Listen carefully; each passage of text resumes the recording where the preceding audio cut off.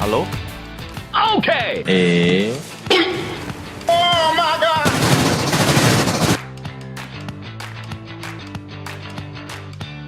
مرحبا، أنا عبيدة. اليوم رح أحكي لكم عن ببجي موبايل وكيف فزت بالجائزة الذهبية. كنت لاعب ببجي قديم بس ما كنت بعرف إنه في شيء اسمه مود واو لتصميم الخرائط. في صديق إلي اسمه نور VIP، هو مصمم خرائط وهو اللي شجعني إني أدخل هذا المجال. لما قدمت وصرت مصمم رسمي، أول خريطة عملتها كانت عن العمالقة. وقتها ركزت كثير على التصميم والشكل، بس صراحة أهملت الفكرة، وأعتقد إنه هذا هو السبب اللي خلاني أخسر بهاي الماب. بس بالرغم من هاي الخسارة كسبت منها خبرة. بعد هاي التجربة قررت إني أشتغل على الخرائط بشكل أعمق. صرت أركز على الفكرة مو بس على الشكل. بماب الثاني حاولت إني أدمج بين الاثنين، بس مع الأسف كمان خسرت. مع ذلك ما استسلمت واعتبرت إنه كل تجربة هي خطوة للأمام. بالماب الثالثة قررت أجرب طريقة مختلفة تماما، وبما إني ما بحب استخدم شيء ما بفهمه، صرت أجرب كل الخيارات اللي قدامي. شو ما بيطلع قدامي حاول إني أتعلم وأفهمه. بعدها اجت مسابقة عن الفضاء، قدرت اطلع بفكرة مغامرة فضائية مميزة. كتبت كل افكاري على ورقة، وبعدها بلشت اصمم الاشكال اللي بدي اياها. بعد ما انتهيت من تصميم الاشكال بلشت اشتغل بالاجهزة وادخل اكواد البرمجة. بصراحة بالواو البرمجة سهلة، بس لازم يكون عندك فكرة عن اي لغة برمجة تانية. لما تكون تفهم اساسيات اي لغة برمجة تانية بيكون التعامل مع برمجة واو سهل جدا. واخيرا بعد شغل دام لاكثر من اسبوعين، وبفضل كل الاشياء اللي استخدمتها وتعلمتها، قدرت افوز بماب الفضاء وربحت الجائزة الذهبية. وكان هذا بعد شهرين فقط من انضمامي لبرنامج واو. نصيحتي لاي شخص ناوي يبدا، لا تقلد حدا، خلي عندك فكرة جديدة وتعلم كل التفاصيل الموجودة قدامك. استخدم كل قدراتك اللي تعلمتها داخل فكرتك الجديدة، طبعا اذا كانت تتناسب مع الفكرة. بالنهاية شكرا لفريق واو ستار على الفرصة الرائعة، وان شاء الله يعجبكم الفيديو وتكونوا دائما مستعدين للافكار الجديدة اللي راح اقدمها.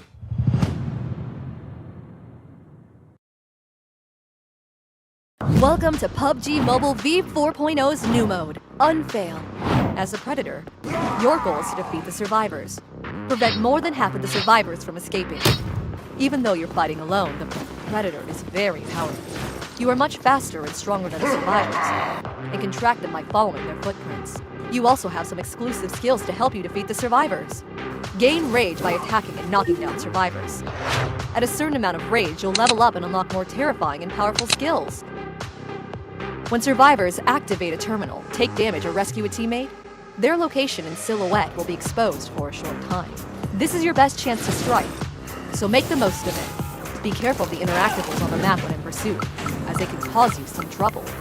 Make good use of your skills to prevent the survivors from escaping. Before reaching level 3, when you knock down a survivor, you can pick them up to finish them off faster, or move them somewhere else to prevent other survivors from rescuing them. If you're already at level 3, you can directly execute down survivors. Don't worry if the survivors manage to summon the exit portal. It takes a while to unlock, so you'll still have a chance to stop them. Defend it and don't let your prey escape. The hunt has begun. Are you ready?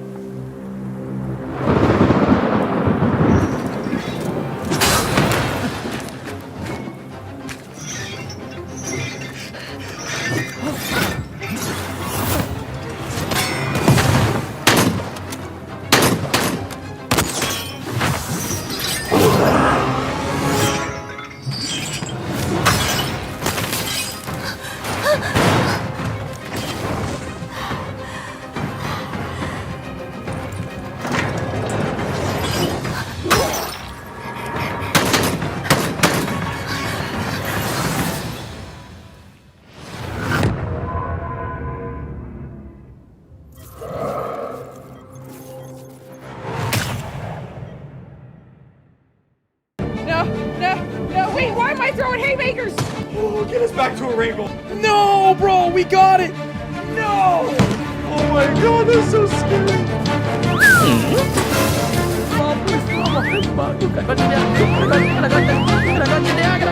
Fena dalga geçiyorum ben, fena dalga geçiyorum.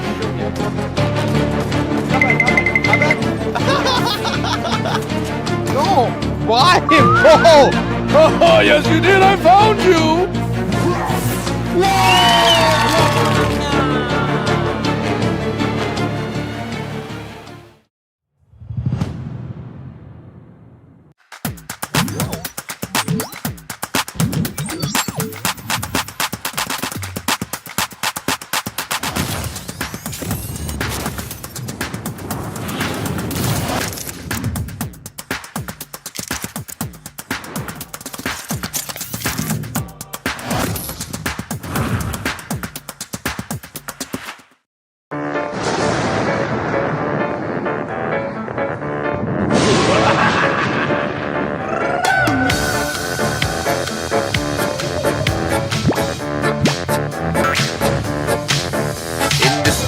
unknown who will rise or fall. I raise my shield to stay alive, but the hurt still rain down from the sky. Now I got a tattered soul, but still I fight.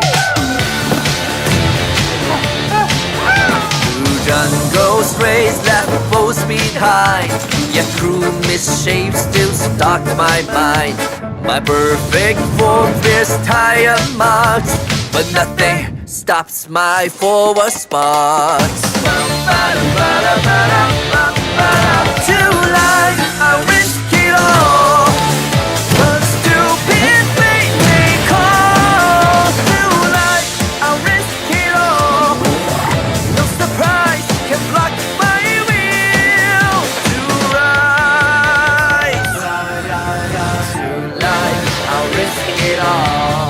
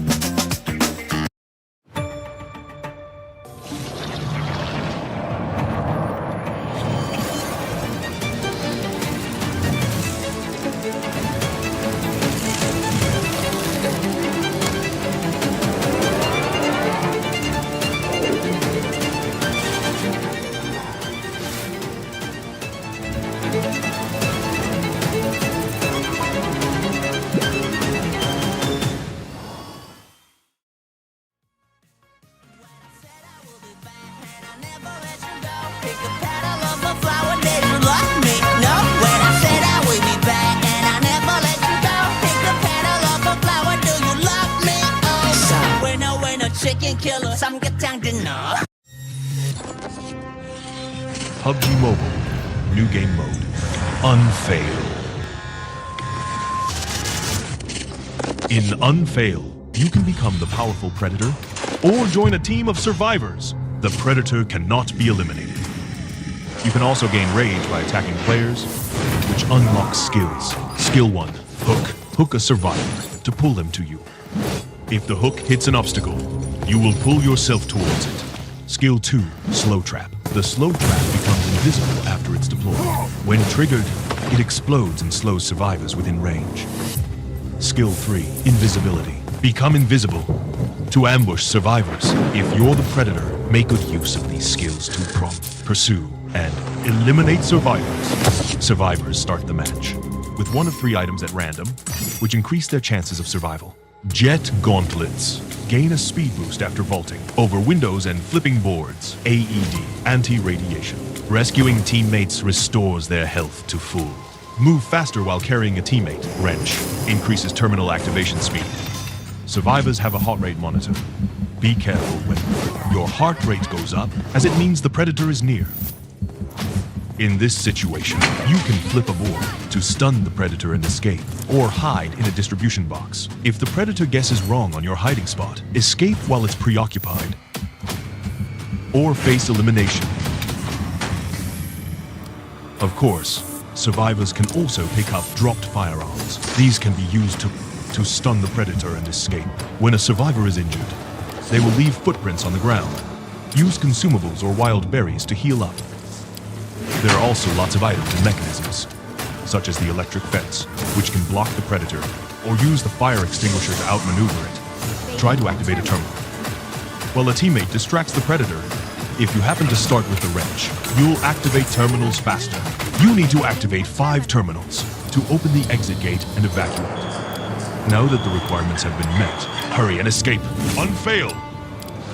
Will you be the oppressive predator or a tactical survivor?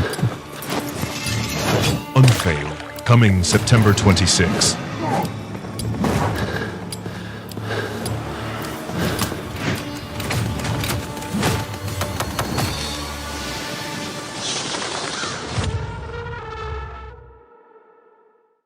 Welcome to PUBG Mobile V4.0's new mode, Unfail. As a survivor, you have but one goal. Escape! Work with teammates to activate the terminals. To open the exit gates, the survivors win when over half of them escape. The power plant is divided into 4 areas. There are 2 terminals in each area. Activate any 5 terminals to unlock the exit gate. During activation, successfully tap the button on the left to increase the activation progress. Activate a terminal to gain helpful items. But remember, your location will be exposed to the predator when activating terminals. If you see the heartbeat, that means the predator is nearby and it's time to move. At the start of the match, you'll receive a random skill and a stun gun. Each skill has its own unique effect, including increasing movement speed, distracting enemies, speeding up activation, and rescuing teammates. In addition to skills, the map is also filled with interactables and special items. They're your secret weapon for causing chaos and distracting the predator. Attacking the predator with firearms will fill its stun bar. When the stun bar is full or a weak point is destroyed, the predator will be stunned, giving your team time to get away and activate terminals. Survivors collectively have 2 respawn chances. At 6 minutes into a match, or if all respawn chances have been used, respawning will no longer be available. When this happens, an exit portal will appear at a random location, until there is only 1 survivor left. Once 5 terminals are activated, the exit gate will open. Use it to escape. When your team is full, prioritize escaping together through the exit gate to win. Survivors, remember to never stop moving. Victory is in sight. Welcome, esports fans. We're live from Sao Paulo, Brazil, where the best PUBG Mobile players from the Americas region have hit the battlegrounds to see who truly is the best of the best. Today, we begin day 2 of our first league stage. The teams have arrived and the players look ready to go as they continue on their quest to advance to the world stage this fall at the PUBG Mobile Global Championships. Only 2 teams will be deemed worthy enough to move on. It is so great to have you all here again, and before we dive in today, make sure you guys subscribe to the channel for the best mobile esports content anywhere. My name is Powerbang, and I will be hosting the show today. And guess what? I can't do it alone. We're bringing in the 7WG and Enigma 7. How you doing today, bud? I'm hoping it's going to be the same here today. And Enigma, how we feeling? Feeling great. We had Rondo yesterday, game 1, and today we get to bring it right back, baby. Day number 2, Rondo right off the rip. So excited to dive into that. You guys are obviously familiar with seeing our faces, but we have some new folks on the desk today. I want to go to Brazil where we can meet Kaya. Let's go ahead and cut to Sour Patch. All right, guys, here we are on the PMSL America's first day. Introductions are in order. We're here with Kaya. She has been a host, presenter, caster for the Brazilian broadcast for a very, very long time. So we are very fortunate to have her. Kaya, welcome to the show.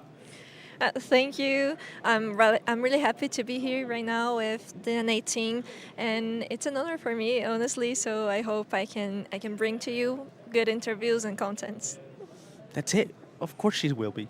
She has all the experience in the world, so we're sure it will be that way. Thank you very much, Kaya. Welcome. Thank you. Well, that is Kaya. Great to have you on the team, and I'm sure you guys will be seeing a lot more of her throughout the interviews today and throughout the tournament. Sour Patch, you no longer have to be alone to interview all of these players. Well, boys, it is time for day 2 action. We had an absolutely insane day 1. So many great plays, so many awesome teams on display. Let's go ahead and check out the stories of day 1 of our first league stage. We had familiar faces like Revo from Alpha 7 absolutely dominating the field, but we also had some surprises such as Team Jaguar, who were delivering just absolutely epic performances like that of M2M. So Alpha 7 was your pick, 7, to win the whole thing. I mean, they delivered in a big way, did they not? They definitely did. I'm hoping that consistency is going to be showing up, though. I'm not expecting for them to not slow down whatsoever coming into today. I'm actually expecting to see even more out of other players. Yes, we know Revo is one of those MVP players, but I want to see some of the other players being able to step up. And when you were talking about M2, I mean, Enigma, this man was able to clutch up squads by himself. Yeah, in this moment right here, especially 1v3 scenario, no support from the squad, and we were bringing it up all day. Where is the team at? And he's saying, no, I don't need it at all. Luckily, we saw in that last game, he was able to get that support from the squad and actually get very good placement and eliminations. But what it really all comes down to, right, Alpha 7 and Jaguar both putting up decent performances. But I'm not liking your pick there, 7, because you're like, yeah, Alpha 7 win, you know, they're going to be on top. I'm an underdog kind of guy, okay? I want Jaguar to shoot up there. And for any of the other teams, we could throw the Wolves in there now. We could throw in some of the Latam squads. I want to see teams overthrow the Brazilian Goliaths here, PB. I couldn't agree more. I want to point out M2M, though. We just saw the head-to-head graphic. I mean, Revo, everybody knows Revo, right? This is a dude that has been MVP. He's performed on the world stage. He's been a champion. And we expect him to deliver those kinds of numbers. But M2M, not necessarily as familiar with, and boy, was I not familiar with his game, because he delivered in a big way, putting Jaguar as the only team to leap over any of the Brazilian squads. They're in 6th place right now. So again, I'm watching M2M today, but we have to get him some help. The team's got to step up for Jaguar, and if that actually happens, oh boy, that could be a massive, massive surprise in this tournament. I got to look at Team Jaguar now as a dark horse 7. Oh, they definitely are, especially with the performance that they were able to put up yesterday. What I'm going to be looking at them here, if I had to nitpick with M249 with his stats, would be that average survival time. You can see a massive difference going on from Revo and over to M2. It's going to come down to what you just said, PB. It's going to come down to the game, to the team just coming together, making sure that they last a little bit longer. I know yesterday we were harping on some NA teams, Wolves specifically, that they just weren't keeping their players alive. They were getting into situations later into the game, but they were just getting ran through. So I'm hoping for this team, with the performances they had yesterday, especially when we went into Erangel, they ended up with a 2nd place finish, 4 eliminations. And then in Miramar, the last match, a 4th place finish with 6 eliminations. Maybe Jaguar will continue to be that team that's currently performing better than at least one Brazilian team. That last match in particular was really, really impressive from Jaguar. They lasted a long time. They took it head-to-head against Alpha 7, and they took the upper hand when the opportunity presented itself. So again, my antennas are up on Team Jaguar. I'll be watching them today with great interest. But another team I'm super interested in is Influence Rage. This is my pick to win the whole tournament, and they ended up being in 1st place for some time yesterday before ultimately slipping down to 3rd place. But they are up against another really, really good squad in Intense Game. Intense Game came into this tournament having won basically everything. They won the PMSL America's Spring Split. They qualified #1 out of their region to be here, and they had all the hype coming into this tournament, Enigma. What are you thinking about the performances so far of these two teams, Influence Rage and Intense Game? Well, yesterday was essentially just the highlight reel. We could have seen probably an extra minute or 2 from these squads, and just these clips alone were showing on screen. But for both these squads to be able to put up such dominant performances, we can't forget as well, Intense Game, 2 wins back-to-back yesterday, being the only squad so far that has had 2 winner-winner chicken dinners, as well as being the only team going back-to-back. And yeah, we'll probably see that moving forward. It has only been just 1 day of competition, but both these squads putting up relatively the same eliminations, same placement points. It shows that these squads came here to play. They're not waiting through the phases. They're saying we're wanting those head start points from day #1. You know, 7, we are very familiar with a lot of the players on these two teams. They are perennial MVP contenders, and it's been no different this tournament as well. We see the stats here in the head-to-head. Quite even, honestly, between them. We saw Influence Rage with the advantage early yesterday, but then Intense Game came storming back late with back-to-back chicken dinners. Yeah, I mean, Intense Game, they also started off the day a little bit hot. I mean, back-to-back 3rd place finishes for this squad, not something that you want to kind of shy off away from, and then finish it off with great performances with the last Erangel and then the first Miramar you were mentioning there with the back-to-back wins. For this team, the thing is, for all these squads that are currently towards the top, we're going to be looking for that consistency because of what you said at the beginning of this show, PB. It's only when we get to the finals, the top 2 teams are going to be moving unless they end up qualifying to PMGC points, but you don't really want to rely on that. You don't really know what's going to be happening, especially if you are one of the teams from Brazil, because, man, that region is just absolutely stacked. If they don't know the points that they need to qualify, it's pretty difficult to rely on that, right, to make it through to the next stage. So the one thing that is in these teams' control finish top 2 here at PMSL Americas Fall, and you're in. You're on your way to PMGC. The new Gauntlet format is going to be coming up. So excited to check that out. But boy, oh boy, they have their work cut out for them because Alpha 7 has set the standard so far. They've been the team to beat, and you've got monsters from Brazil, Influence Rage, Intense Game. We saw Loops picking up their first victory yesterday as well. You really can't count out anyone from that region. But let's talk a little bit about North America and some of the teams that we expected to do well from this region. Enigma, Wolves, where were they yesterday? It had to be a fluke, right? We've seen them start weak in so many tournaments as of late, but then finish incredibly strong. Will we see more of that this tournament? It seems like it, and for the most part, we actually saw an interview last night. If you follow the socials on Instagram, Esports PUBG Mobile NA, they posted an interview from the Wolves coach Joyboy saying, yeah, you know, the start of our tournament's a little slow, but we pick it up throughout, and we're actually aiming for one of those top 2 slots. We don't want to qualify to PMGC off of the points alone, and unfortunately, 7 and I, we had our doubts going through, obviously, day 1 of, we didn't see any signs of life from that team, right? But Team Jaguar, at least, they had their star player, M2M, like we mentioned earlier, being able to put up a performance.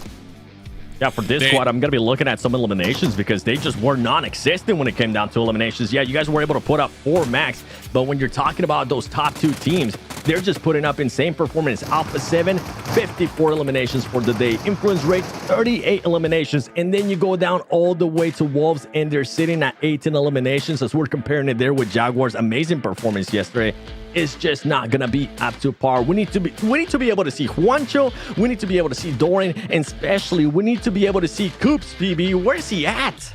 That's a great question. You know, when we take a peek at the statistics here between Team Jaguar and Wolves Esports, Team Jaguar is right now the top placing team out of the LATAM region, but this is just step 1 for Wolves to need to be able to catch. They still have the vaunted Brazilian squads farther ahead than Team Jaguar, so they really have their work cut out for them. And you mentioned Coops. Where is he? We haven't seen him the last alive like we typically do with a Wolves squad. He's been dying early, but he's not the only one. I don't know that I'd necessarily fault him in particular.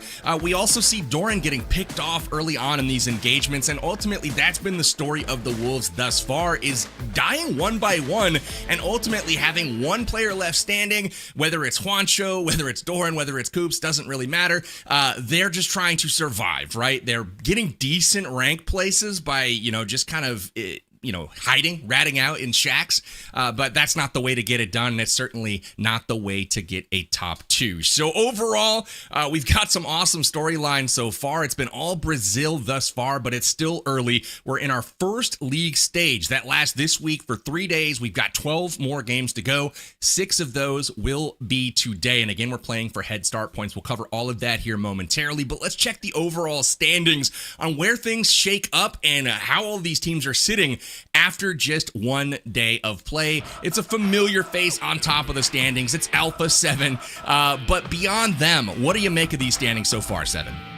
I'm going to be looking at the NA teams. I mean, no NA teams in the first 8. I'm going to be looking for a big change. Wolves at least within striking distance, within just 1 point. The beautiful thing about the performances from all those teams at the top is that they just been sponging up the points, Enigma, allowing some of the other teams to be really close, because when you look at 8th place all the way down to 16th place, they're just separated by 11 points. That is just going to come down to 1 game, and you're going to be able to propel yourself within the top 8. Yeah, and for the most part, obviously we've only had 1 day of competition, but going into the second day, you want to make sure that you're able to keep yourself in that range of a contention for those head start points, because phase 1, yeah, you want to be sitting at the top, but at the end of the day, you're only going to maybe be falling short of Alpha 7 if they were to have the scores done now, 5 or 6 head start points. You don't want to allow this scoreboard to be repeated as well either in phase 2. You want to be able to shoot yourselves up, especially if you're a team like maybe iNCO or Wolves that expect themselves to perform better and better throughout the tournament. But unfortunately, PBI just have to make note of it as well. We even saw Maryland in the last game coming out from basically dead last, coming into Miramar, shooting all the way up to 5th place. We got to see more signs of life out of everyone but Brazil. I'm so glad you made that point, Enigma, because that is exactly the team that I was going to point to for these North American teams to model after, right? Maryland Esports, we were kind of, they were catching some flack from us after 4 games, dead last, right? 16th place.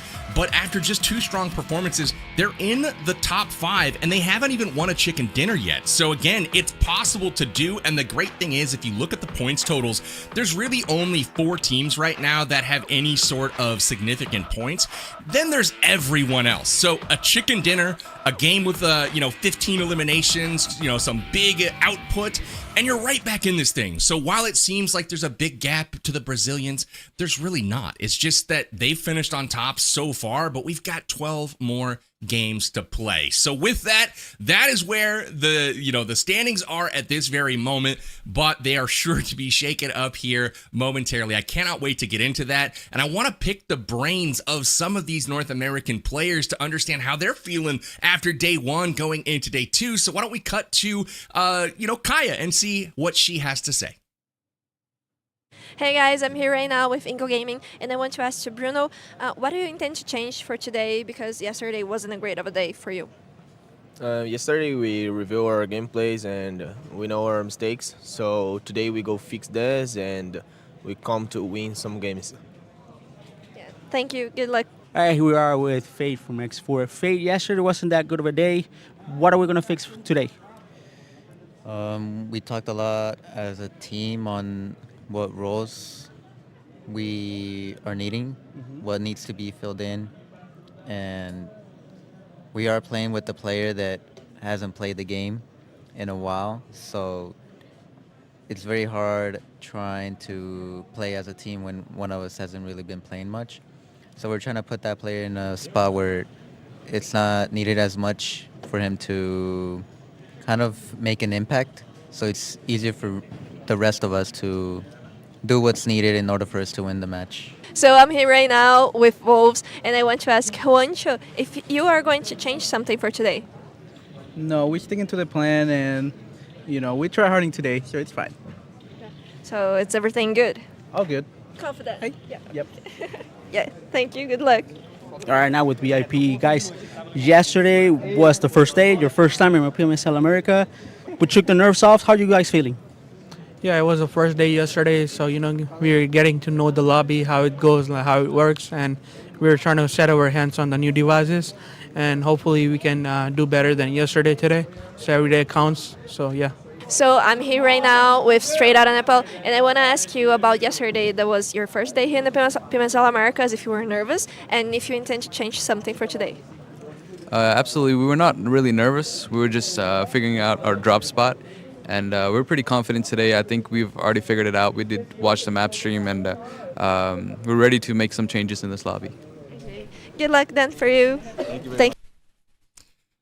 Very interesting interviews there. I gotta say, my favorite, Juancho, hands down. He it's all good, baby. It's all good, throw it out there. But 7, we heard some interesting things, most notably, I think, from Xforce saying that they might not have a player with regular practice coming into the tournament. What'd you think of those chats?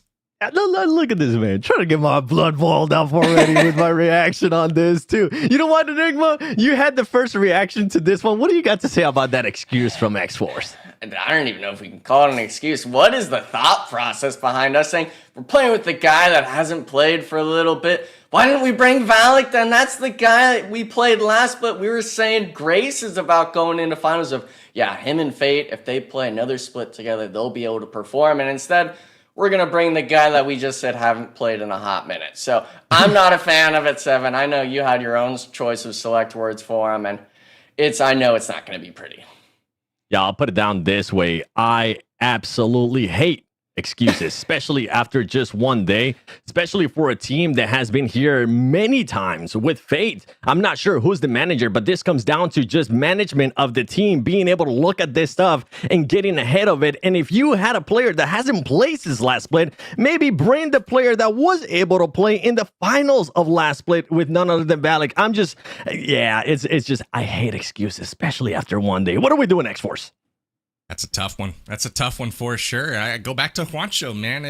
He just like, hey, it's all good, baby. We just play the game. We're here today. We'll see what happens. I mean, if anybody had an excuse to make it, might have been Wolves, but I love the approach here, and it really kind of shows you the cohesiveness of these teams and that team chemistry. It's so important and so clutch. So hopefully these North American teams could build some camaraderie and like get back to business and winning games. So with that, let's check which games they actually have to win today. What maps are we playing on? We saw Rondo appear yesterday for the first time in comp play in the region, and man, was it exciting. It is back today, gentlemen. We're going to be jumping into Rondo first and foremost. We've got the revives on the map and the whole works, and we'll hope for some similar shenanigans that we saw on day one. Then we'll finish with 3 Erangels and 2 Miramars per the usual. Again, come to you, Enigma. Rondo, I think, made a pretty strong impression yesterday. If it's strong today as well, I'm saying we got to make it 2-2-2. Bring Rondo in, take out an Erangel. We love Rondo because it's Sandhawk on a bigger map. We got respawns, we got action for days. We saw it even yesterday, SON7, having that 3-man contest saying, yeah, Leon, go sit at a respawn beacon. If we lose the 3v4, so be it. And with the DBS meta being such a thing now over the last year, we've definitely seen teams be able to pull off 3v4s. That's right. One thing that I really enjoyed and that I was bringing up yesterday before we even saw a match is the amount of eliminations that they're going to be able to get because of those respawns that are available. We had 3 teams with 10 or more eliminations, and the crazy thing was that the winning team only had 6, which just leaves the door open for some of these North American squads that need to be able to get those extra points. This would be one. Wolves, I'm going to be looking at you on this first match. I've been talking about that fragging power. I want to see it. Juancho will have good spirits there, saying they're going to try hard. I'm expecting that try hard. I'm expecting that they're hopefully going to get 10 or more eliminations coming into Rondo. Let's hope they do. I think they've got the potential for sure. This is a squad that's just chock full of talent, and they've got absolute beasts on the roster.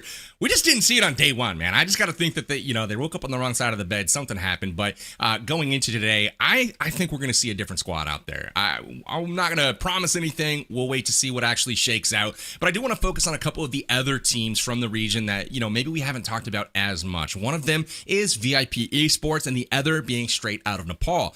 Currently, I was, a little bit surprised to see both of them in the last 2 places in the lobby because I felt like they saw both quite a bit of action yesterday. They were some of the first teams to really jump in and go head-to-head with some of the bigger squads out there. And quite frankly, they didn't really look all that out of place, right? Where they weren't getting outgunned massively. They didn't just get rolled over on squad pushes. So, again, they're kind of where I think a lot of people might have expected them to be, but I was also encouraged by their play yesterday. What about you, Seven? I'm with you. I kind of second that sentiment that I am encouraged by their gameplay. They were able to get into positions with 4th place finishes, 5th place, 6th place. The only thing that was lacking, going along the lines of what we've been saying this whole time, just the eliminations aren't quite there. The only match that they were able to pick up some elims was in that first match in Rondo with 4 elims. Ever since that, it was just 1, or in Miramar, they ended up with just double donuts, PV.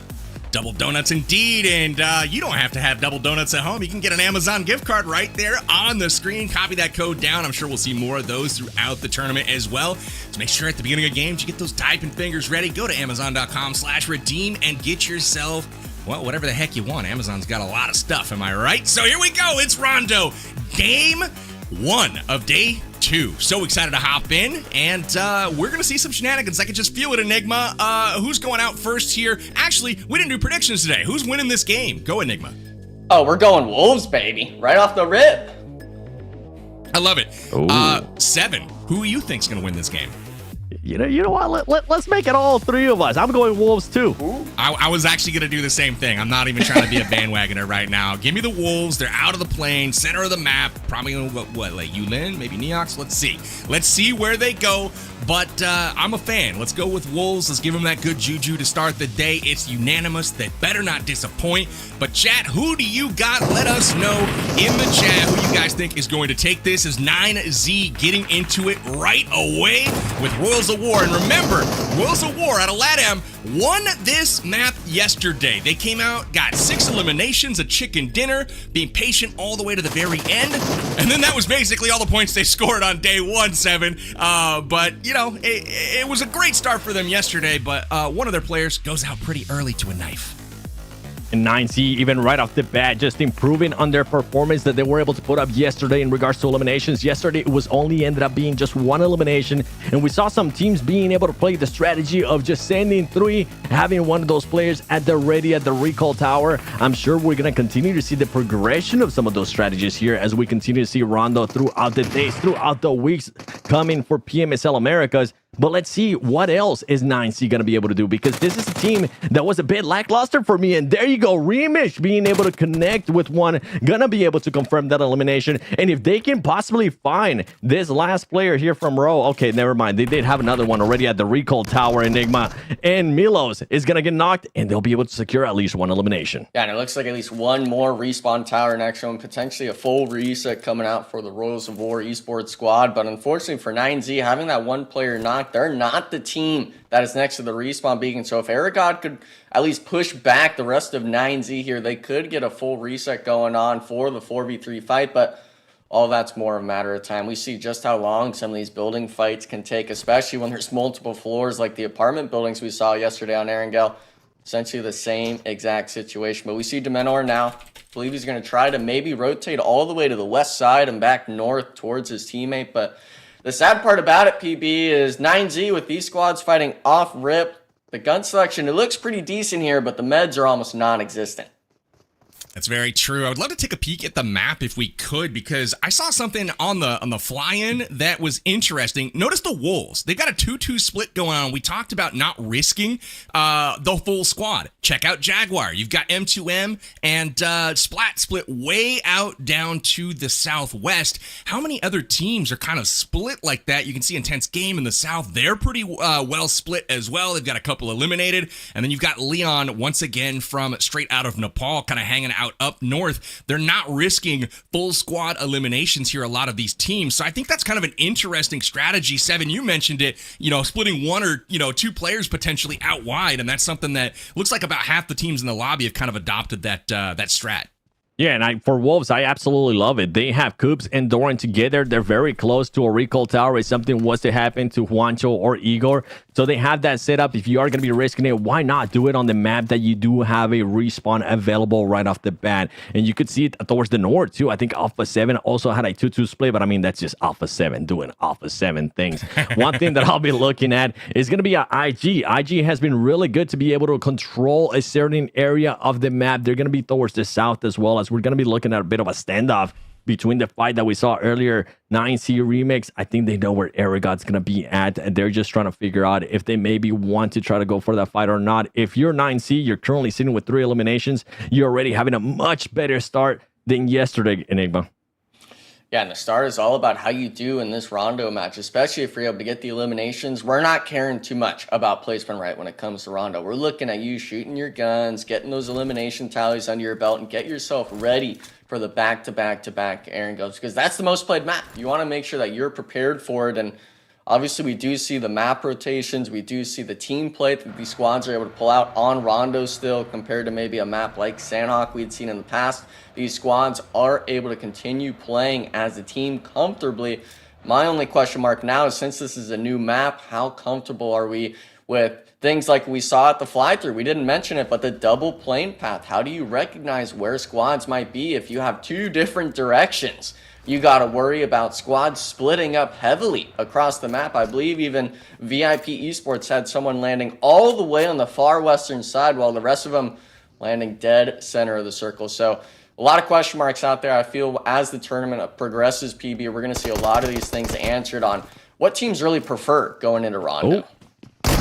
We got a big one here. It is Diego that is down. Wolves able to get the jump, get the knock before Influence Rage able to support. Law rolls up, and Federal coming in with the nades as well. Out the window it goes. That might be good. Higors with the nade. It lands. Federal down. Wow, incredible push here from the Wolves. Boys, are we seeing some life? We are seeing some live. It came down to that race. They were able to regroup. They're currently up to 3 eliminations. What did I say? 10 elims or more? All right, Wolves. I'm enjoying what I'm seeing so far out of you guys. Coops, relax. That's just the door. It didn't do absolutely anything to you. One thing that we did see, though, out of Influence Rage is that they did have Little Boy over to the recall tower. So once again, continuing on those 31 splits, 2-2 splits that we're seeing throughout the teams. If this is your first time tuning in, for some reason you weren't here yesterday for the first rondo, well, guess what? You get a bit of a treat here as you're able to see some of the players now getting to adjust and see more of what the other teams are going to be playing this like. Meanwhile, Loops, Vitin, the MVP of day one, he ended up with 20 plus eliminations. And the crazy part is that Maryland is going to be close by, and this was a team that was able to pick it up massively on the second half of day yesterday, Enigma. Yeah, and unfortunately, Zelda not being able to pick up the knock himself. Actually, I believe having a bit of his leg exposed to the TPP He's got angle. some big toes. He's got big feet. He's sticking out like a sore thumb, PB, but now, unfortunately, the rest of his squad still trying to rat it out, and it's actually not even going to be just a 3v3 fight at the compound. It's going to be SON now looking to take their sights, and this is a squad that loves playing these split-action sort of moments, especially when it's a third-party angle. This is one of those squads, PB, I feel, if they get their motion going like they do in Titan Series, they're one of the most obnoxious squads to deal with in the lobby. They really are. They're always there, always kind of nipping at your heels. Leon out front as he was all day yesterday. The squad this time backing him up a little bit. Wolf rolling in from the north here, but we also have Sanab here. Seems to have a beat on Vitin. These are two of the three top players in the lobby right now. Number 3 yesterday in total eliminations was this man right here. It is Sanab. So Vitin with 22 in day one. We had 16 for this gentleman here from Maryland Esports, and that's saying something because the first 4 games yesterday, they were non-existent. So riding a bit of momentum coming into this one. Maryland has Loops' Vitin pinned down. So this is going to be a struggle for them to get in and save the day. And as you can see, Loops only has 3 players left in the lobby. They're all over the map right now. Look at Rafinha down south, and Rattle Boy is kind of in the area, but it is just absolutely jam-packed in the center of this map, 7. Yeah, you can see Rafinha just getting closer and closer to that recall tower. He's at there ready just in case something happens to there. They know that they're currently being surrounded, and now with this circle shift that we're going to be getting straight down the middle, not really much of a shift, but for all those squads that are on the outside, Xforce, I'm wondering if you're going to be going towards Danqing. And then for the squads on Jadina City, I mean, we have had such a long standoff there between Ro and the rest of the squad that I'm hoping now it starts progressing a little bit more. Carrillo, we saw him being able to put up some eliminations yesterday. We saw him get himself on the board too, getting his confidence up, especially at the performances that we saw out of Alpha 7 during PMWC. And there you go. You switch over to Loops Esports, and it's none other than Vitin. And Rafinha says, boys, I was about to start leaving that recall tower. Let me head back to it, PB. Yeah, he definitely has a spot there posted up, but as we cut away from the map, I did see Rose of War rotating along that southern edge towards that very same recall tower, and I was like, oh no, is, they're gonna get caught out, but looks like just in time, they will have Vitin eliminated and be able to get him back in the fight. So good news for Loops. Aragod still chilling in this same building, and this entire time, Remix has had a beat on him. Finally, the team backing him up. They're heading up the stairs here, trying to get it done. We'll see what Aragod can do, Enigma. For the most part, he's got a good weapon for it. UMP action, but he has the body block from Remix, not even having it, and Reyes just maybe a few choice words at the end there before he finishes him off. But the interesting thing about it, PB, is 9Z, they sent 2 players there to deal with the solo. If those 2 players lost the 1v2, there was the instant revive going to come through from Coldgoat. So they were fine taking that nice play to see from the squad, not fully committing the whole team. But now the full commit coming through. SON, they decided to slam the compound, now having Xforce full 4-man on top of him. Gatsby being the first tested after Casey gets eliminated, and this isn't even looking like a fight anymore. SON crumbling under the other NA squad. That's right. Xforce securing 2 eliminations, making sure that they get at least on the board. A squad that was able to get 3 elims yesterday in the first rondo. They're wanting to continue to improve that of the likes of what we've seen Wolves Esports being able to do so far. With the circle here, it is going to be a bit of a slowdown. So much action. I've been absolutely enjoying what we've been seeing out of Rondo. Early fights, everybody's risking it because of that recall tower. And towards the end of the game, I want to see terrain's going to be coming into play. Yesterday, we got a chance to see the explosive bow and players just shooting at the ground to make sure they create themselves a bit of a crater. Enigma. It ended up working out for them, but just remember, if that does happen again, don't let them get too close. Don't let them get within grenade range. Hey, the grenade range, maybe even the deployable flare, you throw it on their smokes and hope one of those cement stacks just kind of falls on them and knocks them. Can also, I believe, do some sort of damage to vehicles, so if it's low, might see some vehicle explosions out of it, but going really more at the map itself. The zone shift's about to pop, and it pulls dead towards the Neox factory. Wolves, big split going on between Juancho, Coops, as well as Jaguar with Doran, but I'd like to think they're going to regroup all the way to the west. This is a position where you cannot split the bridge any longer, and as we get back to that, this is going to be outside the zone here, PB. Team Liquid finally starting to make their moves towards the circle, picking off another straight out of Nepal player. So SON looks like, even though they've had all these splits, all these kind of pick-off moments, nothing really to show for it, and they're down to a solo. It's not the way they wanted to start the day, but that's why the cookie crumbles sometimes. They still have a chance here that one player could go absolute hero mode. We'll see if that comes to pass, but there's always games 2 through 6 today. But Neox Factory appears to be the location for this final battle, and it's on between Jaguar and Wolves. We highlighted them in the pregame, and it looks like they have come together here during the actual battle. Doran starts things off, gets the knock and flush. Up to 4 eliminations now are the Wolves, and another knock coming through from Coops. This is great news for Wolves right now. Both Coops and Doran, the 2 standout players on the squad, their guns seem to be quite warm, Seven.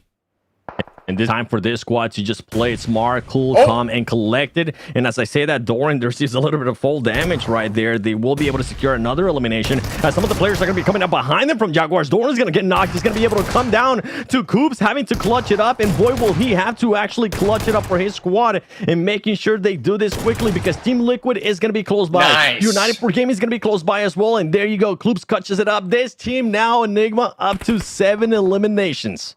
Yeah, and this crazy thing about it is they did that as a 2-man against the 3 players of Jaguar. Coops getting the initial knock, and then Doran following it up. And yeah, we did see a bit of fall damage come through, but at least them doubling them up prevents Doran from actually getting thirsted in the warehouse. And now they have the possibility of playing all the way on top of the roof side again, potentially even looking at the Team Liquid players or even United for Gaming, trying to share a bit of this Neox Factory, PB. They really are. No rest for the weary. Team Liquid moves immediately in to become new neighbors with the Wolves. Doran getting himself patched up. That fall might have done himself in there on the 1v1, taking about half of his life on that fall damage. I'm curious to see how that fight would have ended up had that not happened, but no harm, no foul. They're able to stay all 4 players alive. 7 eliminations, and now Loop's getting into it with Royals of War. Royals of War trying to repeat their victory from day 1. Doesn't look like it's going to happen. They're in big trouble at the hands of Loops, but Loops also with multiple players on the turf right now. It's all up to just one player to save the squad, but he can do it. Look at them. They're all 3 still alive with almost full HP, except for just 1. 7, can Loops pull this out? Rafinha clutching it out there for his squad, at least securing some extra players that are currently knocked. Let's see if he's going to be able to connect with this grenade here. There you go. You got the new circle shift. Grenades are going to be coming in. Is he going to actually be able to connect with any? The players from Raw Esports are looking to get eliminated. And that's exactly what's going to happen as Rafinha does clutch it up. And luckily for him, Vitin and Rataboy is still going to be alive. They should be able to get this pickups and great recovery there, at least for Loops Esports. Yeah, but this is a misplay right here. SON, while those 2 fights were going on, getting the respawn out of zone, making it a solo to a full squad, but instead of just dropping on the fight, they all instead decide to rotate up north, not realizing Loops was down to just that solo. So SON, a little bit of a maybe inexperienced kind of moment here. Obviously, it is game 1 today as well, but definitely a missed opportunity for the eliminations. We do see now as well, intense game. No elims to their name yet, PB. They do only have 3 players left alive as well, but thankfully for them, they have a bit of zone to work with. Absolutely right. Influence Rage here, getting ready to defend against Intense Game. These are another 2 teams that we highlighted in pregame. Definitely rivals from the same region, and they are directly next to each other on the leaderboard. Shots ringing in now from Intense Game, or from Influence Rage, rather, onto Intense Game, and they do pick up a knock onto Rafa. So now we've got angles here. You can see Federal moving around to catch the flank. He's got to be watching out for third parties from Resilience. Looks like they might try to take on 2 squads at once here. I don't know if that's their intention, but things getting pretty hot out in this open field. And this is where you got to think, Seven, that those portable, triangle covers that you can call in, that's going to come in really handy if teams have those at their disposal. That's right, especially if you're going to be white out in the open. We're going to be switching over to now Intense game. Ali's getting a revive there. Rafa going to be brought back. Intense game back to a full squad. And something to point out, too, is that those top teams, at least those top 3 teams right now, not really heavy eliminations, allowing some of the other teams to get after those elims. Meanwhile, 9C Globant is going to get Remix eliminated, but luckily for they're truly up to 6 elims, and they're looking to just get rid of Batman. Batman is going to get surprised from the side as Colgo clutches up another elim for this. See Globant, I was a bit not impressed with their performance, to say the least, Enigma, yesterday, but now they're bouncing back and they're showcasing why a lot of people have this team as a top 5. Yeah, and they're definitely getting that momentum going. That dirt ball that I made note of when Rondo first dropped. Dave loves the snowball. I'm all about the dirt ball, baby. And for 9Z, especially on this map, them at least being able to keep 2 of their players up with a lot of their elimination count could potentially add more to the counter. But the main question is going to be, obviously, we're talking stage 4 here. These teams forced to be side by side with one another. Alpha 7 now actually looking 4 shots onto iNCO Gaming, and it actually looks like 2 players powerbank going to be knocked. Vitali forced to use that deployable flare cover, and I'm really interested in seeing if Alpha 7 will actually even opt to maybe push iNCO Gaming or just try to bleed out the thirst. Something's got to happen here. iNCO getting shots fired onto Ninabete, getting potentially knocked out there. Hard to tell, but good shots from Guizao. He's been an absolute stud so far this tournament from Alpha 7. The nade comes in, lands right in between the 2 Alpha 7 players. Very close call from Vitali, but doesn't unfortunately land for him. iNCO still hanging on by a thread. Ninabete getting back up into the fight. Nades are in, but it appears that they're just a bit too far out of range from each other. Popping their heads up, that is gotta be scary when you're looking down the barrel from Hevo. You know, I gotta say, whoever wins this fight's in a great position in that northeastern part of the circle. It does move away from the factory. Pay attention to this mess out here. We've got United 4, Team Liquid, and Wolves all having to make their way out, and you can see Wolves jumping into the fight on top of iNCO. They're gonna pinch them. This is getting interesting, 7. You were wondering when we start seeing some of that cover come into play. Well, now we're definitely going to start seeing some of that cover coming into play as Igor just tries to get away there from iNCO. Very low HP. He will be able to manage. And now iNCO having to play it off a little bit slowly. Having Alpha 7 close by. Now having Wolves to worry about too. All their angles are just going to be covered. You cannot make a mistake here if you are iNCO Gaming, a squad that's currently in 13 plays, 0 eliminations. Not how you want to finish the first rondo. Meanwhile, Alpha 7 did end up losing one of their main players, which is Mafioso being their anchor. So this could be an opening for some of the other squads to close up that gap towards the top, Enigma.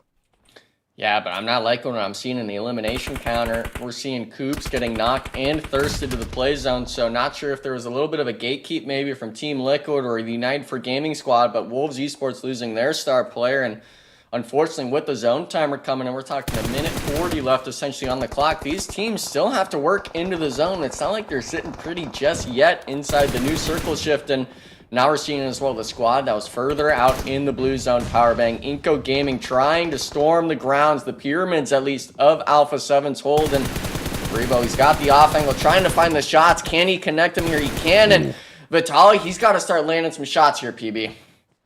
He does, but he may not have time to do that. The nades are headed in. He gets knocked, and will the nade finish him? It does not, but man, oh man, iNCO under some serious pressure now from Alpha 7, but I can't fault the push. I mean, the blue zone's at their back. They have to make something happen, but I just keep looking at this terrain, 7. The divots that these teams are making, the explosions are giving them places to hide, and I'm absolutely loving this dynamic gameplay.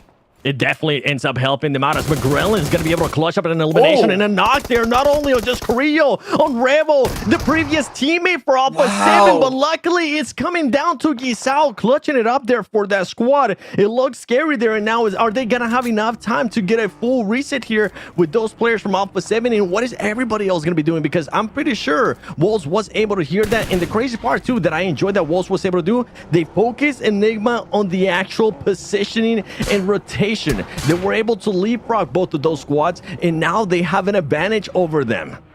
Yeah, but the crazy part about it is Wolves didn't even send a player to potentially look at the Alpha 7 fight. All three of them essentially stacked one on top of the other. I understand that United 4 Gaming and Team Liquid were up on the north with you, but look at where those two teams ended up. One on the north, Team Liquid made it all the way to the west side, and with Alpha 7 being the top squad, you don't want them being able to have any sort of room. And even though we're talking about Wolves Esports spot right now, like you just said, I'm liking Alpha 7 spot even better because they have their back to the zone. Wolves has to worry about TL potentially, United 4 Gaming, possibly even Influence Rage if they decide to peek over. You know, I circled Maryland on the map there because there's an interesting story. They just knocked out 9Z. And they are now up to 9 eliminations. They've quietly done that, but they're the most in the lobby, and they own a good chunk of the zone right now. Most of the action has been up north near the Neox factory. On the edge, Alpha 7 taking on iNCO, but Maryland's been cleaning house on the southern part of this zone, so I'm wondering if it's ultimately going to be Wolves trying to fend off Alpha 7, trying to fend off United 4, and then having to play against maybe the winner of Maryland T Liquid. We'll see what happens, but Maryland getting into Influence Rage. They trade, and now they've got 3 on the turf. This is looking like it might be the final straw here for Maryland. They're in a bit of trouble, 7. Bit of trouble is exactly what Team Liquid is looking to do for some of their squads, and Influence Rage just raining down nades. Meanwhile, Team Liquid just comes in and cleans up all of those knocks, making sure that they don't end up getting eliminated themselves. Influence Rage trying to fend them off. Grenades coming down. It's just becoming absolute mayhem between these squads, and it ends up backfiring for Team Liquid as they end up getting eliminated. Maryland being able to survive with that 2 players towards the back, and somehow Influence Rage just coming out on top of this. Enigma. Yeah, and that's all about the anchor play. It's all about being able to survive if your 2-4 front runners get knocked and eliminated. And now Maryland, they're forced to obviously make the push at a man disadvantage. But if you place over Team Liquid, we're talking 10 elims for that squad. They're definitely not disappointed with this match, to say the least. But Influence Rage, they kept the 4 players up. And now we see Wolves Esports. We look at them, as soon as we turn away, PB, it's always like they're losing someone. They're just gone.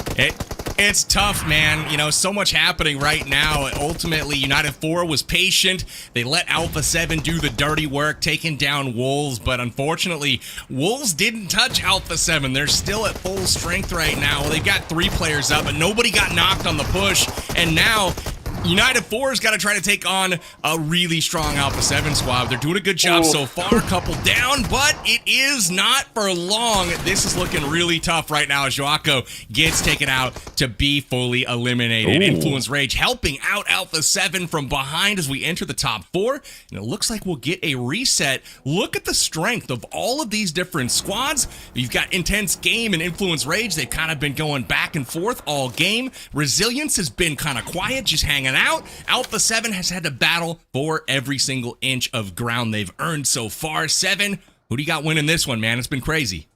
Absolutely loving what Influence Rage is currently being able to do within this circle. They were able to spread out. Once they got rid of Team Liquid, once they got rid of Maryland Esports, they decided to take just full control of the west of this circle, and now they're keeping their eyes just on IG. Keeping their eyes on Alpha 7. They do have the numbers advantage, but with how currently they're spread out, they need to make sure they don't just get caught. Use that terrain towards your advantage. That's what Federal is going to be doing. And there you have it perfectly. I mean, you have 3 players in the center of the circle. Now, the question becomes, with Influence Rage, do you have any cover? Do you have any of those triangles that fall from the sky to give you some cover? Because you know Alpha 7, how quickly, Enigma, they were able to close the gap towards Wolves. You don't want to leave that open for Alpha 7. Yeah, that with the smokes and the vehicle usage, some teams have the game understood and other teams don't. Alpha 7's the squad that definitely does. And when you have someone like Revo, who, by the way, 7 eliminations to his name on this first game alone, I'm really honestly kind of worried looking at a squad like Resilience, who has to push towards Alpha 7. My question mark is going to be what Little Boy for Influence Rage is going to be able to do. He's got this off angle. I'd like to see him play very quiet and potentially allow Intense Game to pull up, but we got to turn back to a PB. Resilience, they're trying to make the drive out, and they've already lost 2 players coming up to Alpha 7. I was just about to point this fight brewing out. Alpha 7 knew Resilience was stranded, and they are the furthest out of zone right now. So it is going to be a mad dash to get there. Ultimately, they might just choose to go out to the play zone here. You're not going to do nothing against Revo's. Up to 9 eliminations right now. He is not done just yet. Alpha 7 already with 14 on the board as Resilience goes out in 4th place. Now we look at the top 3. It's Intense Game, Influence Rage, Alpha 7, the top 3 in the tournament. The rich get richer. Am I right, Enigma? This is absolutely crazy. Influence Rage with the position, and Lil Boy starting retreat now to join his squad. And for the most, we're talking 4v4v3 situation. We are talking stage 7, so we have one more circle shift after this, and then it goes into the nothingness. And the question mark my head is kind of having right now is there any explosive bows? Is there any more of those covers that you want to see Seven Worlds from these squads to be able to play a bit more of the terrain into their advantage? Because we saw with Alpha 7, as soon as they got on the Wolves, as soon as they got onto United 4 Gaming, it's one peak and they're done. That's the kind of stuff that these players are able to experience in the lobby. And with it shifting now, Influence Rage, they get the shift, but I'm worried about them having to fight 2 teams on 2 fronts. If there was ever a squad that was able to fight 2 teams at 2 fronts, it would end up being Influence Rage, but you wouldn't want it to be this 2 squads. You wouldn't want it to be Influence Rage and Alpha 7. Maybe give them a little bit of a break here. As you can see, Adrian once again there with that explosive bow, working through his terrain, making himself a bit of a crater there to cover himself up. And Rebel wanting to continue on the performance that he's being able to put up. The grenades are going to be coming in a bit short there. You said it earlier, PB, up to 9 eliminations. This player has been playing so confidently throughout this first match, and now Adrian continuing on here with the explosives bow, continuing on to make his way closer and closer to Influence Rage, PB.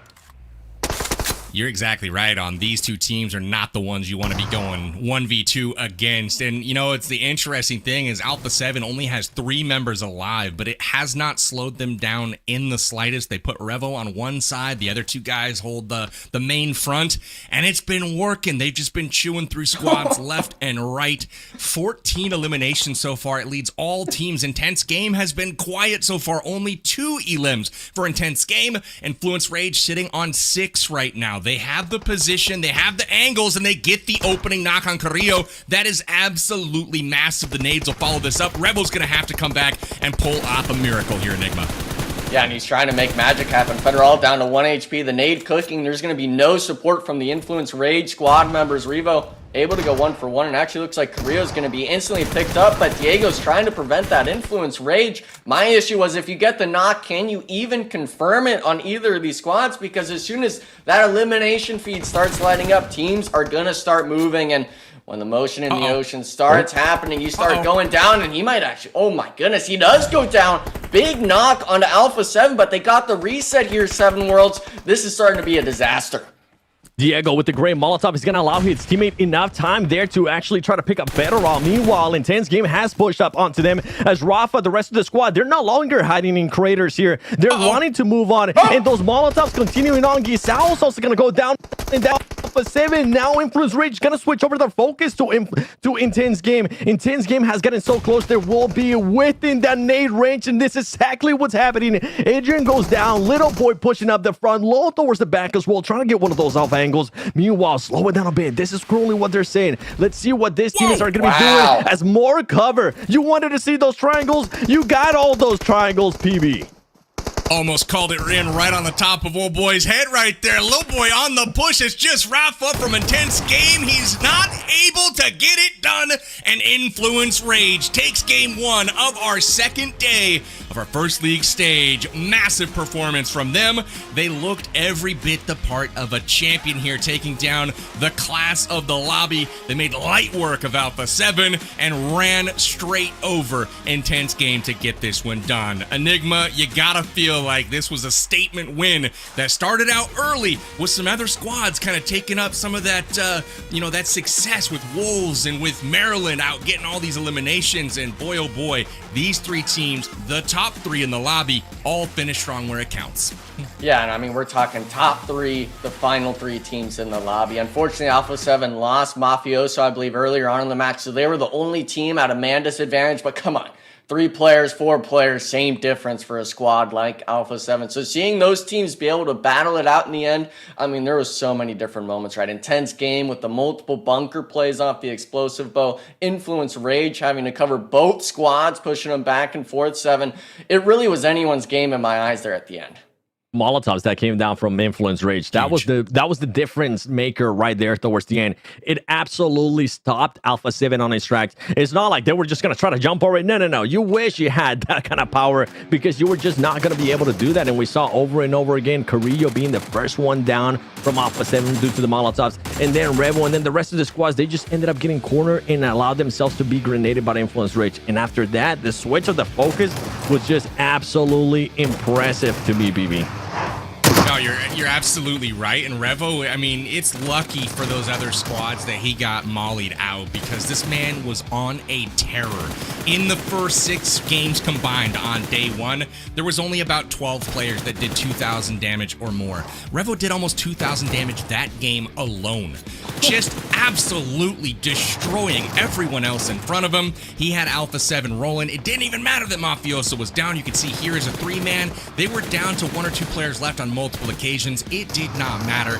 They were rolling. But the Molotovs from Influence Rage, just too strong. And ultimately, you could see him like, oh yeah, this is hot. Like, oh crap, I'm gonna die. It changed awfully quickly here in Influence Rage. They'll take that momentum right to the bank with their first winner chicken dinner of the day. So gotta say, really impressed with so many teams here.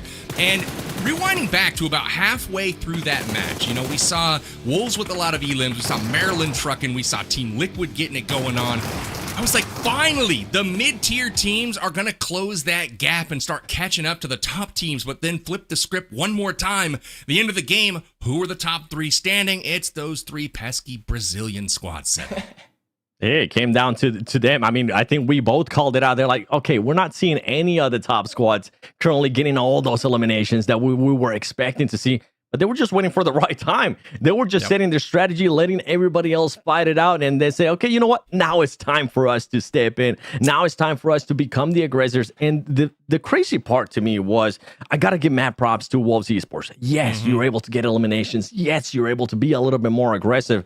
But boy, oh boy, how do you allow Alpha 7 get that close? I know Alpha 7 ended up getting a knock on them. But for them to just close that terrain without vehicles, I believe, just on foot, Enigma, that was just so impressive to me from Alpha 7. Yeah, and even the elimination feed, that's an art in its own. Thinking of just Starlight, a player from back in the day, he's someone that would rave about watching that elimination feed. And if we're seeing iNCO Gaming versus Alpha 7 light up in the feed, 1 player up to say the least, I mean, come on, we're talking Alpha 7. As soon as you see 1 player eliminated, every other team in the lobby is trying to remember that for the rest of the game. And unfortunately, Wolves, maybe it was because they lost Coops on the rotation, but nonetheless, them not striking after that iNCO Gaming fight, I really spelt their demise at the end.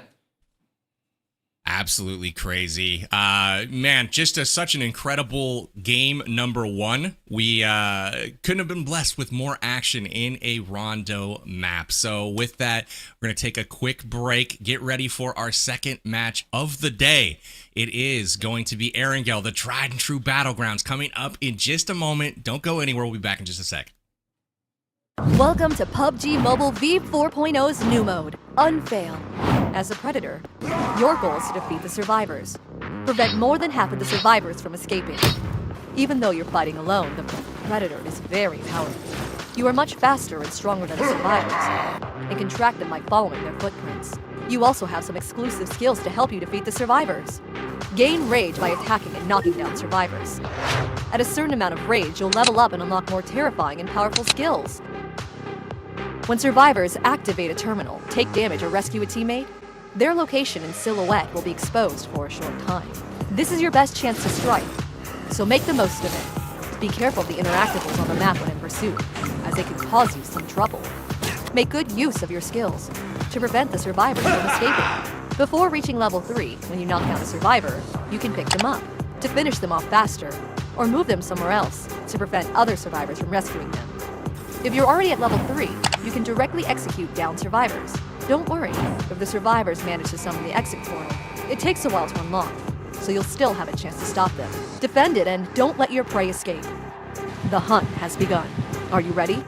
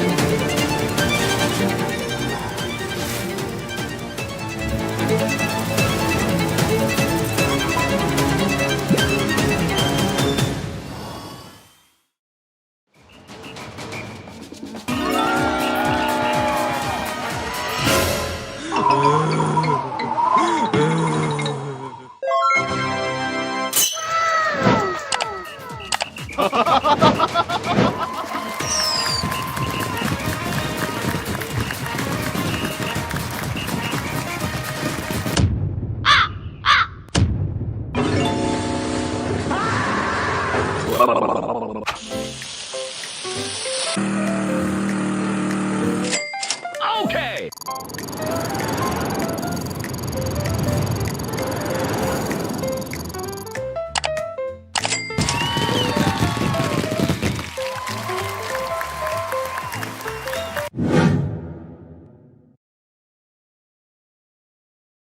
Welcome back to PMSL America's Fall of 2025. My name's Power Bang, hosting the show today alongside Seven World Gaming and Enigma. Boys, it has been a crazy tournament so far and a crazy start to day two.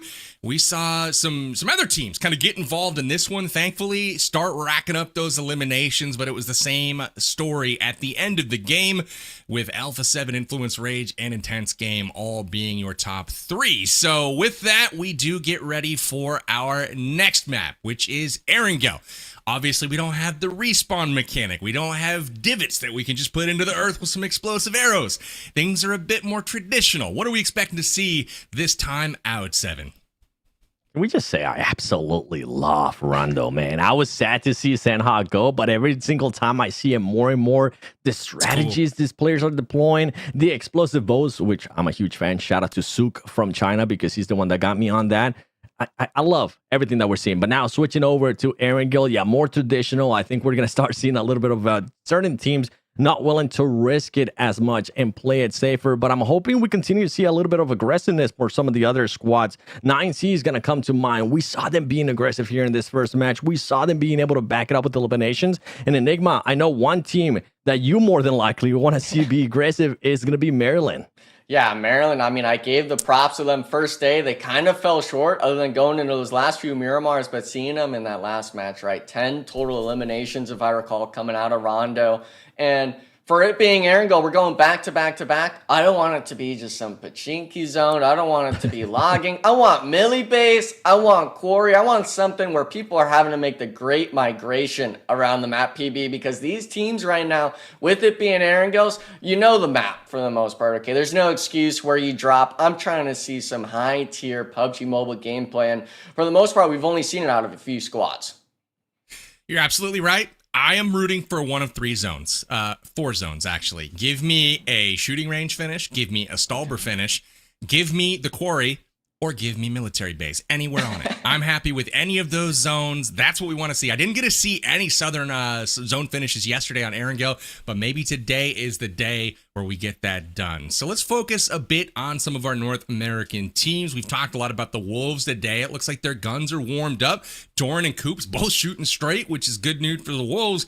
But we also got to talk about Xforce. And, we heard some of their interviews kind of heading into the games, and their performance wasn't quite there, in our first game of the day. I want to know, especially with somebody that hasn't maybe played in a while, new map's probably not going to be their forte, but iNCO. Everybody knows that map if you've been playing PUBG Mobile for a minute. So is this the map where they can finally bounce back and get momentum rolling, 7? I don't know. I wanna be so positive for Xforce. They're a great bunch of dudes. I got a chance to hang out with Fade, got a chance to pick his brain about how the team was going. And the thing that actually surprised me the most, I mentioned this yesterday, was that Valak is not there. When I was talking to them in the finals of PMSL Spring, Valak was the one, at least from what they told me, that was calling the shots. They become the IGL, and then they ended up switching again. So just a big switch, and also putting in somebody, even coming from their wards, saying that hasn't really played that long. I wonder if maybe that's going to take a little bit even more adjustment. We already seen 9C being able to adjust. We already seen some of the other squads being able to adjust going into this next iNCO matches. Another squad that I want to see being able to perform well was VIP Esports. They secured a 4th place finish yesterday in the first iNCO. I want to, if for some reason VIP Esports, if you were able to secure a 4th place, show me more than just one elimination, please.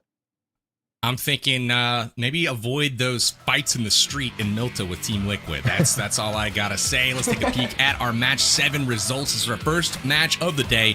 Just concluded with Influence Rage finishing on top of the standings. 23 points to their name, but they did not really put a lot of ground game together here, because Alpha 7 puts 19 on the board off the strength of 14 eliminations, and Revo's, oh my goodness, the man, I cannot stress enough how dominant Revo has been. He literally has 5,500 damage. There's only 2 other players over 3K right now in the tournament. So Revo doing Revo things. Let's take a peek at the second page, though, and take a peek at the bottom part of the standings. Ooh. And again, lots of points getting distributed here, Enigma, to some of these other teams that desperately need them. Yeah, and one team I'm looking at right now, 9Z, Globant, 7. You're making wonders about them getting the elimination tally under their belt. We're talking 8 in that last match. They were able to pick up those ROW eliminations on Aragod and the rest of them off drop. And then later on in the match, of course, they got it with those elimination tallies there at the end before they were wiped out in the bottom 8. Well, the match MVP, we mentioned it, Revo. Good Whoa. God, that is not a one-game performance. That has to be wrong, right? But no, it's not. It's actually right. Revo doing things. He's showing you his special hand that he uses to do those things. I mean, good God, 1,900 damage in a game. That shouldn't be legal, 7. Talk about a hand, man. What are we going on about here, PBO, man? We got to get off of that one. But the overalls, of course, we know Alpha 7. They were sitting in first here, 7 Worlds. But seeing Influence Rage off of that match, even though Intense Game got second, passed up on the leaderboard by just 5 points. You guys are giving me a hard time like I posed like that. Come on. I mean, Jiminy Christmas. He put his hand right up for us all to see. I deem it special. Anyway, 7, what were you saying? Talk to us about the overall rankings. Nah, he's just pulling that John Cena. You can't see me. You just can't see the action of it because it's just a picture. But Alpha 7 crossing 100 points there. I mean, now we have Brazil fully covering the top 6. Jaguar not having a good performance there once again in Rondo, but they were able to pick it up when we ended up going to iNCO. So I'm hoping that it's going to be the likes of the same. And a big switch up here that I'm happy to see, Enigma. And I know you're going to be happy to see as well. NA, baby, in the top 8. Top 8, and now we got to get into the top 7, 6, 4, 2, maybe even first. I doubt we're going to reach first, of course. But for the most part, at least for phase 1, we're making good ground. And with it being back-to-back-to-back iNCOs, hopefully with this game 1, especially for all of the NA boys, not just Wolves, but we could see some solid top 5s, maybe even top 3s or multiple wins from our boys, because we desperately need it. The right side, 9th place alone, 28 points, while first place, 100 points. So the point sponge is happening, like we already mentioned it, not even today, but starting yesterday. So for the most part, these teams, I think you're battling it out, at least for the most part, for those head start point PB, because you're not reaching first, right? You're going for that third, fourth, maybe even fifth place at this point.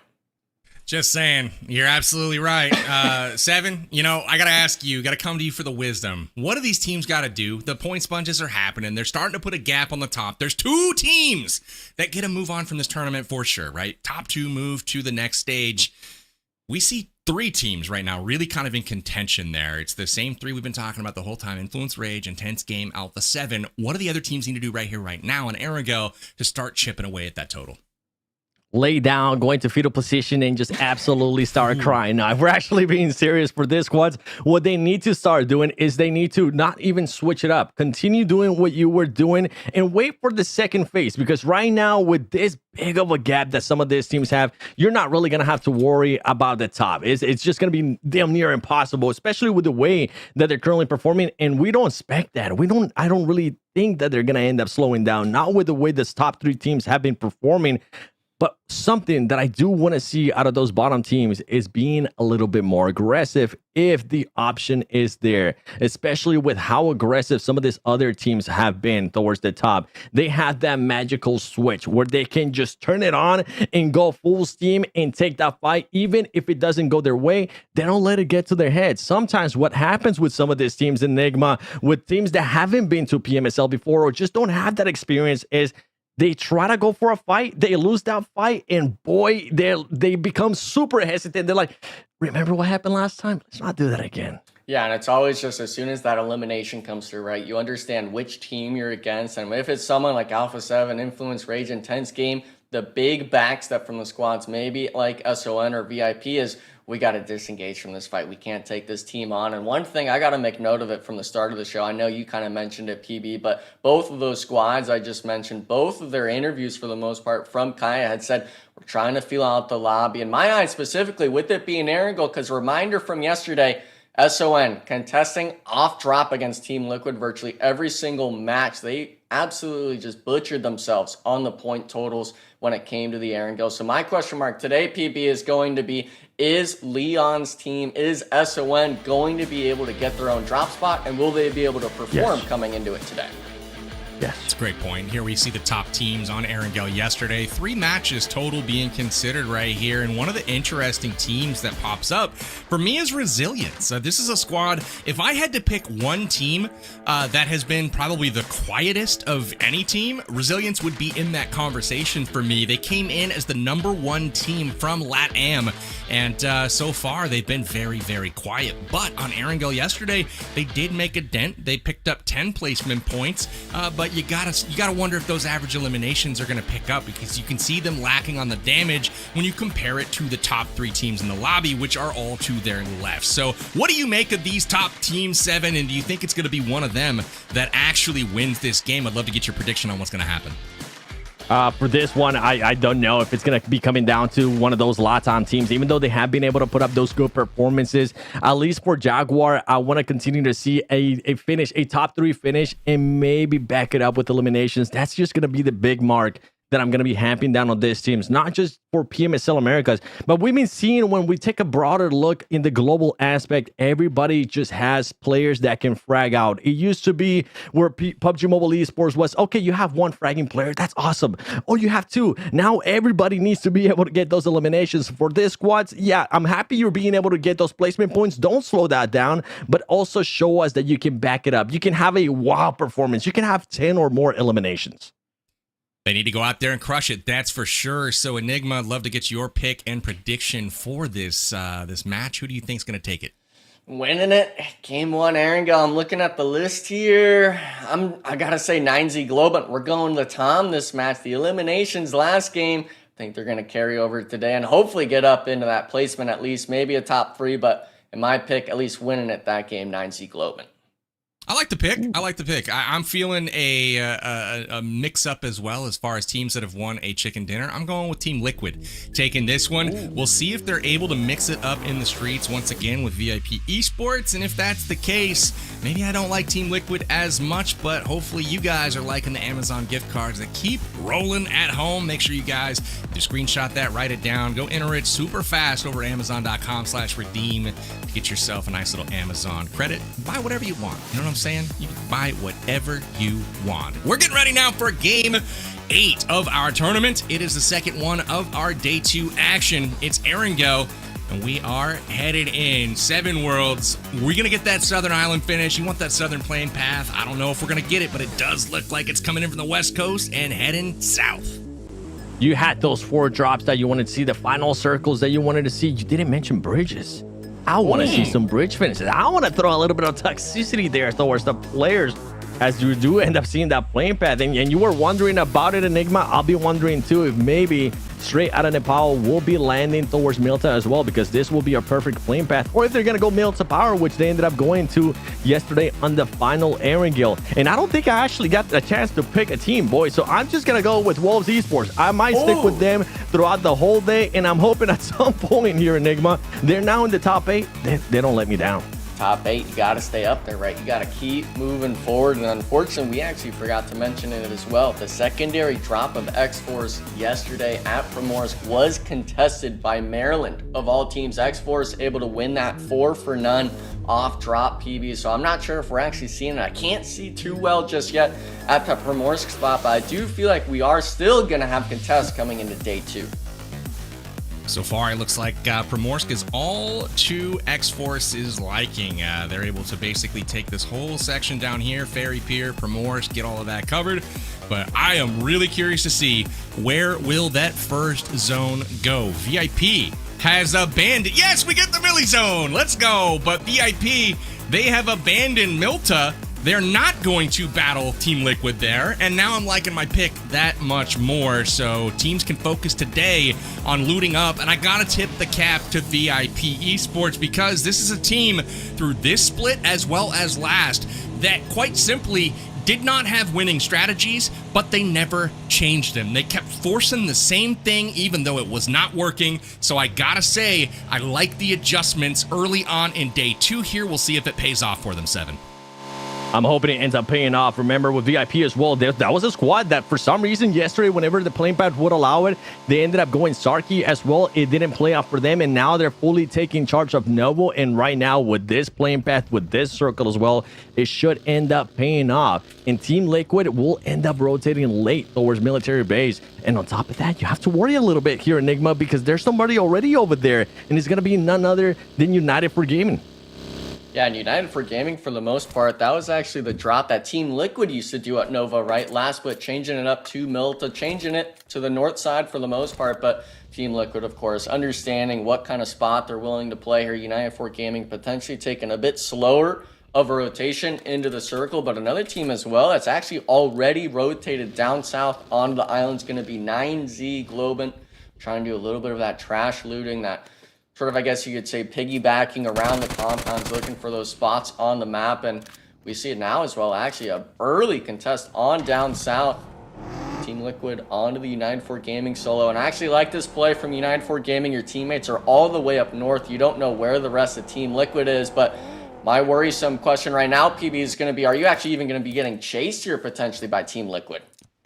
It's a great question. I love the fact that this is what I always want to see. And now, granted, this zone made it a little bit easier to pull the trigger and make that decision. But when you see these southern trending zones early on in the game, so many teams typically will just hang out up north, loot their usual spot, and not prioritize that zone position. But this game is different. You can see 9Z, United 4 Gaming. Well, United 4 dropped in military base, but no one else did, right? We saw Team Liquid, we saw Wolves, we saw 9Z, Royals of War 4 all make their way south to get that position early, because you guys know as well as I do, those bridges are going to be a death trap a bit later on in this game, because clearly Circle will be going south. Watch this be the hardest shift ever and it goes back north, but you know, it's a 90% chance right now that the zone will go south. So I love the early rotations from some of these teams. We even see the boat take coming into play from Xforce going to try to land on that west coast. The crazy thing, 7, is when they land,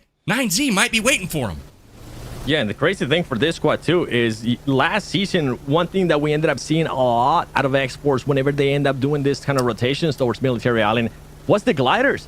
They're deciding to not take that route. If I remember correctly, I think it used to be Fate taking the glider and just being able to scout for the squad. Now with this one, it's going to be a lot less scouting. You mentioned it correctly. It could be 9C, it could be Team Liquid, or they could end up just scouting a little bit more and getting lucky and getting just a free rotation towards Military Island. We'll have to wait and see. Meanwhile, a team that's going to get a free rotation going into the main island could end up being Loops Esports, or could they possibly be setting up a trap here, Enigma, and waiting to see which teams are going to be going towards the western bridge? I feel they're going to wait a circle or two. There's no reason to rush going all the way down south, because we have seen some of these circles pull up towards the bridge like you want to see 7 Worlds. These other squads desperately kind of send themselves up all the way to the dead center of the circle just for it to pull off of them slowly, forcing them to use all their utility during that mid game. But a lot of these squads still kind of out into the blue zone. I'm looking at the top sort of north side of the map. Influence, Rage, Resilience, iNCO Gaming as well, even all still out in their essential drop spots, not really making the rotations just yet. But coming back to Loops, it does look like they're going to be camping this glass house. A lot of the pro players like to call it as well. It's just waiting for some of these other squads. And it's kind of this vicious cycle, I feel, Powerbang. When it comes to these teams, they camp the bridges, people start rotating the water, and then they just start camping each other, and it comes back and forth. But we'll have to wait and see, because it looks like Xforce now taking the engagement on the Team Liquid. They rolled up to the beach, made the landing at the dock, got out, and 2 Team Liquid players are waiting for them somehow. Chief able to survive that onslaught by Alim, and it is looking for reinforcements right now. If Alim and the squad don't get this little beachhead established, Xforce is in trouble here, because you can see TL rotating over, getting those reinforcements. Fate, though, takes the high ground. His position will be crucial here, and now 24K goes down. Fate's going to have to pull something seriously clutch.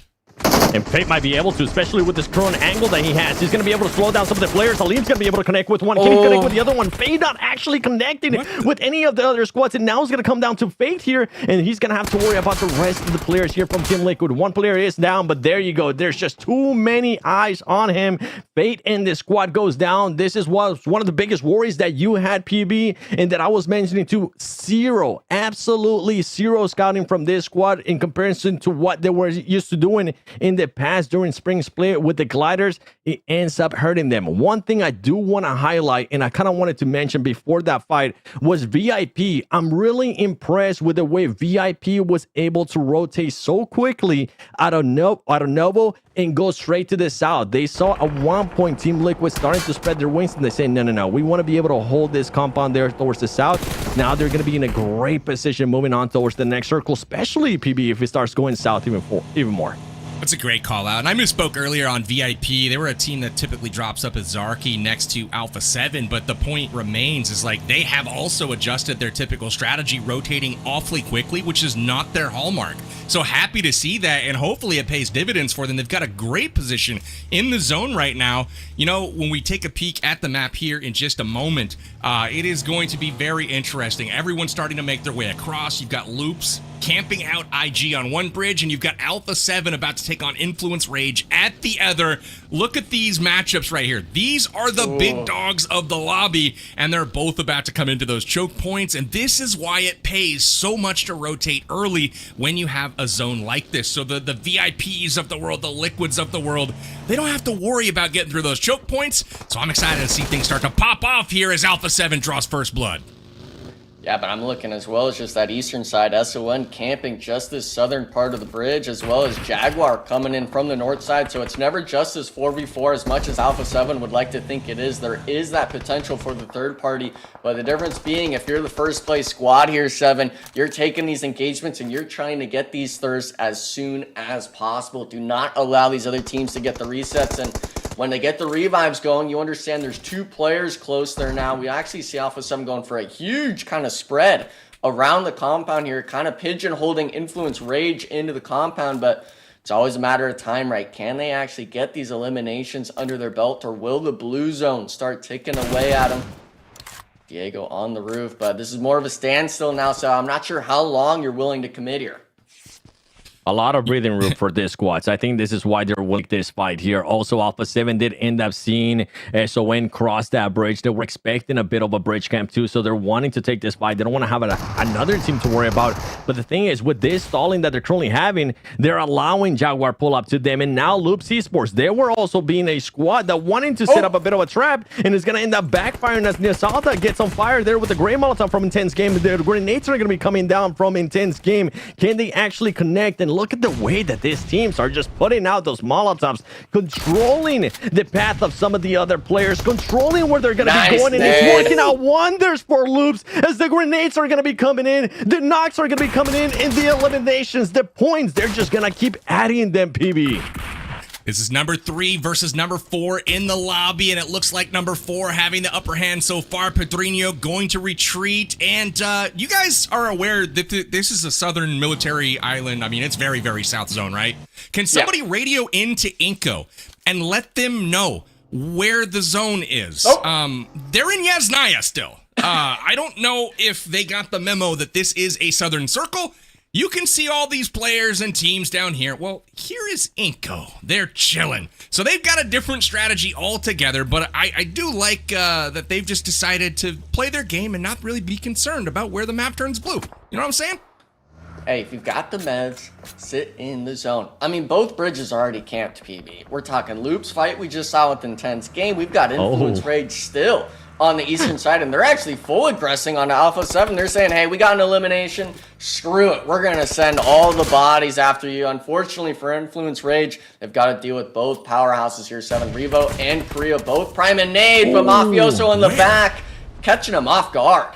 The anchor player, Mafioso, this is why he's so huge for this squad. Now Rebel switching his focus, and the thing is, the reason why Influence Rage decided to switch it and make sure they make that push, because they were able to confirm one of the players then from Alpha 7, realizing it was Alpha 7, sending it towards them, but now Rebel ends up getting knocked as the circle just continues to shift further south into the west, PB. You're gonna get that military, and you're gonna get one heck of a military final circle if it continues to go even more south into the west.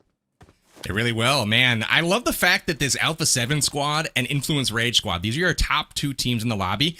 They're not avoiding each other. They have fought nearly every game so far, and it hasn't really been to either squad's detriment right now as they both top the tables.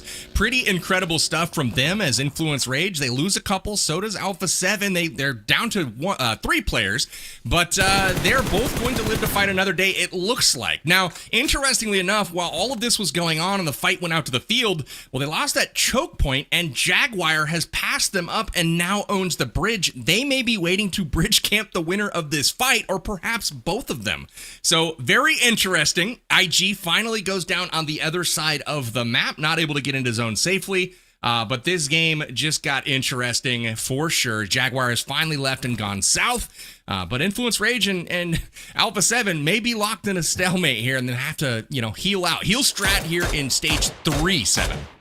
Yeah, I don't expect anything different from this squads. And the reason, to give a little bit more context to the viewers too, is these 2 squads generally don't like each other in real life. They will trash talk to each other. When I was there at the finals for PMSL Spring Split, both of the crowds were just going at each other, chanting each other's stuff. So yeah, this is why I was not expecting them to back off anytime soon, considering that there's 2 of the top squads. Now VIP making a push there towards Wolves, and he ends up backfiring a little bit as Juancho throws a nade and knocks out 2 of the players, and in the process he should be able to hopefully come back. Oh no, there's nobody else near. There you go. Hero is going to be able to clutch up. Can he actually do it, Enigma? As now he's trying to find that last player, but it was so slow that now the other players from VIP are up and running. Yeah, and unfortunately, I believe they were trying to get a reset going on down south for the Wolf Squad, and Wancho just getting full slammed. And I don't know if they know Higors is in the... He's I don't chilling. know if they know he's in there. Wait Prince, this isn't a ghost. He doesn't just disappear. You saw him get into it. You stared him in the face through the window. I don't know if he saw him, though. They're playing peekaboo. I think they might have been able to spot him now. Oh, there you go. You saw him being able to switch now towards the back. He is so comfy in there. Oh, yeah. You Prince gotta knows. start shooting it. Come on. Blow it up. You know, Prince? Nope. Yeah, there you go. There you go. We found the mouse, ladies and gentlemen. Just start shooting at the hovercraft and hope that he ends up jumping up and hope that we don't end up losing the player. There you go. Igor gets spotted by VIP and gets eliminated. A bit of a game there, trying to figure out where he ended up going. PB, they were just scoring. They were scavenging throughout that whole building, wondering where that player went. Wait a minute, you're absolutely right, but what in the world? How did Alpha 7 get all the way down here ahead of these teams? They're about to make it into zone. What in the world has gone on that's allowed that to happen? Absolutely crazy. We take a peek at center zone, and UT taking advantage of that position. They dropped at military base. They're still chilling middle of the circle, waiting for everyone else to get to them. They need a lot of points. They're chilling in 14th right now, but this is their game. This is their time to shine. They can make something happen as Resilience gets into the action here on Loops. Another man down to a nade. Loops seems to be kind of on one this game. They are clicking on all cylinders, Enigma. Yeah, 6 eliminations. Unfortunately, Resilience, even with having those 4 eliminations under their belt, not able to collect themselves to take on the force that is Loops Esports. And Loops, by the way, all 4 players still up. No one really to the north side other than Royals of War kind of gatekeeping them. Alpha 7, I believe, was able to make that rotation earlier on safely because they were griefing the Influence Rage vehicle, saying, hey, we're going to shoot your buggy tires out. We're going to make the rotation safely ourselves. Obviously, as well, we saw iNCO Gaming come in down to the south side, but my issue is going to be for a lot of these players, are you going to be able to get in with anything? It's actually just Diego here, 7, and he's gone. Boink. Just like that, eliminated out of the vehicle. I got to give props, 7, to iNCO. They made the rotation all the way down south, like Enigma was saying, and they actually have a clear shot at zone. They're one of the better positioned teams, and that was after hanging out for an hour and a half in Yasnaya. And they're keeping an eye, too, on it straight out of Nepal because that squad is trying to make their way into the circle as well.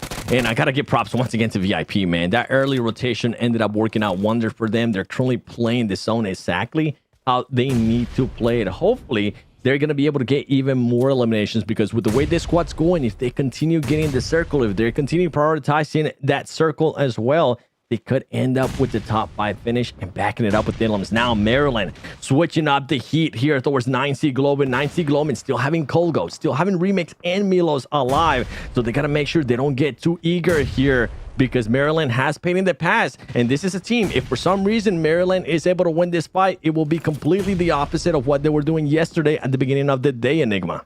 Yeah, and my question mark's going to be, is Colgo going to be able to get more than just one knock here? Almost even getting run over. Stands up, and Goy Boy, he doesn't see him. The snake in the grass gets one. And for 9Z, they were having this compound control all game, it seemed, now being tried, true, and tested on the hillside in Colgo, and I'm wondering where the support from the teammates are. We have Remix actually forced into a 1v1 down the hillside, but the bait's coming through. His teammate over top, Milos, getting the shots connected, and PB, as a 3-man, they're starting to dismember Maryland Esports.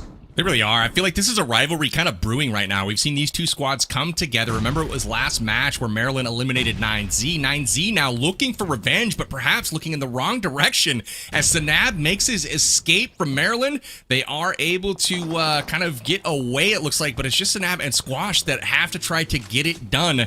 They are going to elect to fight another day, but really impressive fight there from 9Z. Colgo on the flank, getting it done, and I really like the fact that he didn't try to go and over push to get that flush. He immediately retreated, dropped back with the grenades, and ultimately great plays from 9Z. And looks like they're going to have a tough rotation though to get into the zone. They'll probably want to make a move pretty soon here, 7.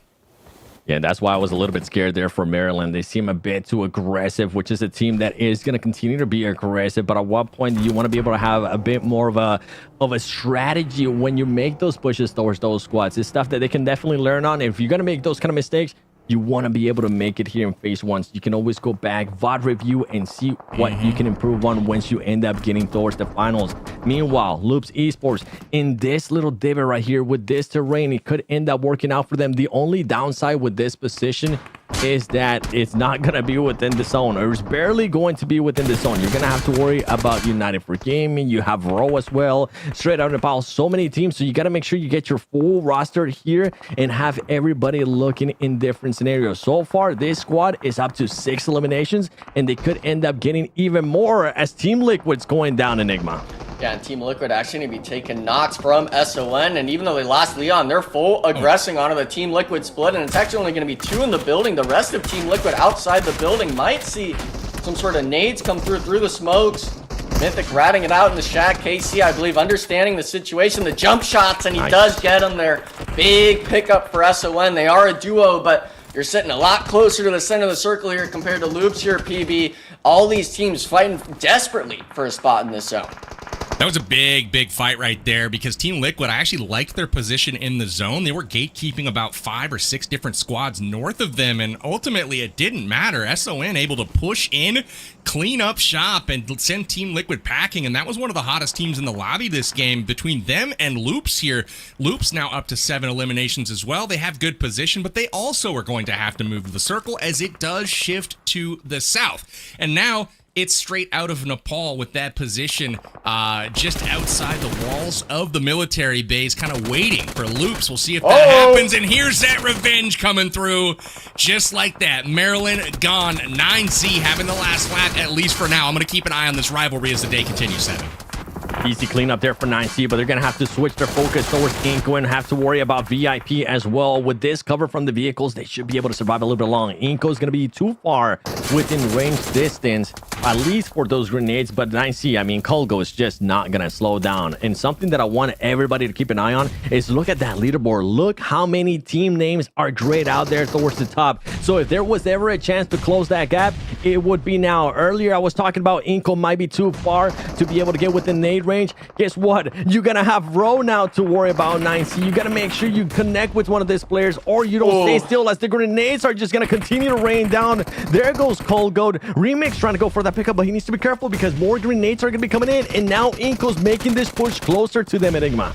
Yeah, iNCO Gaming desperately wanting the eliminations themselves. And then Abete actually being the one to dime one across the roadside down south. And I was really honestly just wondering when VIP was actually going to start applying pressure to the Royals of War solo, because he was sitting there for 30 or 40 seconds, PB. He was throwing nades over top just in the dead open to a full 4-man squad. And now with the circle shift happening, we might actually see Royals of War potentially disengage a bit while iNCO Gaming tries to push the gas further. Wow. Great job there to eliminate 9Z. Nades were just ruthless. Right now, we've got 6 teams alive, and 3 of them from North America, straight out of Nepal, still hanging on. We also have VIP Esports and iNCO getting it done. iNCO, with the incredibly late rotation, has the majority of the zone to their control, but we also have to consider Loops, who is just cruising right now. They've got 7 eliminations. They pushed through the smoke, taking the fight to UT. But Minnesota knocked down at the door, and the backup comes in. Rafinha, it's all up to you, and he can't get it done. Loops eliminated, and that leads us to the top 5, 7. Lancine doing it by himself. They're just holding it down for his squad with a little bit of help from his teammate and also some of the other squads raining it down. Great performance there for United for Gaming, and now everybody top 10 and higher are going to be out. It's going to come down to those 11 and 16 place teams. If you wanted to get a chance to be able to move up on the leaderboard, this is it. See if you can maybe collect some of those eliminations. See if maybe you can position yourself even better within the circle, as VIP is going to be looking to do. They have Amol trying to get some of that scouting done. Same as Saman. Saman was one player, Enigma, that you wanted to get an eye early on within the game and within this match.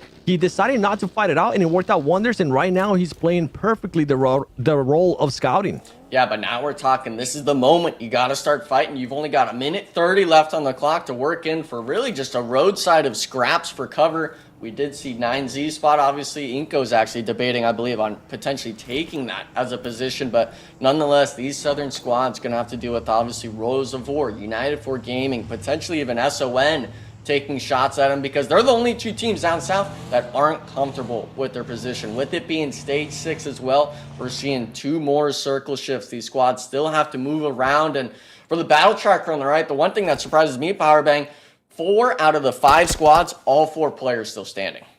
Yeah, there's a lot of points left on the board. That's all that means to me. And, you know, one of these teams really might have a shot at getting their first chicken dinner. The only one that sniffed the top of the podium so far is Royals of War in game 1 of day 1.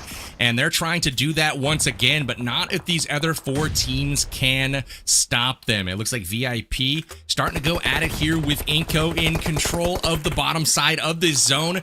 iNCO has been impressive so far this game. Again, late rotation in, but the nades have been on point, and they're going to try to follow it up with some more.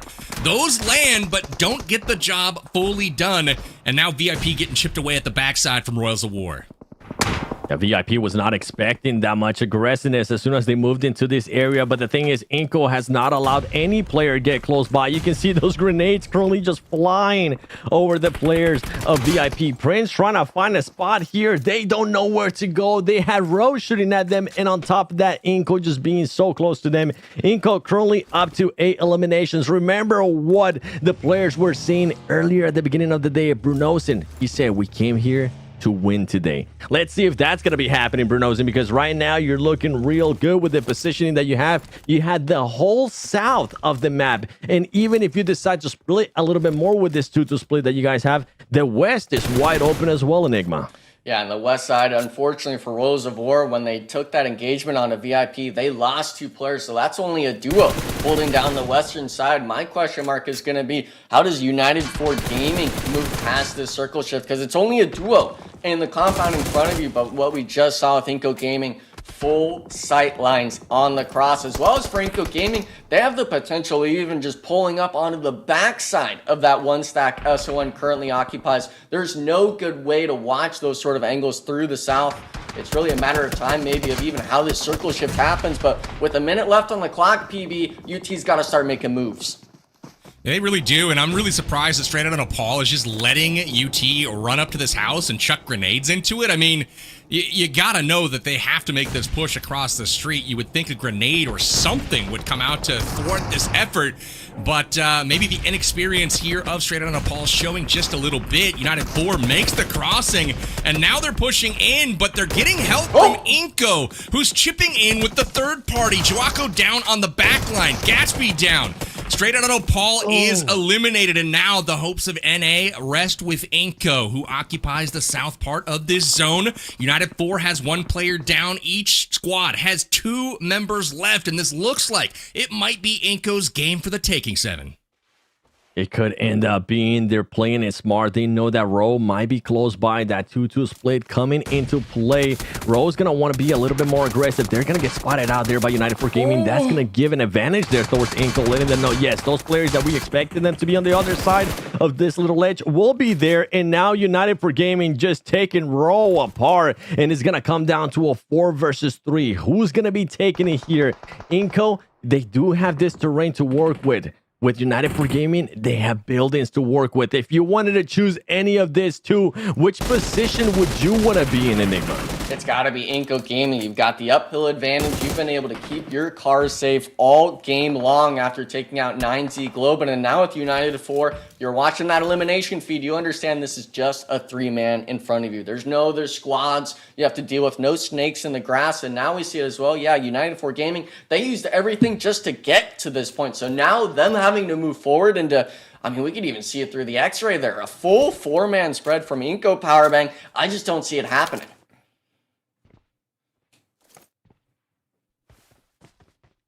All right. Well, 7, can you take over for 1 second?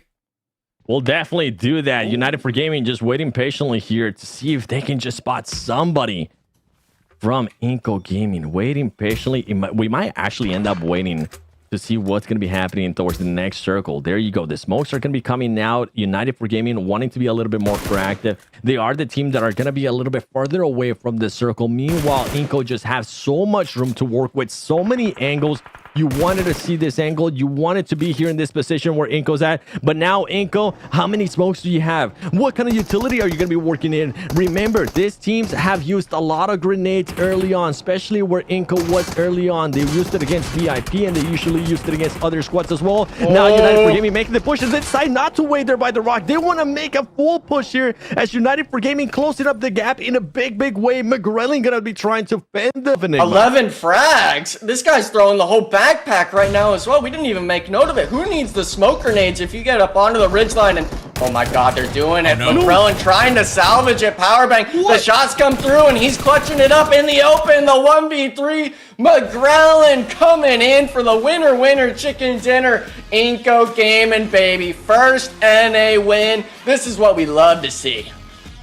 They are talking that trash, giving those hearts, blowing those kisses, and just like that, we are getting it done. Top of the podium, and I pointed them out in Yasnaya early on in that game. That strat worked. The late rotation, they let everybody else kind of thin out the herd ahead of them, and they got in scot-free. Free and clear all the way to the southeastern part of the zone, and they made the most of that position. iNCO Gaming getting it done for their first winner chicken dinner, and also the region's first winner chicken dinner. I loved what I saw from them, and honestly, I love what I saw from NA in general. 7, we had 3 teams in the top 5 right there. Granted, straight out of Nepal, faded away a little earlier than we would like, but they didn't have full strength. But overall, really like the performance of North America this time around. Baby steps, right? We're talking baby steps here with North America. Whatever we get positive, we will definitely end up taking. One thing that we were kind of sad about, as we do have to point out there at the beginning, was Xforce. I was really hoping they'll be able to scout a little bit more. Hopefully, they'll be able to bounce back as some of these other teams have been able to. And for iNCO, this could end up being a big confidence booster. I know this squad definitely ends up being a confidence booster. Juancho there connected with the nade. I think he ended up knocking himself as well with that nade too. But for iNCO, I want to see what Brunosen is going to be doing in the next couple matches. Vitali as well, and McGrellan clutching it up there towards the end. It was absolutely beautiful, Enigma. Yeah, and I think Bruno is just one of my favorite sort of players on that roster because he's someone that gets hype. You want someone that is able to start yelling as soon as you get the winner chicken dinner. And yeah, I understand there's a lot of games in this tournament, but you need someone that's able to get the blood flowing from minute 1. And Rondo, maybe a little bit of a lower performance than they like. They said, hey, let's play our game. Let's come into the zone late, and let's make sure we can keep 4 players up, and 4 players that they had that entire match here. Obviously, at the end, it got a little bit too spooky for my liking, but luckily, when you have someone like McGrellan ice cold in the veins, he's able to clutch up. And the stats here, even though Bruno's only got 87 here, PB, everyone else is putting up record numbers.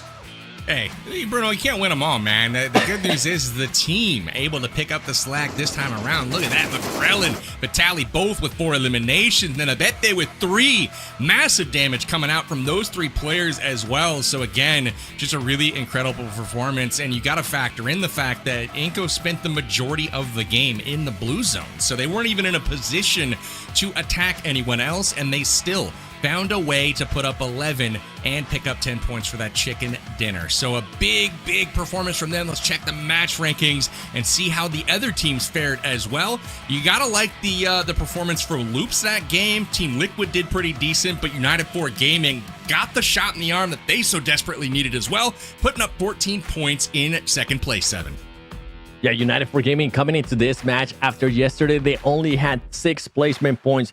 Now, after this performance and considering what they were able to do in Rondo 2, they're going to be able to double those placement points. And on top of that, add some of those eliminations as well. Straight under the par, you were talking about it. Just so much from NA here. VIP Esports 2, another great position, but that one thing that I was scared about that I was mentioning with VIP is those elims. They were only able to get 3, but I'm happy for this squad that they decided to rotate early, Enigma. It goes to show how quickly a decision like being able to rotate early, secure a compound, and then control it can lead for you to just end up in a top 4 situation, maybe even in a top 5 situation. Yeah, and that's where you want to place yourself. The eliminations will come with the placements as long as you're not too afraid to go for it. In that match, I felt they were a little too passive, turtled up even when it came to their placements coming into that stage 5 and 6 zone. But this bottom half of the leaderboard, this is where the disaster really struck, right? Talking about teams getting camped on the bridges, Xforce as well, off rotation alone. We saw them struggling. And by the way, I believe Fate didn't get those knocks because he didn't have an automatic in his hands, just a single shot DMR. So unfortunate stuff, but when you don't go for that contest drop like I thought they were going to do against Maryland and Primors, you really set yourself up for failure. But with there being 2 Aaron Gills left, PB, there's still room to grow. There really is. Wolves going out early with 0 eliminations, and man, that's a tough one to swallow for them. Perhaps next time they might rotate a bit earlier given they dropped so close to the bridge, but check out the MVP. It is Alanzin from United 4 Gaming, dropping early onto military base, camping out there the entire time, and he's got 2 special hands, and that seems to be the theme for these MVPs. They're just getting it done, you know what I'm saying? Almost 800 damage to this man's name in one match 7. The hands that they do the magical stuff with, being able to collect those eliminations. It's not like the pose that he's doing. I was trying to do it. Okay, that's how you do it. All right, I got it. Well, let's see what the overall is going to be showing, man, because I want to see how some of those teams towards the bottom ended up moving up or closing at least a bit of a gap, because remember, those top teams, yeah, Brazil was going to continue to do Brazil things, but look at the moves that we're seeing now from United Gaming. They end up moving all the way up to 10th place. On top of that, straight out of Nepal, being able to collect some points as well, PB. Yeah, you could see things starting to shift a bit, but the problem was all of the teams in the right column kind of gained points that game. I mean, it was literally like we flipped the standings for that particular match, with the top teams all finishing on the bottom all on the top. And so things have tightened up a little bit, but not a ton. So interestingly enough, the only exception to that being iNCO Gaming with that winner chicken dinner is going to slide on over to that left column all the way up to 7th place 7. Yeah, that's right, and I'm glad you mentioned it. I was going to say iNCO Gaming ended up being in 13th place before this last match. After this last match with that performance, Enigma, they make a switch all the way up to 7th place. Wolves Esports does end up falling down a little bit. 9C Globant as well, not being able to put up a performance. But something to keep an eye on, too, for 9C Globant and straight out of Nepal, Enigma, is look at the amount of eliminations this squads are being able to put up. I want to see what they can do if they get even more top 5 situations with those players alive and they just start fragging out. Yeah, 9Z is always a squad. They win one squad engagement, unfortunately just don't have the time to reset. S1 loves playing those first 2 or 3 circles, being a thorn in people's sides, picking off 1 or 2 squad mates, but I mean, even just below him, man, unfortunately, I'm seeing 3 NA teams holding up the very bottom of the leaderboard. I mean, come on, guys, please make it happen at some point. This is the 2nd day, and thankfully for iNCO, their win is on the most played map in the tournament, right? First Erangel, you get the win. You got 2 more after this. I want to see more signs out of them, but I want to see it as well from everyone out of NA. And unfortunately, there can only be 1 winner each match. Well, fingers crossed that we're able to see it some more from the likes of iNCO Gaming. They win our 2nd game of the day. Influence Rage taking home the first, and we have Kaya standing by with Law from Influence Rage. I'm here right now with Lau from Influence Rage because they won the first map, Rondo.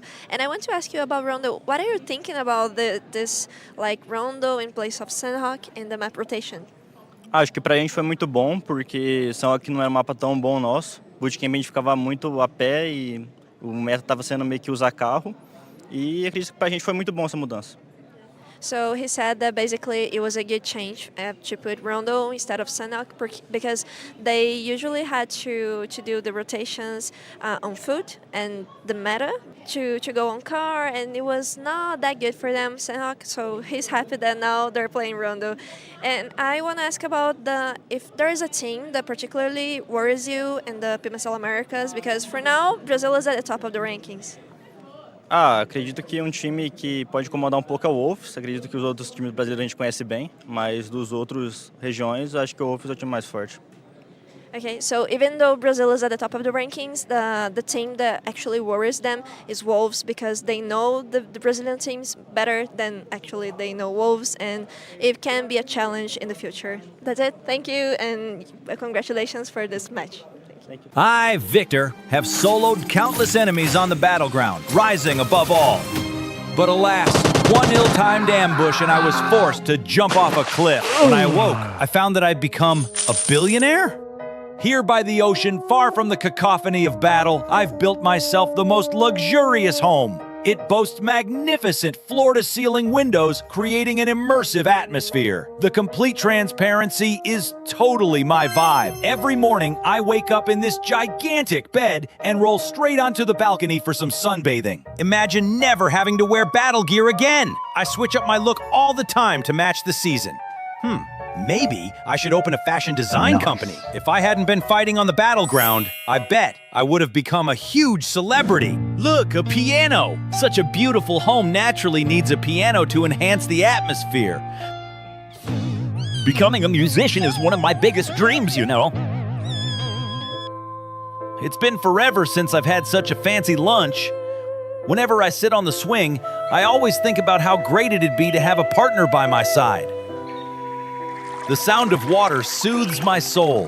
This is truly the life I was meant to live. Life as a rich person is just so uneventful and simplistic, isn't it? Running in the sunset with my enemies takes me back to my youth. The sound of bullets whizzing past one's ears, teammates shouting close by. Victor, wake up! No way! That was a dream? Battle goes on. For life is endlessly cruel.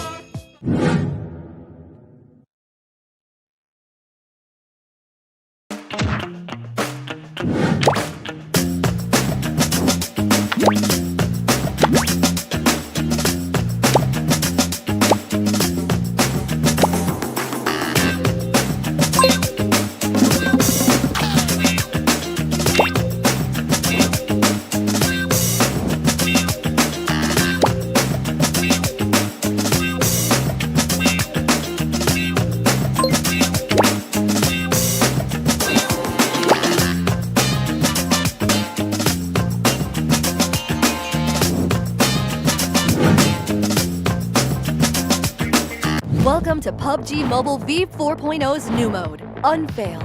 As a survivor, you have but one goal. Escape! Work with teammates to activate the terminals. To open the exit gates, the survivors win when over half of them escape. The power plant is divided into 4 areas. There are 2 terminals in each area. Activate any 5 terminals to unlock the exit gate. During activation, successfully tap the button on the left to increase the activation progress. Activate a terminal to gain helpful items, but remember, your location will be exposed to the predator when activating terminals. If you see the heartbeat, that means the predator is nearby and it's time to move. At the start of the match, you'll receive a random skill and a stun gun. Each skill has its own unique effect, including increasing movement speed, distracting enemies, speeding up activation, and rescuing teammates. In addition to skills, the map is also filled with interactables and special items. They're your secret weapon for causing chaos and distracting the predator. Attacking the predator with firearms will fill its stun bar. When the stun bar is full or a weak point is destroyed, the predator will be stunned, giving your team time to get away and activate terminals. Survivors collectively have 2 respawn chances. At 6 minutes into a match, or if all respawn chances have been used, respawning will no longer be available. When this happens, an exit portal will appear at a random location, until there is only 1 survivor left. Once 5 terminals are activated, the exit gate will open. Use it to escape. When your team is full, prioritize escaping together through the exit gate to win. Survivors, remember to never stop moving. Victory is in sight. And welcome back, everybody, to the PMSL America's Fall Split for 2025. I'm so excited to be bringing you this action. My name is Powerbang, the host of the event, alongside 7 Worlds Gaming and Enigma. Gentlemen, we've got a couple of games in the books. We had a winner that has not been, unfamiliar to the likes of the spotlight, but then we see iNCO Gaming stepping up, getting things done for North America. Is this a trend that will continue as we see Aaron Gill once again next map 7? So far, North America has stepped it up in a big way the second day in comparison to what we saw there out of them in the first day. Rondo, we saw good performances, good eliminations, amounts too, coming out of Wolves. And then coming into this first iNCO, we saw iNCO pulling off the win, backing it up with Ilims too. And on top of that, VIP and some of the other squads as well. I'm hoping, Enigma, it does continue on because we want to get on this NA hype train. We want to continue on this NA hype train and not continue to see memes from all those pages on Instagram just absolutely blasting NA. I mean, I was laughing my ass off seeing them last night, but for the most part, I don't want that to be a reoccurring thing, right? And for the most part, unfortunately, our other two partnered squads down at the bottom, Xforce, Wolves, they butchered that last game. Some of them even had prime positions, thinking of Juancho, you know, having to fight a full squad, slamming them, that being VIP. Thankfully, those two teams that did qualify through the Titan Series were able to seem to find some sort of level ground. SON obviously taking that fight into Team Liquid, and like I said, VIP coming into that top 5 after the Wolves engagement. So NA, at least on the come up in my eyes, but I'm also wanting to see these middle of the pack teams take out the top teams early. It can't be just you having one good game and the rest of the lobby says, okay, we're going to collect ourselves and come back. You need to prevent those teams from getting points, and you need to start shooting yourself up consistently each time power bang. They really do, and I feel like I want more from some of these other teams, and we started to see it in game 2, right? Some glimmers of hope. We saw straight out of Nepal showing up in those final circles. VIP Esports with the great early rotation. Love that. One team we didn't see this last game really was Xforce. Kind of got eliminated pretty early, and again, I'm looking squarely at them because it's time to put up or shut up, and I will say that they did pick up a new player in Klaus, who has been a longtime member of Dauntless in the North American region. This is a player that is bringing the A game. You're not hearing, him making any excuses thus far. He's actually 14th in the lobby in damage dealt right now, and he's number 1 on the team by a pretty significant margin. So Klaus really bringing up the level of play right now for Xforce, and I want to see if some of the other folks can do the same. So again, Xforce is a team that I'm rooting for. I hope they can deliver, but I feel like we're getting on in this tournament at this point. We're almost at the halfway point of league stage number 1. And if you recall, we're playing this week for head start points. At the end of each league stage, the points will be reset, but those that finish at the top of the standings will have an opportunity to earn up to 15 head start points that they can take with them to the finals. So that consistent play, oh so important right now. And, Alpha 7, Influence Rage, Intense Game, they're sitting pretty good, 7. I'm going to be looking at those teams, not even towards the top, just towards the middle of the pack and the bottom too, because of how close everything is at the moment. There is a chance after this game, we will be crossing the halfway mark of phase 1 for those bonus points. Maybe you can start creating yourself a gap towards those teams towards the bottom. If you are moving up, I mean, we saw what United for Gaming was able to do, collecting, I think, 13 or 14 points in this last match. And then iNCO moving from 13th place all the way up to 7. That could be the difference of you being able to make it to PMGC in the top 2 once you get to the finals, or it could be the difference of you just not being able to. You're just going to end up being too far, especially, PB, if this team towards the top continue to perform like this and continue to be consistent. This team's got to take advantage whenever the top teams give them a chance to take advantage of it and close that gap. That's a great point, and it's now or never. Honestly, for a lot of these teams to secure some of those bonus points, they gotta flip the switch. They gotta bring that A game. Good news is we're trending in a positive direction, at least today. The lobby is loaded. We're getting ready to go to game 3 here in just a moment. Before we do, I gotta get official coming in for this match. 7, we'll start with you. I'm going to be Alpha 7. I think we're going to expect a bit of a bounce back here from this team. I said I was going to stay with Wolves the whole day. I'm lying to myself here, boys. I have to go with Alpha 7. All right, and we got a quick word from our sponsor. If you are looking for a great device, Infinix is looking for you to get that winner champion deal. You can level up with the Infinix GT30 Pro. It's built for gamers and made for champions. Speed, style, and performance for your next win. Get the Infinix GT30 series and outplay the rest. And with that, we'll come to you, Enigma, for your pick. And we got, 7 switching things up. Who do you choose to win this game? I'm choosing. For the most part, I was liking a lot of stuff last game, especially from the iNCO boys. So I'm going to go with iNCO Gaming. Let's get another back-to-back. Let's just have that each day. Some team going back-to-back on the win columns. I like it. And for me, I'm going to go with Maryland Esports. Feel like they got, one pulled over on them from 9Z this last game, a little revenge, but I think the pendulum swings both ways. Looking for a big performance here from Maryland. I feel like they've had a really strong last 4 games now, and they've put themselves squarely in the conversation to try to climb back into the top of the standings. So again, we take a peek at our Erangel top performers. We've got Intense Game dealing some major damage. You can see down there on average, they're putting out 1,271 damage on this map. So excited to see it. Another Southern playing path here. We kick off once again with VIP and United 4 Gaming in the South. We'll see if they get rewarded with a Southern Zone once again, 7. Yeah, loving the adjustments some of these teams have been able to do, especially in regards to hot drops. Team Liquid not longer gonna have to worry, honestly, about a straight out of Nepal, as they have just chosen that Melt of Power. And with this circle right here, everything towards the north is going to be open unless Alpha 7 decides to drop that Lipovka spot with this playing path, and they actually make a full rotation there towards the northwest and try to go towards Giorgio. We'll have to wait and see what these squads are going to be doing. One hot drop that is going to continue on here is going to be Xforce against Maryland. You wanted to see Maryland, you wanted to see what they're capable of here. We might end up having to see them get into action very quickly here, PB. That was really interesting. I said Maryland, and I was looking for where they were dropping on the map. I scanned that whole map front to back, side to side, and then did it again. Couldn't find Maryland. Well, they're right underneath Klaus here, who is armed with a crossbow. So that's not great news, except for it is. Klaus connecting with Sanab, and he is showing why he is one of the top players. Man, if he got the 2-piece there, I was going to lose my mind. Xforce, though, starting a little rough, but man, here we go. I don't know who's going to win this game, 7. You had that crossbow and crossbow action. You saw Klaus being able to get him there with the regular crossbow, and then you had the explosive bow coming in out of none other than Maryland. They will be able to get some pickups here. They might be able to recover just in time. Molina gonna have to stop the revive, and he's not gonna be able to, as Aleem clutching it up there for his squad. Sinab's gonna be going down.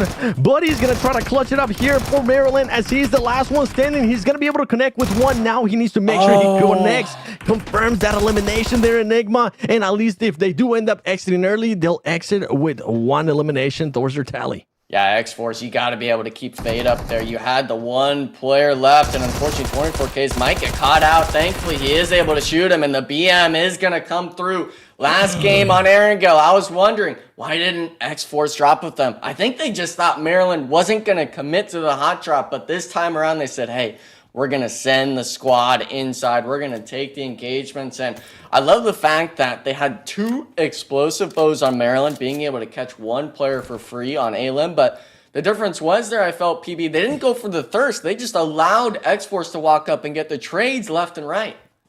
I'm shocked that Klaus is still alive. I mean, he died very early in that fight after landing a miraculous crossbow shot. I loved it. But that's good news for Xforce, because again, he's been the top player on the squad, and he's going to live to fight another day. So it will be able to, and yeah, that crossbow, man, I'm a big fan. Okay, I sometimes try to go for those no scopes. It ends up working out for me with sniper rifles. With crossbows, I am an absolute potato when it comes to that. But now we're switching over to iNCO Enigma. You want to see iNCO go for the back-to-back? Yesterday, we were not expecting any team to be able to do it, and then Intense Gaming said, watch this, boys. Hopefully, iNCO Gaming here with your pick, they'll be able to go back-to-back. And back-to-back, I do believe as well. Yeah, PB, I'm hearing right now in the ear right now, they're telling us, interview with McGrellin. Let's get a peek at that. I want to see what they have to say coming out of that win. Winner, chicken dinner for North America, finally. Here we are with Margarine. Congratulations, great match. Late rotations for you guys, but it worked out. Uma rotação tardia para vocês, parabéns por a queda, mas ainda assim deu certo. Sim, a rotação que eu estava desde o split passado treinando ela e procurando melhorar sempre ela, mesmo dando certo. Então eu acredito que nós só fez o que nós estava planejado. We've been practicing that rotation a lot, always that rotation, so we were able to do the things that we planned. Yesterday wasn't a good day for North America in general. What did you guys change for this day? O que vocês mudaram para esse dia? Ontem não foi um dia bom para ninguém da North America, mas esse dia já está dando certo. Se Deus quiser terminar com o dia com uns 80, 90 pontos, se quiser, né? Tipo, se der tudo certo. Então eu acredito que vai dar tudo certo. Começamos com o pé direito o dia, então vamos com tudo, né? Yeah, we want to 80-90. 80-90 puntos. 80-90 points we were aiming for. Luckily, everything will turn out good for us. We started good today, so let's see what happens. Bro, thank you very much. Congratulations. Let's go, Nate. McGrellin, baby, making sure we understand the game plan, especially coming out of day one. NA, like Sarpatch said, 7, not really performing the best, but I was pretty surprised. McGrellin was saying in the interview, we make that rotation every time, because now the question mark in my head is going to be, who else is listening to these interviews, 7? Is another team potentially going to maybe look for that squad on rotation? Are we doing a Dragon Ball fusion here? Yesterday it was with PB and myself, both minds thinking alike, and now you and I absolutely thought the exact same thing here. Let's go back to it though, as Loops right now going up against Resilience. Resilience being able to knock Niasada from Loops Esports, and they're gonna connect to it. There's gonna be one elimination going their way, and more than likely they're gonna be looking to collect even more here as Beteen goes out, the MVP of day one. But yeah, I'm absolutely with you with iNCO saying they've just been practicing that rotation over and over again. I'm pretty sure teams are gonna keep an eye on that. They're gonna be like, okay, it's a same circle, same map. Let's see if iNCO's maybe gonna be coming our way once again, Enigma. Yeah, and coming your way, that's got to be the case for the most part. But Resilience, after getting that one elimination under Loops here, Power Bang, they're looking for more action, but it's not going to be the same squad. It's going to be Rose of War potentially being the third party rotating into them. Absolutely. We've got the Resilience squad here, looting up, staying quiet per usual. I want to see these guys get into it. I still don't know who this squad is, right? I want to see them get into it. I want to see what their capability is. But ultimately, so far, I feel like there's been a lot of, I don't want to say camping. They're getting their positions and they're kind of chilling. But I want to see them be tested and challenged because they were the #1 team by a large margin coming in from LATAM. And I want to see if they really, truly have the chops to back it up at this level 7. They might be able to. I mean, yesterday they had a good performance at the start, and then they just kind of dwindled down the leaderboard. That's the thing that's going to separate these teams from the teams that have been here for a long time. Yesterday, they started off the day in 16th place in Rondo, but were able to bounce back when we came down to Erangel. 5th place finish, 4th place finish, and 5th place finish as well. But so far today, we just haven't been able to see much out of that squad. Right now, they're sitting in 12th place. They do have 2 eliminations that we got a chance to see early on out of this squad. Meanwhile, we're switching over to United for Gaming, keeping tabs on what VIP is going to be doing here. And United for Gaming, they are going to be split. They're looking to set up maybe a trap here for VIP. And in VIP, going into tomorrow, they might end up having to adjust if for some reason this circle or this kind of path plays out again. Got iNCO chilling once again, way out in the blue zone. So I'm liking the strategy to delay from them. They're just content to get really looted up, really geared, not really worry about what else is going on the map, and make that late rotation in. And hopefully some of the dominoes have fallen at that point. And, we'll see if that strategy pays off once again. But, I would not be shocked to go back to the well on something that worked so well last game. We'll see if they can do it once again as VIP in a bit of a pickle here against United 4 Gaming, who has some serious high ground, Enigma. And I feel like this is almost a bit of a bait play. United 4 Gaming not going for the thirst just yet. I actually would have liked to have seen the shots wait going on to Prince. Maybe just wait for him to stop moving on the revive, but instead feeling the shot. Does connect one, but it's not to the head. He will be able to potentially get the heal off if he can jump out in a safe spot. We do see the blue zone as well. Actually, Batman being one going for the pickup 7. So VIP Esports, they get camped out. They dropped Novo, not recognizing United 4 Gaming split. And unfortunately, they're getting chased through the blue zone now. Not even in the regular vehicles, but the hovercraft, baby.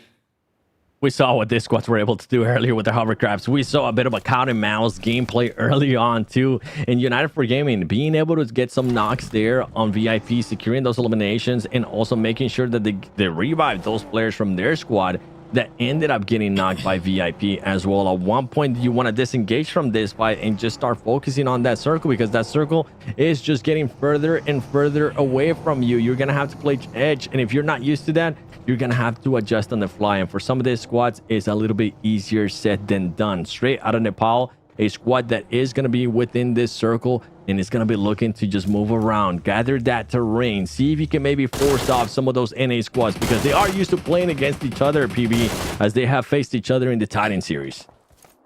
Now we're squaring off against Xforce. We got straight on Nepal looking at Xforce, but then over on the other side, we've got the Wolves kind of chilling at a compound, driving by at least. So again, could be a bit dicey here for NA as we're about to see some inter-region violence, it looks like. But for now, content to kind of rotate around each other. Straight on Nepal, though, I gotta say I like the positioning, and they've really stepped up their game today, Enigma. Yeah, and for S1, it's all a matter of keeping that momentum going. Keep getting the elimination tally higher and higher, the placements closer to that top 3 finish. And for the most part, one thing I got to make note of, we haven't seen it too much. Wolves, almost every game has been holding a split. Rondo worked out great for eliminations. Last Erangel fell short off of people getting knocked. So my question mark has got to be, can this squad find the moment to be able to keep themselves together? But with a circle shift like that, I'm seeing all these teams up north, they're going to have to rotate in. But VIP, man, they're not even out of Millie. They're not even out of the blue zone yet. United for Gaming still on the heels of them here, PB. We got that quarry finish that we were talking about earlier. Oh, yeah. Very excited to see it. What's going on here with United 4 and VIP? It feels like there's some bad blood because they are just chasing them down, not letting it go. And with that, you can see the exasperation on the look of VIP Esports on the player cams. Love to see it. We got Federal in the background there. Nice little bokeh. You know, setting him off against the distance. The camera's focused on whatever's in the foreground. That's hilarious. We got, again, another big matchup here against 9Z. It's going to be Influence Rage potentially taking them on. Want to see if this actually kicks off because these are two squads with serious talent. And 9Z, I feel like today have come to play. Granted, they are in 13th. They've had some pretty epic battles, though, with the likes of Maryland. And for 9C and Influence Rage here, I just want to let you guys know, boys, you can coexist. It's okay. You don't have to fight right now. You will have to fight at some point. But one of the things that happens sometimes in global tournaments is that teams know that they need to coexist with another squad. They don't have to start fighting off right away. The only thing that happens and that allows is a third party. If for some reason some of the other squads do end up going towards where 9C is at, then more than likely Influence Rage is going to be able to spot that and go for that third party. So it's a bit of a decision making there. In those situations, Enigma, what do you usually want to do? Do you just want to go for that fight or just become good neighbors, at least for an extra circle? You definitely become an 8-man squad, right? The only team that's not really in a comfortable spot is going to be Loops here. They're actually down to a duo, and if I'm 9Z, they're really in the power position here. They're able to take angles onto Influence Rage. There's a reason why we see 3 out of the 4 players in the foreground there being all prone, because they understand, hey, we don't have the comfortability, the angles to take this engagement. While 9Z, they're the ones that have multiple buildings. Them being able to control a spot like this so early on just means that you're playing for the late game. And for Loops, I'm not sure what happened to those 2 players you made note of. It might have been Resilience up here having 2 to their name. Could have potentially caught him off guard, but the issue is so many teams rotating through here. Quarry as well, not really being occupied by anyone other than the first place team in the lobby, meaning that everywhere else up north here, Powerbang, I feel like even towards the center of the map, when we saw the map screen, everyone's occupying it. Absolutely. You see Resilience kind of making their way into the top part of the zone here. I thought they were going to actually get out-rotated by iNCO, who's coming in from the north as well, making that big, long rotation from Yasnaya. I want to see what happens here on this circle because Intense Game is really staking out a lot of territory alongside Alpha 7, and it looks like they'll be rewarded for their patience again. That whole left side of the circle kind of up for grabs right now, and that compound that we were keying on a moment ago with Loops, 9Z, and Influence Rage, that just became a lot more popular. They may have to form a 10-man squad there to fend off some of these other squads. Yeah, please show me that compound fight because right now we have so many teams crashing onto that area. You have Team Liquid just deciding to get even closer to 9C. They say, no, we don't want to be neighbors. We don't want to create an 8-man squad, a 12-man squad, whatever the case might be. We want to take the fight to you guys, and this is when the decision making is going to end up happening. And now for 9C, the only thing that happens in this situation is what I was alluding to with those third parties. The grenades are going to be coming in. Reyes being able to connect there with Chief, but you have to watch out with the push from 9C. If you do decide to push, Alpha 7's currently having a great spot at you. You also got Cold Gold knocked right now. You're going to have to slow it down a bit. And with this slow down right now, a lot of these teams, Enigma, are thinking about that 12-man squad. I'm just debating on why Team Liquid decided to slam this compound. They were free down south on the new circle shift, and they said, Nah, we're just gonna send it. We feel the zones ending here, and yeah, they lost 1 player, but 3 players remaining while there was 3 squads in or around this compound. You never see a rotation like that happen twice. You might as well have Thunderstrike on me twice here on the broadcast, but for the most part, these teams unfortunately not getting the eliminations with the knocks, resulting in all these teams back at a standstill. So I don't know how many teams are even here. Wait a second. Intense game now. What is this, on the west side of the compound? Intense game coming in from the west. You got Resilience coming in from the east. It's getting hot and hot and hot and hot and hotter. This is absolutely madness going on at this compound, but you gotta think that if you look at the map, all of the buildings in this zone are out of the zone except for this one now. So this is the hotspot. This is what teams want to be able to lock down, is this area, as Resilience fight their way in, trying to get it done. Xforce goes out. They aren't able to get it done, and Resilience able to find a little bit of a solace in safety, at least for the moment. 9Z still clinging to life. They've got all 4 players left up, and I gotta point out, I'm waiting for the nades to come flying from loops. They've just got the 2-man down there. They've tried to be quiet, but Rattleboy has had a nade in his hand for the last 20 minutes, and he's waiting to use it, 7. And not only just Loops Esports there, one team that I'm going to be keeping a close eye on is this one right here, Wolves Esports, especially with the hovercraft. Yesterday, we've seen it being able to just be huge cover, especially in this kind of areas here where at one point it might be out in the open.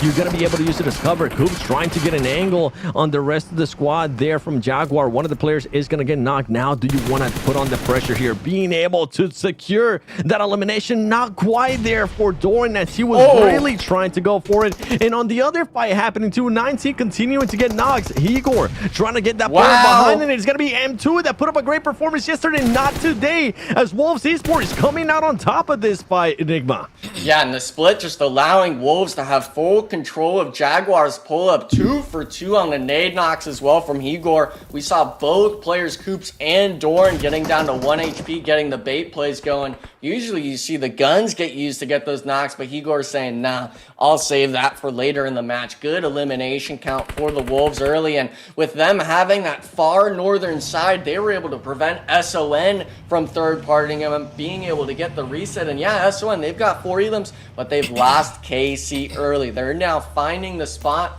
that Resilience first rotated from into Xforce here at PB. So now I'm starting to see potentially another NA on A violent scenario.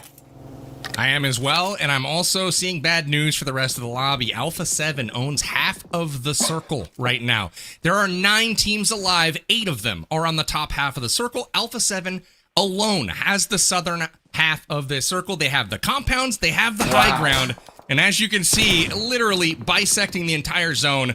This is not good news for everyone else. So Alpha 7 primed to potentially take it to everyone else yet again. Quiet so far with just 1 elimination.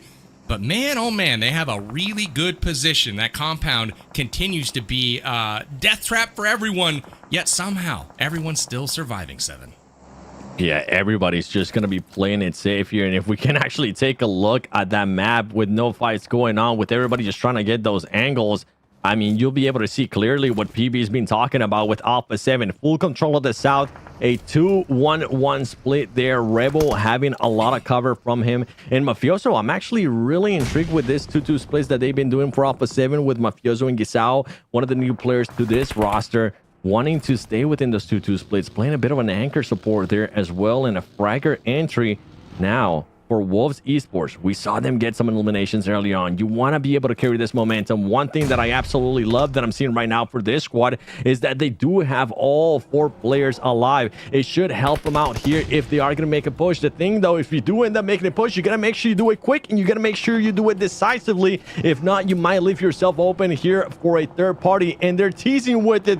They're flirting with it, Enigma. Do you just want to go for that push? You already got a knockdown earlier. I mean, I want to see it right now, but the players understand we gotta wait. We gotta restrict ourselves. The smoke grenades are out. We have the angles. We don't want to rush it because very well Influence Rage could potentially make the rotation, and see the utility actually getting used now. The smoke grenades missing the windows, being able to potentially find a mark through it, actually getting some good damage onto Gatsby. But if you're the Wolves, you don't want to waste everything. Thankfully though, Coops finds one on a Leon, opening up the scenario, and It's only one going to be left on straight out of Nepal. This is the moment you look for the push. Keep 4 players standing here. You need to make sure you get this quick and decisive like you were mentioning. 7-1 goes down, potentially a third party, but it gets saved. We're not in the danger zone just yet, but it actually looks like someone from Alpha 7 potentially looking for a third party here. And that was the thing. That was the reason why we're talking about decisiveness. You don't want to leave that door open to some of the other teams. The Brazilian teams, we know they like to be aggressive, especially with a squad like Alpha 7. Revo has been holding on this angle for the longest time, and you can see them there in the minimap. They have regrouped at least to a 3-1 split for that squad. And I absolutely love this overview, especially earlier when we showed it, when there was just so many teams crashing into compounds. And the fact that these 2 teams are still alive after that mayhem, 9C being able to maintain their 4 players alive, as well as Influence Rage. That's what can happen, PB, when you are just able to be good neighbors for a little bit. You don't always have to fight if you don't need to.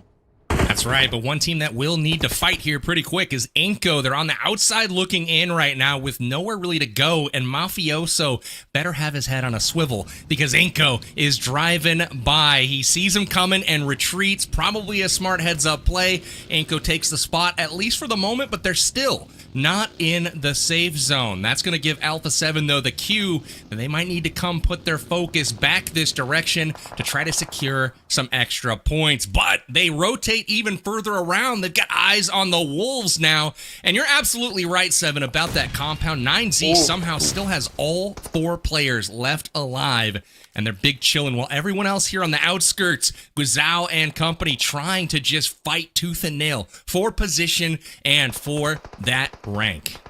Yeah, those smokes came in handy earlier whenever Alpha 7 was taking shots at them. Now for Alpha 7 here, you're going to have to focus a little bit more on which fight you're wanting to take, because yeah, Wolves Esports, you are kind of focused towards the higher ground, but the easier fight that you might need to take is going to be against Resilience, and this is when Mafioso is going to come into hand. Mafioso is going to be that anchor player, trying to get those different angles, trying to call out stuff that he might be able to see from the higher ground too. Meanwhile, iNCO feeling hot after they're winning the last match, gonna be making a push here towards Intense Game. They currently have 3 players left alive. Intense Game only having 2. Brunosen getting knocked there with the nade and getting eliminated. And now iNCO just moving around back and forth, setting up those nades. Are they going to be connecting and just barely missing it? Pedrinho hiding there by the stairs, Enigma. Yeah, iNCO getting a little too overzealous, climbing into the building, knowing there's essentially 3 or 4 squads in here. Thankfully, McGrellin able to pick one on the knock, but they're still having to hunt this last player. Not sure where he's at. He's actually hiding on the stairs. He walked by him, gets one. Pedrinho potentially saving the scenario for this squad.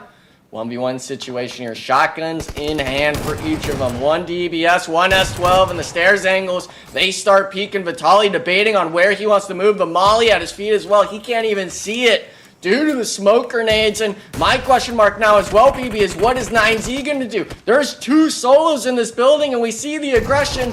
You're battling for 8th at this point. They are. If I had my druthers, I think they just sit and camp like they have the whole game. I mean, why now? They have the advantage. They're about to take it.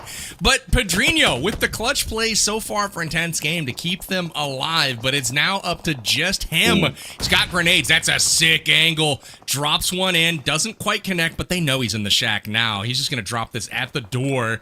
Can he connect? No grenade, but he comes out, gets a knock, and gets knocked on the way back in for the flush. Intense Game goes down. You know, I'm really glad iNCO crashed here, though, because I feel like this compound just didn't have enough action so far this game. It was really needed. So, with that, we've got Resilience and Alpha 7. Molina dropped, and Alpha 7 looking to take it to him. It was bound to happen. I was talking about earlier in regards to Wolves. They might wanted to fight Alpha 7. They're able to get Guizhou there, but Alpha 7, the more than likely fight that was going to happen first was going to be against Resilience right here. But you don't want to give them enough time because you don't want to be able to recover. Now they only have 3 players. And with the move earlier that we saw 9C being able to do, Influence Rage has closed that gap. That neighborhood, that happiness that we had, the nice little marriage, absolutely gone. Resilience has been able to pick up that player. Alpha 7 looking to close out this players from Resilience. Carrillo being able to knock one player. Rebel's going to be pushing in. He's been able to put up the eliminations and eliminates the last player there from Resilience. And now Wolves Esports looking to secure more ground, looking to third party this, but don't get too overzealous there, Doran, because they still have Mafioso being that anchor for the squad, Enigma. Yeah, and unfortunately for Wolves, no knock onto any Alpha 7 players. It was just that one and done. We do have 8 eliminations on the squad, but we've seen Alpha 7 dismantle teams as not even just a trio, but a duo in these lobbies. So seeing Revo on the roof, Mafioso in the back. Thankfully, Coop's able to land the shots, but this is still sketchy. You still got to be able to get the knocks and the eliminations to wipe the squad out. You want to take the first place team out. If you're the top North American squad here, PB, you got to show you can go against the Brazilian superstars, and they're doing just that now. Coops has gone Super Saiyan. Watch out. He is putting the bandana on and heading in just like that. Alpha 7 out of here. And the Wolves storm into the top 4. We are a full strength squad still at this point. And guess what? 7, I told you 9Z was just gonna big chill.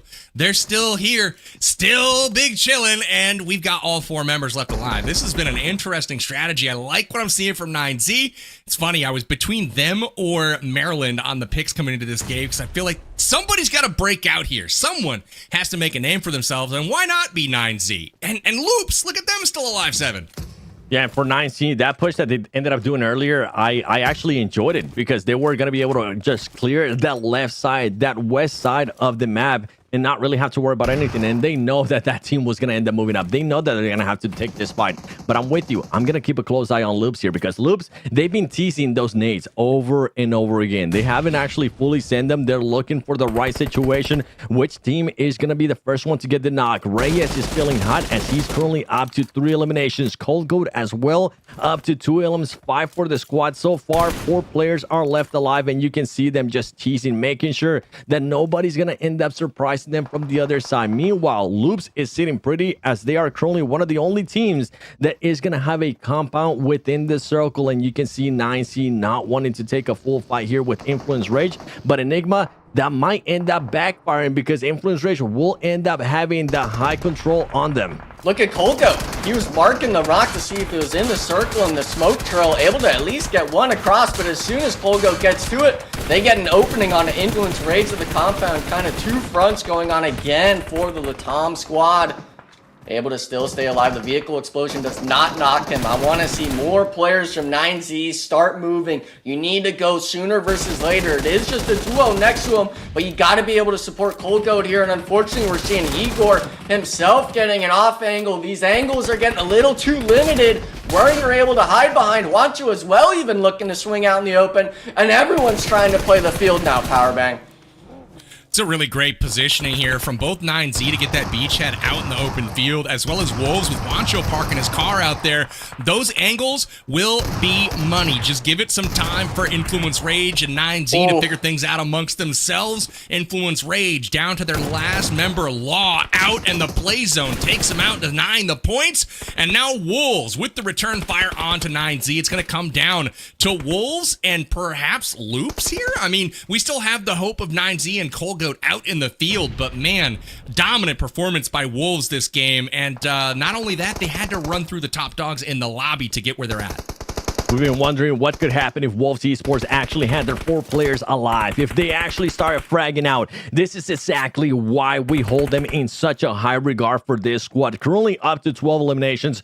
Coops, the player that I wanted to see pop off today, having a great performance here so far. And now for Loops, what are you going to be doing here, Loops? Are you just looking to secure some placement points? Because that's exactly what you're going to end up doing. I know you're trying to get some shots there on Colgo. Colgo, the last player alive here for 9C. He's not going to be able to move. The grenades are going to be coming in. The Molotov is coming in as well from Igor, and they secure another elimination. And now this is looking easy here for Wolves, for Coops, for the squad, for North America, wanting to get another win for North America. Can they do it? Wait a second. Wanting to put a stop on that push. They're able to get one. Oh, it's no. here for Wolves Esports, and it does as Loops clutches up the win. A 2v4. What just happened, boys? 2v4 clean wipe. They didn't lose a player. I was just about to say MVP Loops for somehow, some way surviving in that compound of death for so long. And oh my goodness, they pop out at the end. The patience is rewarded. And I was going to say it earlier. We've seen Loops come through the Titan series. We've seen Loops play in the PMSL spring splits. If there is ever a team that can play shorthanded and still deliver the pain, it's Loops. And they showed you why right here, right now. They take their second chicken dinner of the tournament. And that has to be heartbreaking for the Wolves. Enigma, they had it. What the heck happened in a 4v2?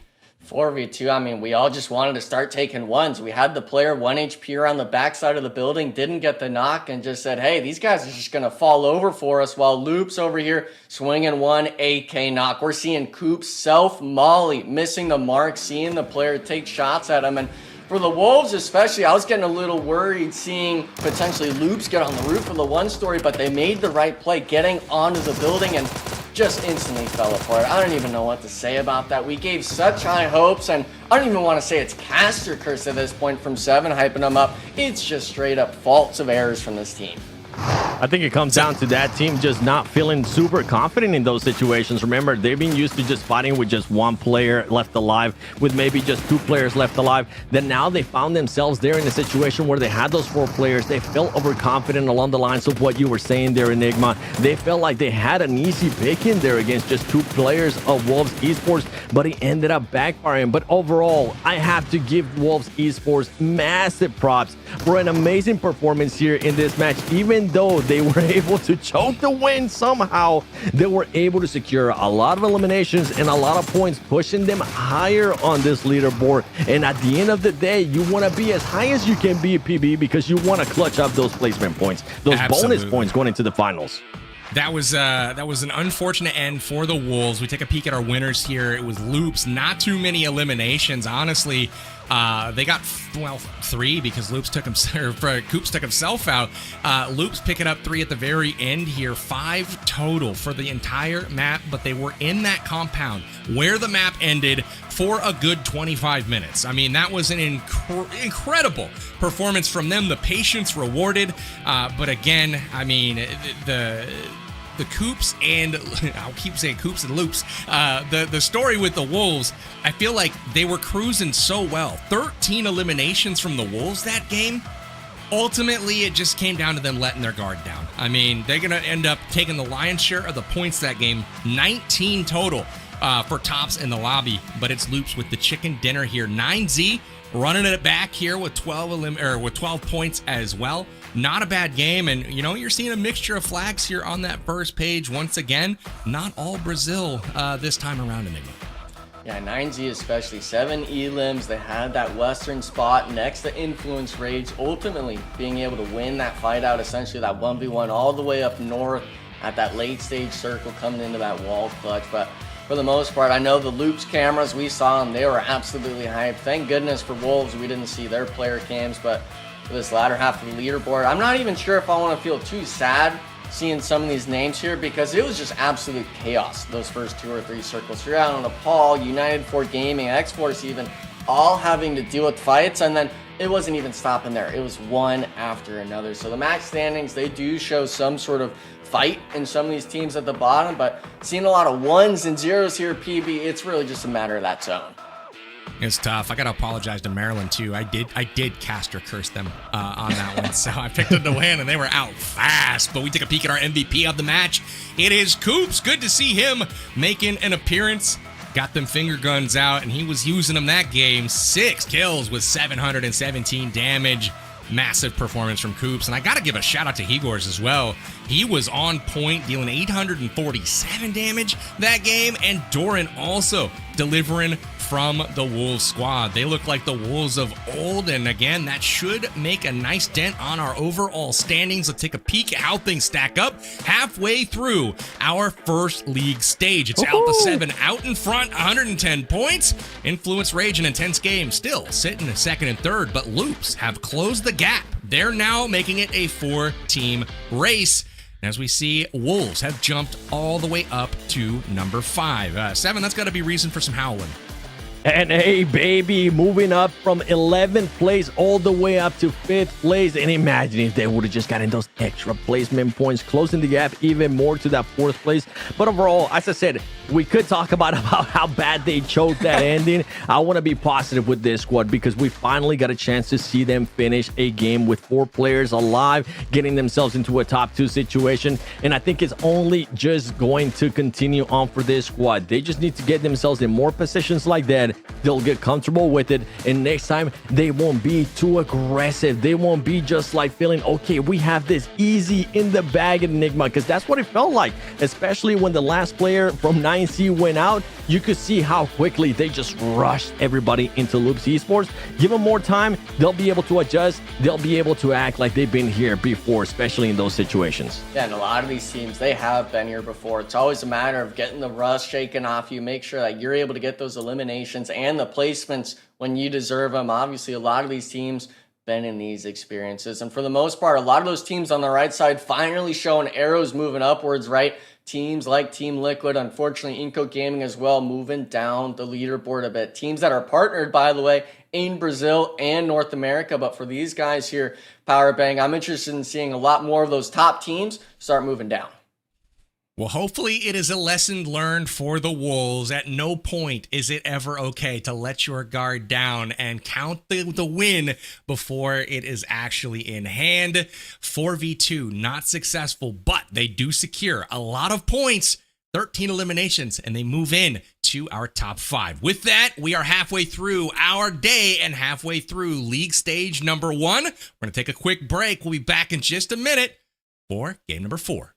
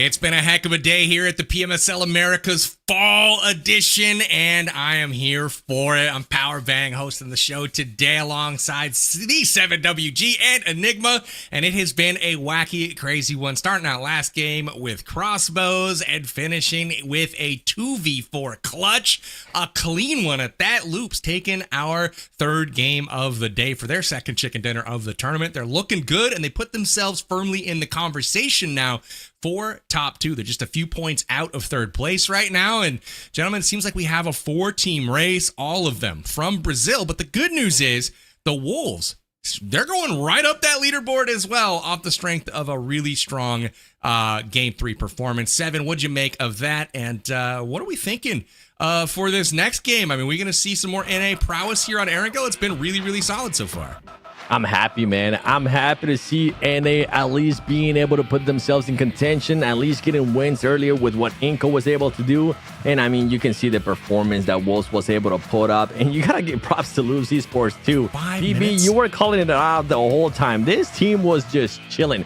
They were switching over to their nade for the longest time, wondering when is it going to be the right time to let it go. And boy, were they able to find out the right time to let it go whenever it was Influence Rage versus 9C. And then at the end, finishing off with Wolves. Great performances so far, but I want to see who's going to be stopping more Brazilian teams. I want to see who's going to try to stop Alpha 7 too, because we're talking about this top 4 teams fighting it out. When you actually look at the gap right now, that second place has towards first place, it is going to be 15 points, and you don't really see Alpha 7 slowing down at any moment right now, PB. They really don't. I mean, I got to point out, 5 minutes as a squad. They died at that compound, right? And the two guys, took up refuge there. They didn't finish the fight.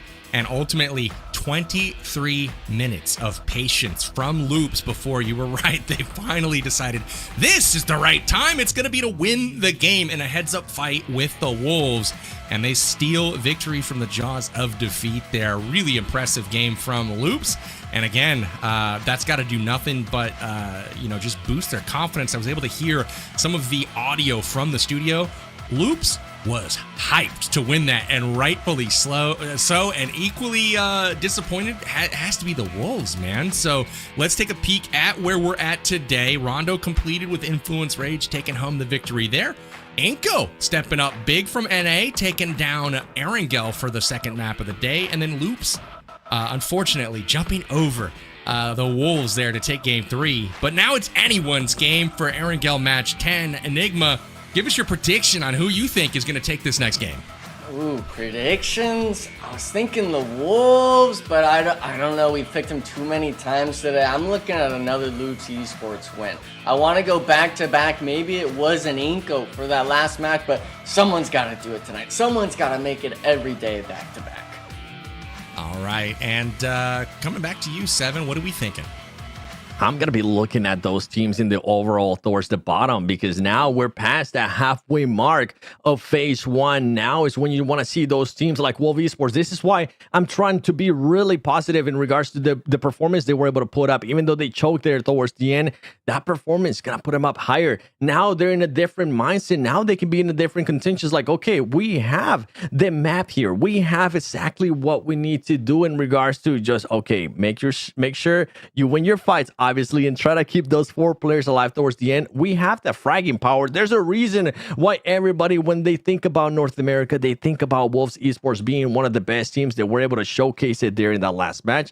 And I'm hoping that that's going to continue on.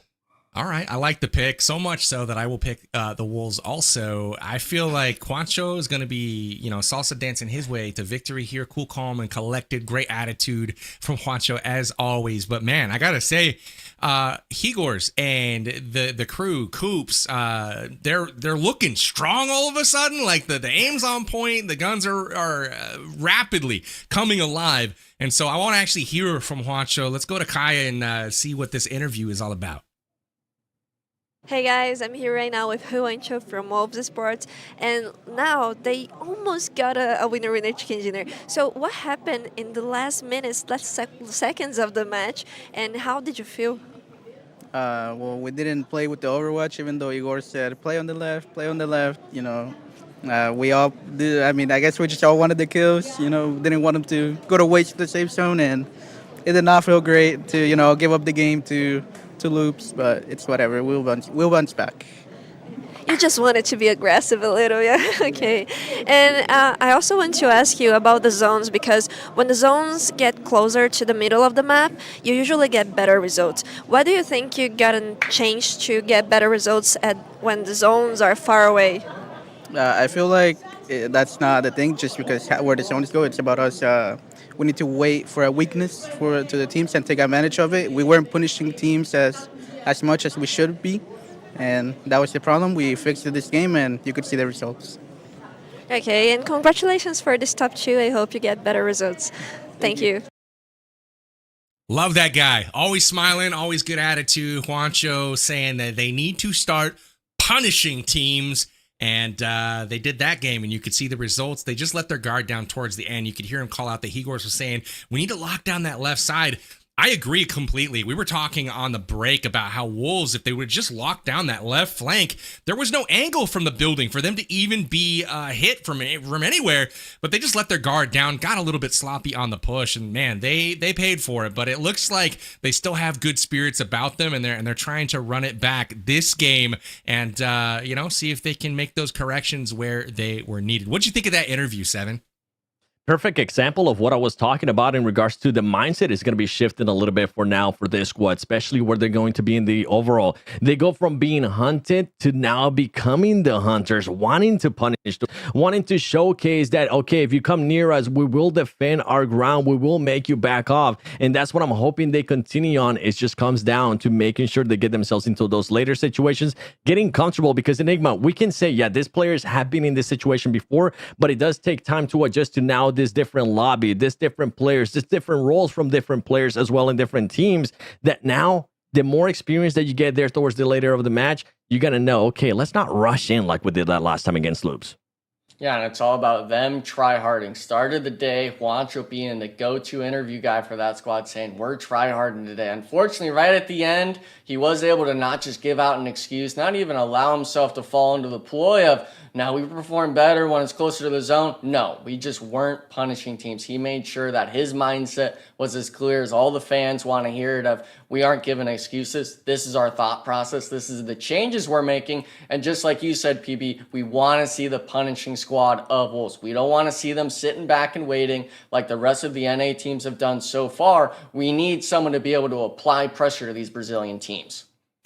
All right, well, we're just about ready to hop into our next game. If we have time, we'd love to take a peek at the overall standings just really quickly to see the stage and what is set on the table for us this next game. Things have gotten a little bit tighter. Obviously, it's a 4-team race at the top, but it is going to be Wolves sneaking up. Sounds like we're just about ready to drop in, so we'll save that for after the game, and hopefully Wolves can take an even bigger bite into that lead, but they're nipping at the heels of these leaders. And good news for you, we have an Amazon gift card ready for you at home. If you're fast enough to type their code into amazon.com/redeem, you'll be able to get your goodies over at the Amazon website. So again, get ready here for our last Erangel of the day. Our predictions are in. Let us know what you think in chat. Who will be taking this game? Will it be one of the top dogs, or will it be one of the strong NA teams that we have seen on the Battlegrounds today? Hopefully, they're able to deliver, unlike Wolves was able to last game. Here we go. What are we thinking of the flight path, 7? I'm enjoying it. We're going to be getting a bit of a difference here. Alpha 7, more than likely they're going to be going to Georgia. Wolves, where are you going to be going in for Xforce? Are you going to be having to deal there with Maryland once again? Or are one of these teams going to be considering that land in Primors? Because you just cannot continue with that fight. It's just not going to end up happening. There you go. Wolves is going to be jumping off. And we were talking about the leaderboard. I kind of want to highlight 14, 15, and 16 place. All teams from NA, straight out in Nepal, Xforce, and VIP Esports. This is when they need to turn it up. We really haven't gotten a chance to see much out of Xforce, and to be completely honest, Enigma, I don't know what kind of difference I want to see out of this team. Earlier, I was talking about with Wolves that I wanted to continue to see maybe them just being a little bit more aggressive in regards to if you see a chance to get eliminations, go for it. For Xforce right now, I don't know what could be that fix. See, and the problem with that as well, for Wolves, we're saying we need you not to have solos getting caught out one by one. For Xforce, it's been a multitude of different things, right? Unfortunately, that sort of first zone isn't going to be any favorites for the Xforce boys pulling all the way towards prison. But for Xforce, we're seeing them getting caught on rotations. They're losing players in 1v4 scenarios when they should be keeping all players standing. We're not allowing ourselves to really have any sort of breathing room after fights or even make it into the late game. I'm interested in wondering, maybe someone from production can get us that number, but I'm not even sure what the highest placement out of Xforce has been. It must be around maybe that 6th place range, but we're not anywhere close to that top 3, right? The elimination counter as well is not up there where it deserves to be. And this is our partner team. This is a squad that was just next to Wolves, and we were thinking of last split coming into those finals. And unfortunately for Xforce, it's really just a matter of, can we even find our stride at this point? Losing Valak, Powerbank, I think there's just too many unknowns with this squad. I think you're right. Xforce has been struggling for a while, honestly, and if you flash back to Titan series, it was the same story. I mean, they were the only team out of the North American teams that qualified here not to place in the top 4 in Titan series. They were quite a bit down the list, if you recall, and it was straight out of Nepal and Team Seal, who is now VIP Esports, finishing in that top 4 instead, and those were non-partner teams. So Xforce has got to start figuring things out. They've picked up Klaus, which I think has gone a long way to help the team, but unfortunately it just hasn't quite clicked just yet. And again, they've got some time to kind of figure things out. But again, with those head start points on the line, you want to secure as many of those as humanly possible.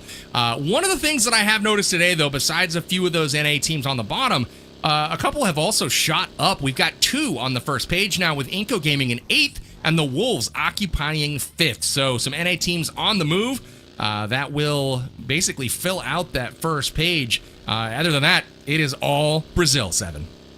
Yeah, and for iNCO, I'm going to be looking at them to close out this last Erangel in a big way, because when we go back and look at the performance that they were able to put up yesterday in Miramar, it was non-existent, boys. They ended up with 16th place finish on both of the matches, and at least on the second match, they secure 1 elimination, but that's just not going to be able to cut it for this squad. I want to see a little bit more consistency, so hopefully a good finish here in this Erangel and set some kind of momentum going into those Miramar matches, because we have seen teams being able to fully switch it around, as Wolves wanting to see if they could maybe snipe somebody out from 9C. They were not able to. 9C just trying to gather where they're going to be going here with this circle, and we're going to be getting actually an eastern circle. So for those teams that end up landing towards the west, like Xforce, like Row, Alpha 7, Intense Game, Maryland, all of those teams, what kind of rotation are you going to be doing? Are you going to be going for that late rotation, or are you going to be going for a quick rotation, Enigma? I think you go for a late rotation, allow these other teams to just fill in the center, allow them to kind of just be able to get off-angled like we'd seen so many times in previous matches today. And for the most part, seeing SON, obviously this is their drop spot towards Mill to Power, but 9Z, Resilience, even Jaguar making a super early rotation. This is almost like a milli zone kind of rotation we're seeing, where you're looting 1 building, vest, helmet, hopefully some meds and a bandage, and you're going to the zone. So interested in seeing how many teams try to adopt that sort of mindset moving forward. One squad that definitely is not going anywhere towards the center of the circle, VIP, going all the way up towards almost Stalber and the Kameshki area. Interested in seeing if they'll actually maybe even run in to a team like Maryland. Some wide rotations coming through from squads, but also, of course, the name and boys we've actually loved to see in a squad that I wanted to see more of, Team Liquid. But Powerbang, we're seeing a fight right off rip with the NA boys. Right off rip is right. Vitali shot in the back from Cardi across the compound. iNCO down to 2 players right now, down to 1, and this is looking a bit sketchy right now. McGrellin is going to try to make something happen. Molina goes down, so we got 1, and it's United 4 Gaming rolling up on the third party, trying to take advantage. That is another squad that is on the move. United 4 way down in 14th to start the day. They're up to 8th at this moment in time, and it looks like they are about to crash and fully send it here. They can lick up the scraps right now of 2 different squads. United 4 looking to make big moves in this game. They've been able to put up some eliminations in the past. They're currently right now up to 2 elims. There you go. iNCO is going to be out. We were hyping them up. I wanted to see something out of you, iNCO, here in this last Erangel, but it's not going to be happening. And now Resilience is also wanting to get into the action here. This team already up to 5 eliminations. United wanting to stop that track, but it could be a bit of a standoff here. Who's going to be the first one knocked? Resilience having 1 less player I believe, than United for Gaming. Actually, they're both at a three apiece. We'll see which team will be striking first and which one will be actually wanting to make this push. As this compound, honestly, whoever ends up getting it is going to give them a great time, especially with the circle. And they could possibly end up getting blessed by the circle as well. Enigma, as United for Gaming getting caught off guard there. Resilience finally spotting somebody from United for Gaming. Yeah, and that's Cardi again, already having 3 eliminations to his name, opening up every single fight of his compound. This building is just his, the off angle to say the least. And for Resilience, you're wanting to make sure that this fight is going to finish soon because all these other teams are starting to rotate, but you walking into the nades off the wall, that's not how you wanted to do it, as well as Cardi as well now getting caught on the off angle. So we have just one player of Resilience left standing, United for Gaming as well, trying to get the reset. But we see in the distance the Severny squad, they rotated in early power bang. They're now looking for the third party, and the issue is with all these smokes, you're telling people where that fight's happening. Yeah, definitely no secret as to what's going on here. Resilience down to their last man, still driving around. We got looks like Maryland circling on the outskirts right now, trying to figure out what is happening here. What will be the case if we decide to dive in on this? So far, staying away. And, you know, interestingly enough, we are about to see a nice little finish here. Resilience out in 15th. They pick up 5 eliminations, though, before they go, so not going completely empty-handed. And now Maryland deciding, you know what? Let's keep it going. We're going to send it on United 4. This is a chance for United 4 to make some big strides up that leaderboard. Again, already 5. What I want to know, though, is what is VIP doing way up in the north? They actually had this position and went this way, and they got lapped up by Maryland, by Alpha 7, shortly by Intense Game. They just completely gave up their position as we watch the end of this fight. Maryland going at it with United 4. United 4 is holding strong, 7. Yeah, and I think with VIP, they know that some of those teams end up going there towards the south. Maybe they were a little bit scared to get into a fight. Now Maryland with just one player left alive. You boys trying to spot that player there from United for Gaming, but it's not going to be enough. Maryland, once again, continuing on a bit of a drop-off of a performance here, as now Alpha 7 out of all teams, United for Gaming is saying, please, boys, give us a break here. Carrillo connecting with one of those mates, and the other name might end up connecting as well is just Hate being able to be the last one alive. Is he gonna survive here? Can he do something with the shotgun, with the smokes that he has at hand? Because you know Alpha 7 is gonna be looking to close it out as the grenades just continue to pepper in, and this man is trying to find something for him and is not gonna be able to. United for Gaming eliminated, but honestly, I'm happy with the performance this team put up. They put up 9 eliminations, Enigma. Not even 10 minutes into the game, just showing the stage 2 circle shifts happening, and I really felt bad because if it was any other team other than Alpha 7, I'd say, okay, yeah, we just saw 2 teams butcher in the compound. We might be able to see a 3-man clutch come out, but as soon as the names came in, I mean, dimes right off the foreheads, off the walls. Might as well call it a bank shot. Just Alpha 7 just dismembering these squads right now. And I keep loving that term. I don't know why, but for this team right now, the team that has the only point total into the triple-digit range, you don't want them to continue having this momentum, and it hasn't slowed down. We're halfway through, and we wanted other teams to pop off. Luckily, Loops is being the team that's able to do just that, PB, but it's against Team Liquid, another team that I want to see perform well. These are bitter rivals, man. These two teams have gone against each other head-to-head for so long now, and it feel like it's a pendulum here. One team has the upper hand, one split, and then it seems to switch to the other. And right now, Team Liquid having to battle a bit uphill there. Kioski doing a nice little jig to avoid some of those finishing shots of the shotgun, but his fate was sealed when he got knocked. Team Liquid down a man, and Loops finally putting another elim on the board. They get 1 point closer to Intense Game, as they are getting primed to pass them up in the standings. That's the first major shift that we will have seen in quite some time at the top of the tables.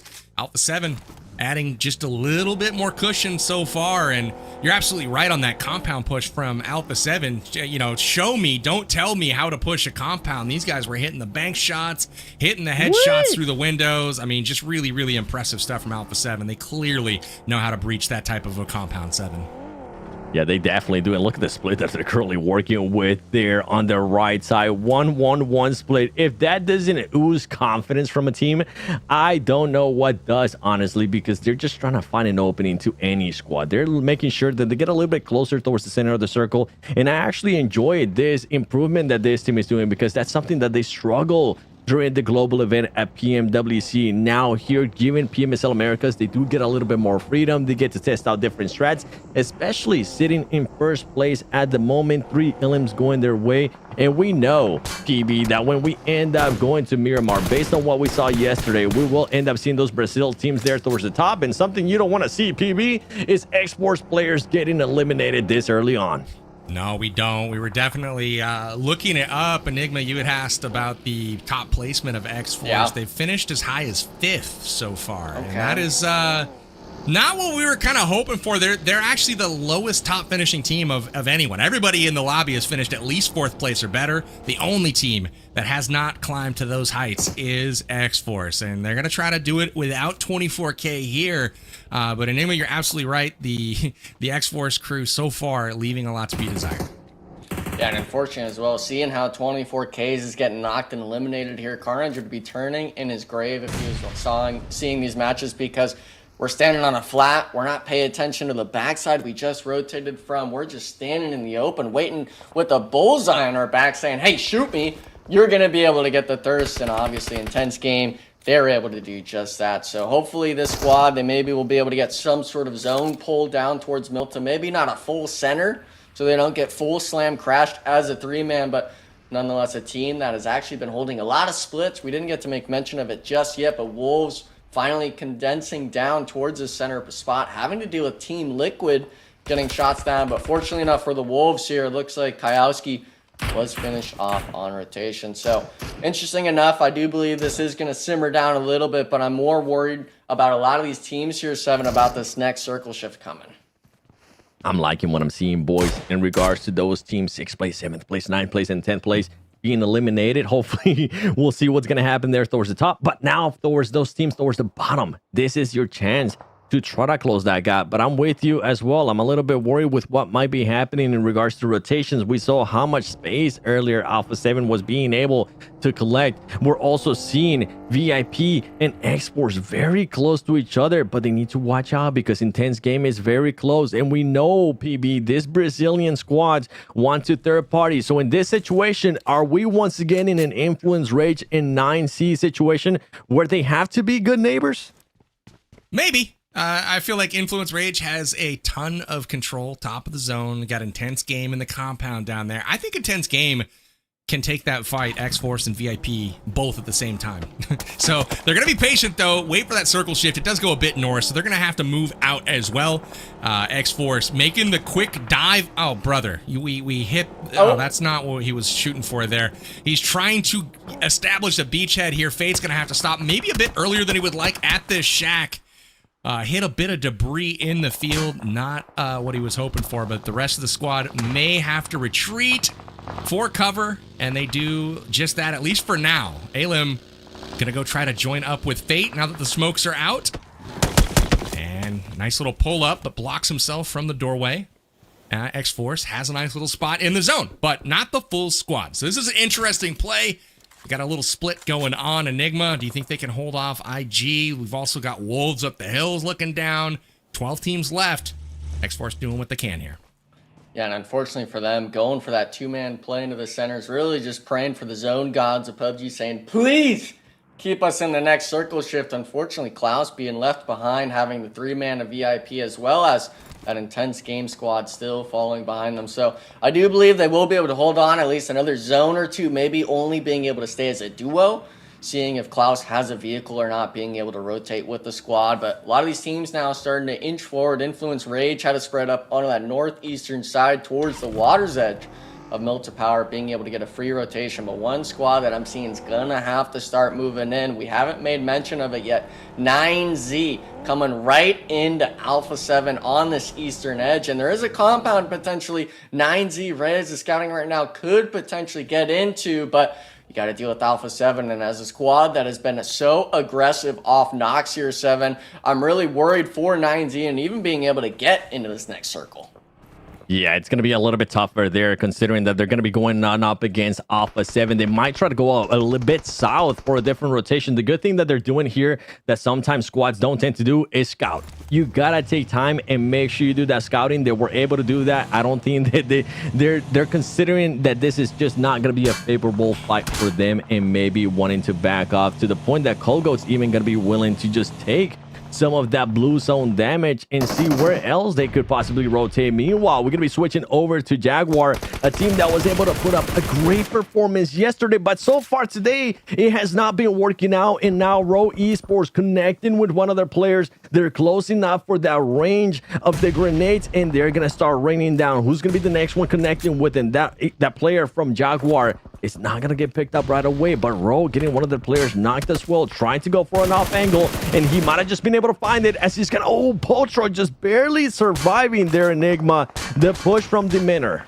Yeah, I was a little worried actually going for the shots immediately out of the buggy, but nonetheless getting the damage down and getting players knocked now. M2M, the player that's been winning those 1v1 engagements all day yesterday, now getting put down in the grass. And for Row, they did lose David, unfortunately, to the zone, to the bleed out from the pressure of Jaguar. But now 0-3, man, you got to deal with getting these eliminations yourself. Do not allow Jaguar to reset. There's so many points on the line, and this is a team, we made mention of it yesterday, first win of the tournament, then slowly crumbling throughout the days, and unfortunately today being the same trend. So for Royals of War, you're definitely a squad that's wanting to get that sort of motion your way, get the gears turning the way you want. And with the circle shift, unfortunately with them losing a player, it makes it that much harder here, PB, to be able to work into this next circle comfortably. Yeah, that was a wild play for me. Jaguar actually left the safety of the zone to go out of the circle and attack Royals of War, only to be immediately mowed down. I don't know. That was an interesting play. Royals of War, you know, getting a few players taken down. Splat and M2M, both the best and the weakest player on the roster, going down for Jaguar, and then Royals of War just leaves. They're like, we're going to go prioritize zone at this point. So now we've got Alpha 7 being challenged by Influence Rage. These are your top two teams in the lobby. Alpha 7 taking no time to thin out the herd here. Half of Influence Rage's squad gone. And now we see 9Z rolling up from the back. We'll see if they can get into the circle. They're still just outside the border. They've got a little work to do if they want to find some safety, 7. 9C might have been able to find that opening that they needed to find as Alpha 7, looking at pressure not only just from Influence Rage, from Loops as well. Earlier they had a knock, able to recover that player. Alpha 7 up to 5 eliminations so far, and in this one I'm happy to see Carrillo currently sitting at 2 there. But for 9C, did you maybe pull a little bit too fast, because they're gonna start going down as VIP is also gonna start going down to Wolves Esports. Great positioning here from this squad, having the high ground, and on top of that having Jaguar very close to them. They're making sure they make everybody back off, and that's that mentality change right there, Enigma. Making sure that they become the hunters, making sure that everybody backs off, and that's what we want to see out of Wolves Esports. Let your gunplay shine. Yeah, and for the most part, the first two zones, they had a split here and up northwest across the roadside, trying to just gamble on one of the two spots being in the circle. And yeah, you're not in the center spot, but sometimes it's better to be on the edge in these late games, because you're allowed to make moves like this. 2 players actually rotating up towards the Team Liquid trio. Actually seeing Ayala as well, no helmet to his name, so really just 2 or 3 bullets to him, being able to potentially get the knocks. But if you're a Wolves Esports fan, you're wanting to see this 4-man stay alive at least through stage 6. You cannot allow yourself to lose players taking out Jaguar, to lose players from the Xforce split.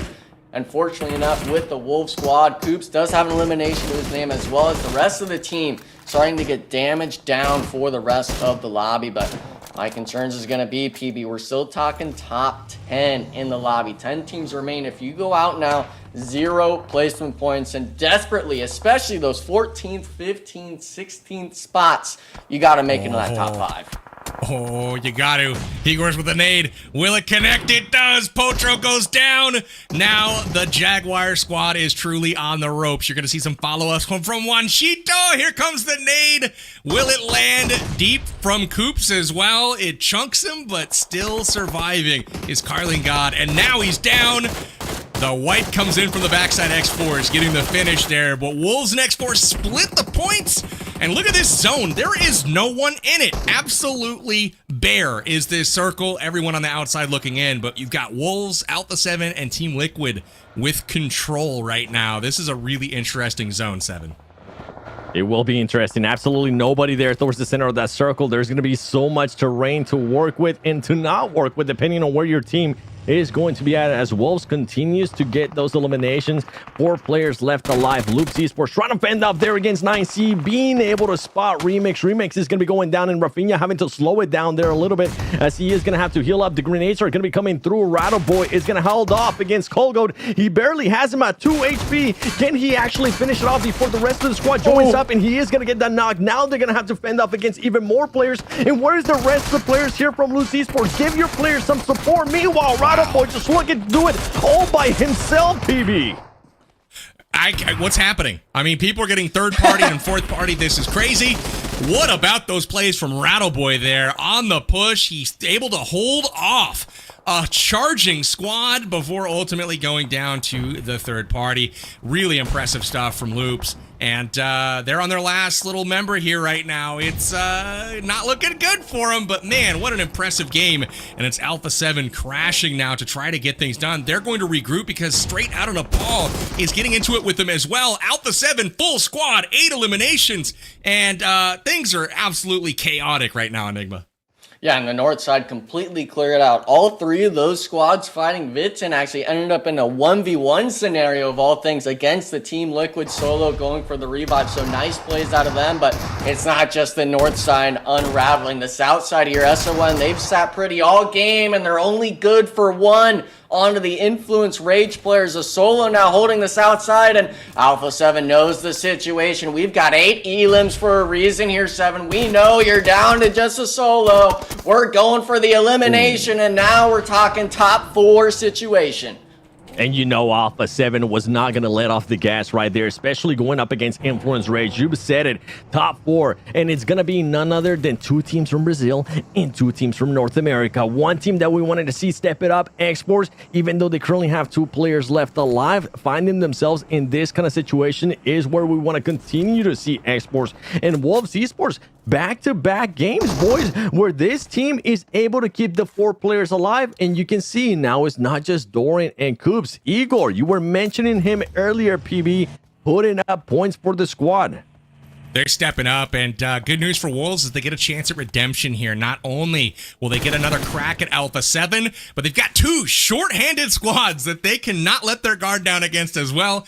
Xforce, though, getting into the top 4 for the first time all tournament long. You can't say that they haven't been in the top 4 now. Every team has at this point, and Alpha 7 takes control of this final zone. Wolves, for the second game in a row, are here as well. And I gotta say, Wolves are making a dent on the lead that some of these teams have. The only shame is that 2 of the teams alive, Loops and Alpha 7, are ahead of them in the standings, so they're not able to close a bunch of ground on them. So it's incredibly important they pick up those wins.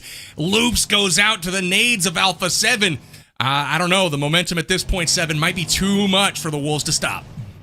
It could end up being too much, but now Wolves have been in this situation before. They know that they have to play it calm. And the thing, too, is that they don't have to be the aggressors in this moment. Alpha 7 is going to become that more aggressive team. Xforce is just going to be waiting it out here. And honestly, Xforce, I don't know how you're going to end up getting out of this, because not only are you going to have players from Wolves Esports looking at you, you're also going to have players from Alpha 7. If anything, this could be a distraction for Wolves Esports to find an opening on Alpha 7, but all of this is easier said than done.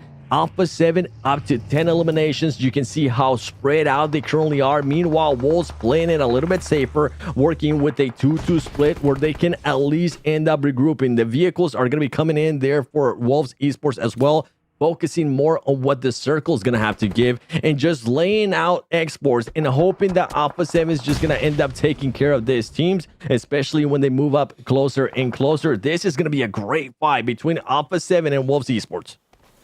Yeah, and I'm really just wondering how long it's going to take for Xforce to get cleared out, because there is that possibility, right, of maybe one of the Alpha 7 players getting knocked, but They've got the experience underway. The nades, right as I say it, of course, Power Bang, they're laying down the reign of terror, and Alim actually trying to make the mad dash in. This is the only play you have. I was honestly thinking they were going to go out to the blue zone and allow the 4v4 to take place, but right after this, my question mark has got to be, what does Wolves decide to do? You understand now Alpha 7 is completely split. Do you try to go for the fight, and instead, no actions being made, PB, they're waiting for the next circle? Revo with a couple more eliminations. The man cannot be stopped. He's up to 726 damage this game. I don't know what to say, man. The Revo train has left the station, and everyone else better watch out. But now we're in for a treat. It's the Wolves versus A7, the region's top team from either region, and this is going to be an interesting fight. The Wolves crash. It's Doran coming on in with Juancho right behind. Revo's gonna have to fall back. He's got patience. He sees Juancho, gets the opening knock. Revo's gonna go crazy here. Oh no! Beautiful nade from Doran.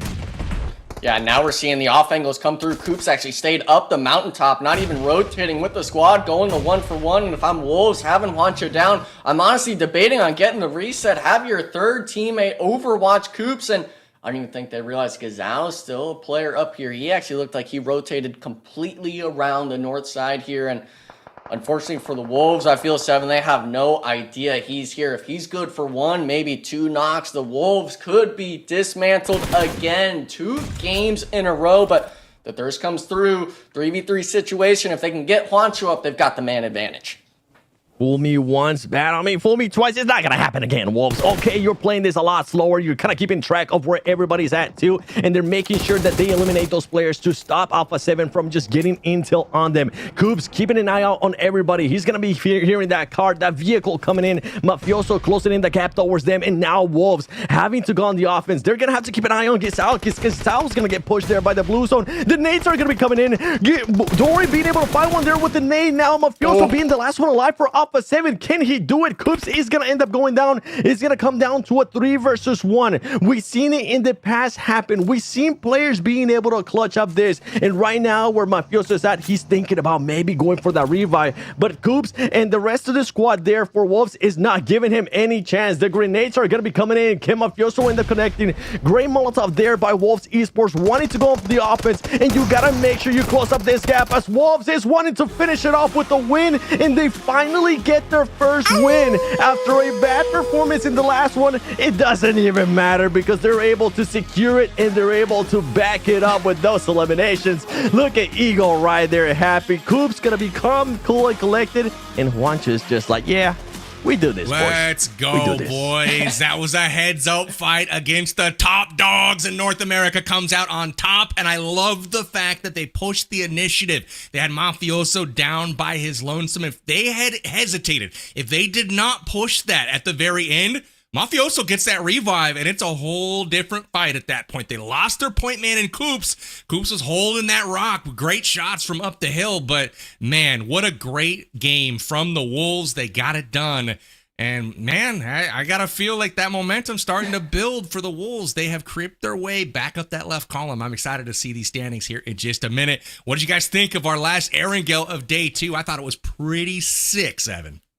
I absolutely love it, man. I love what I got a chance to see there from Wolves Esports Enigma. We were talking, they're going to have to learn from their mistakes, put themselves back in that situation, and they were able to do just that. You saw them getting those 2 knocks. They decided to just slow it down, wait for the right moment, and strike at the right time. Yeah, and I was worried seeing Juancho get cut off early on in that fight for the pull-up, but we got to go back to this part here. I mean, this compound, it was like the last Erangel, right? 1 compound, 4 or 5 teams full setting. This time around, it wasn't even centered. This was on the north side of that circle shift. But going back to the Wolves, man, Alpha 7 as well, as fair of a 4v4 fight as you could get, not even realizing that you're maybe even in that situation until you look at the top left and it shows 8 remaining players. You know that this is the top squad, and for that being the Wolves winning that, the confidence, it's monumental. crushing it. Once again, though, are the Wolves. They're coming to play, and I definitely like the relaxed attitude. Wancho's spoken about it a couple of times now. This play from Rattleboy, though, I thought this was just brilliant. He did the best he could. Third party comes in from the side. Team Liquid getting mixy once again. Them and Loops just going at each other's throats, but unfortunately for them, Alpha 7 coming by to clean all of it up, and the nades on point once again to take down Vatine. He's been the top 2 player in the lobby, right behind Revo, and even Revo was no match for Coops and the boys that time. The Wolves push it to the very end, getting their winner chicken dinner. Man, the Wolves have been so close so many times before, but they can't say that now. They end up on top for the first time, and man, things are trending up for North America today, 7. They definitely are. That's the key, though. Keep those 4 players alive. Work on that positioning. This team has been working on wonders, and just let your fraggers frag out. Let them just fend off players, because so far it's working out wonders for the squad. We're going to talk more about this game and all of the progress so far as we have gotten through most of our second day of action, but we've got Miramar coming up. It's my favorite map, and maybe it's yours too, so don't go anywhere. We'll be back in just a moment.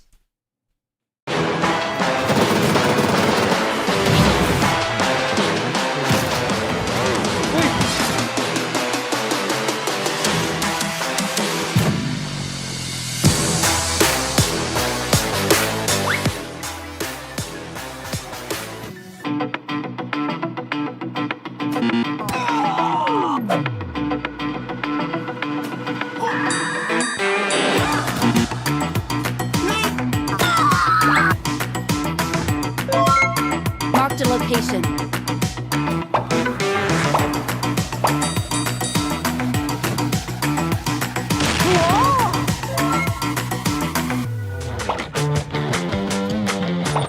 Marked a location. Marked a location.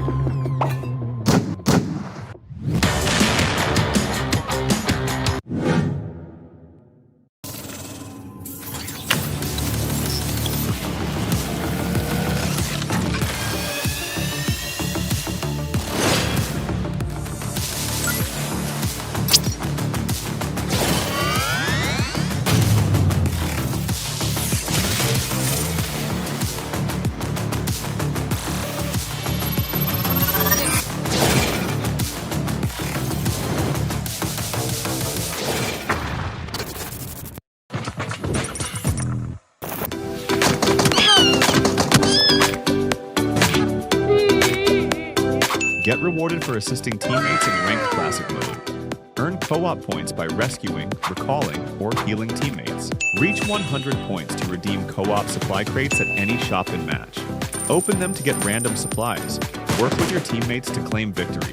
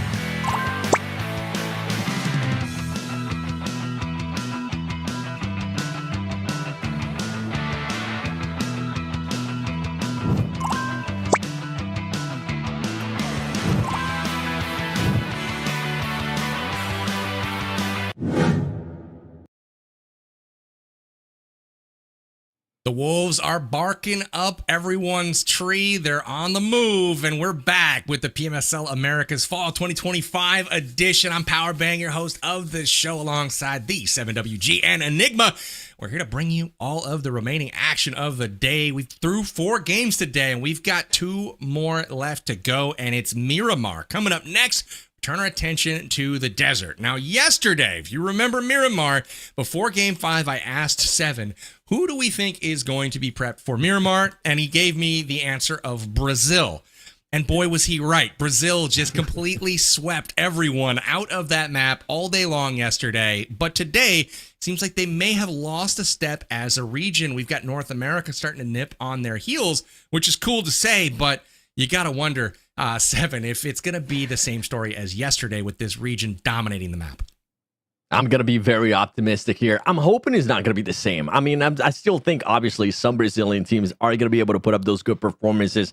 We saw yesterday Maryland being able to put that 4th place finish, that 2nd place finish, and backing it up with 8 or 11 eliminations on their respective matches. But on this one, I want to continue to see NA put up some good performances, because for Wolves Esports, even though they didn't have that good placement, they ended up in 11th and 9th place. Every single match, they were able to average 4 or more eliminations.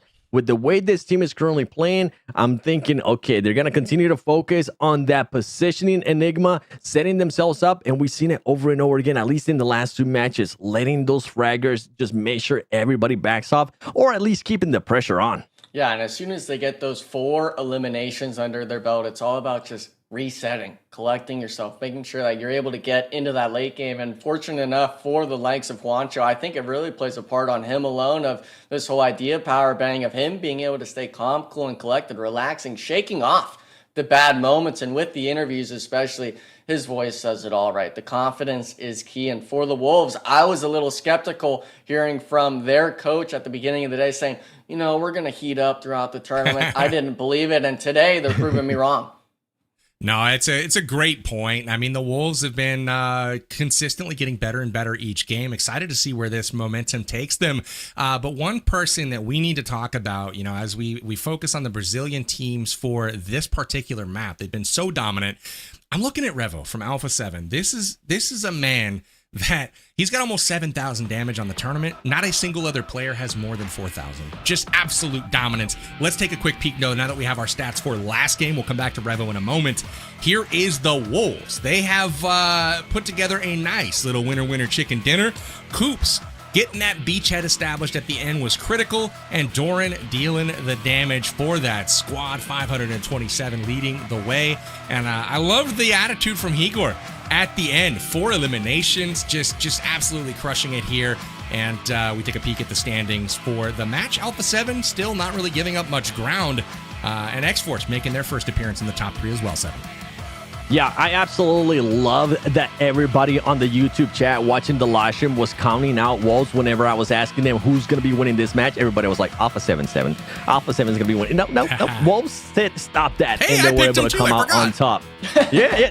True. I forgot. And then on top of that, one thing I really enjoy there from the player stats was that it's not just Coops having to carry this squad. Everybody else is starting to put up points. Everybody else is starting to put up Juancho, even though he ended up not getting an elimination, those 200 damage still goes towards the team, still puts them in a good position, and the average survival time has just been absolutely insane. Now, going into the second page, Enigma, and especially before we go into Miramar, I want to see Maryland react again, because we can't continue on this track, Maryland. You can't just perform in Miramar.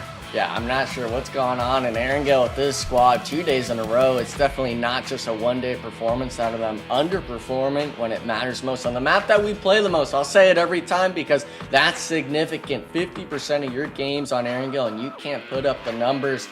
It's a sign for worry. And unfortunately for these other teams at the bottom, they're all sitting at 2-3. We see obviously Resilience with 5, but gotta shout out United 4 Gaming, 9 eliminations. They were one of those teams I was fighting at that compound so long until obviously Alpha 7 came in. And speaking of Alpha 7, Powerbang, Revo, you wanted to talk about him, baby, and here he is.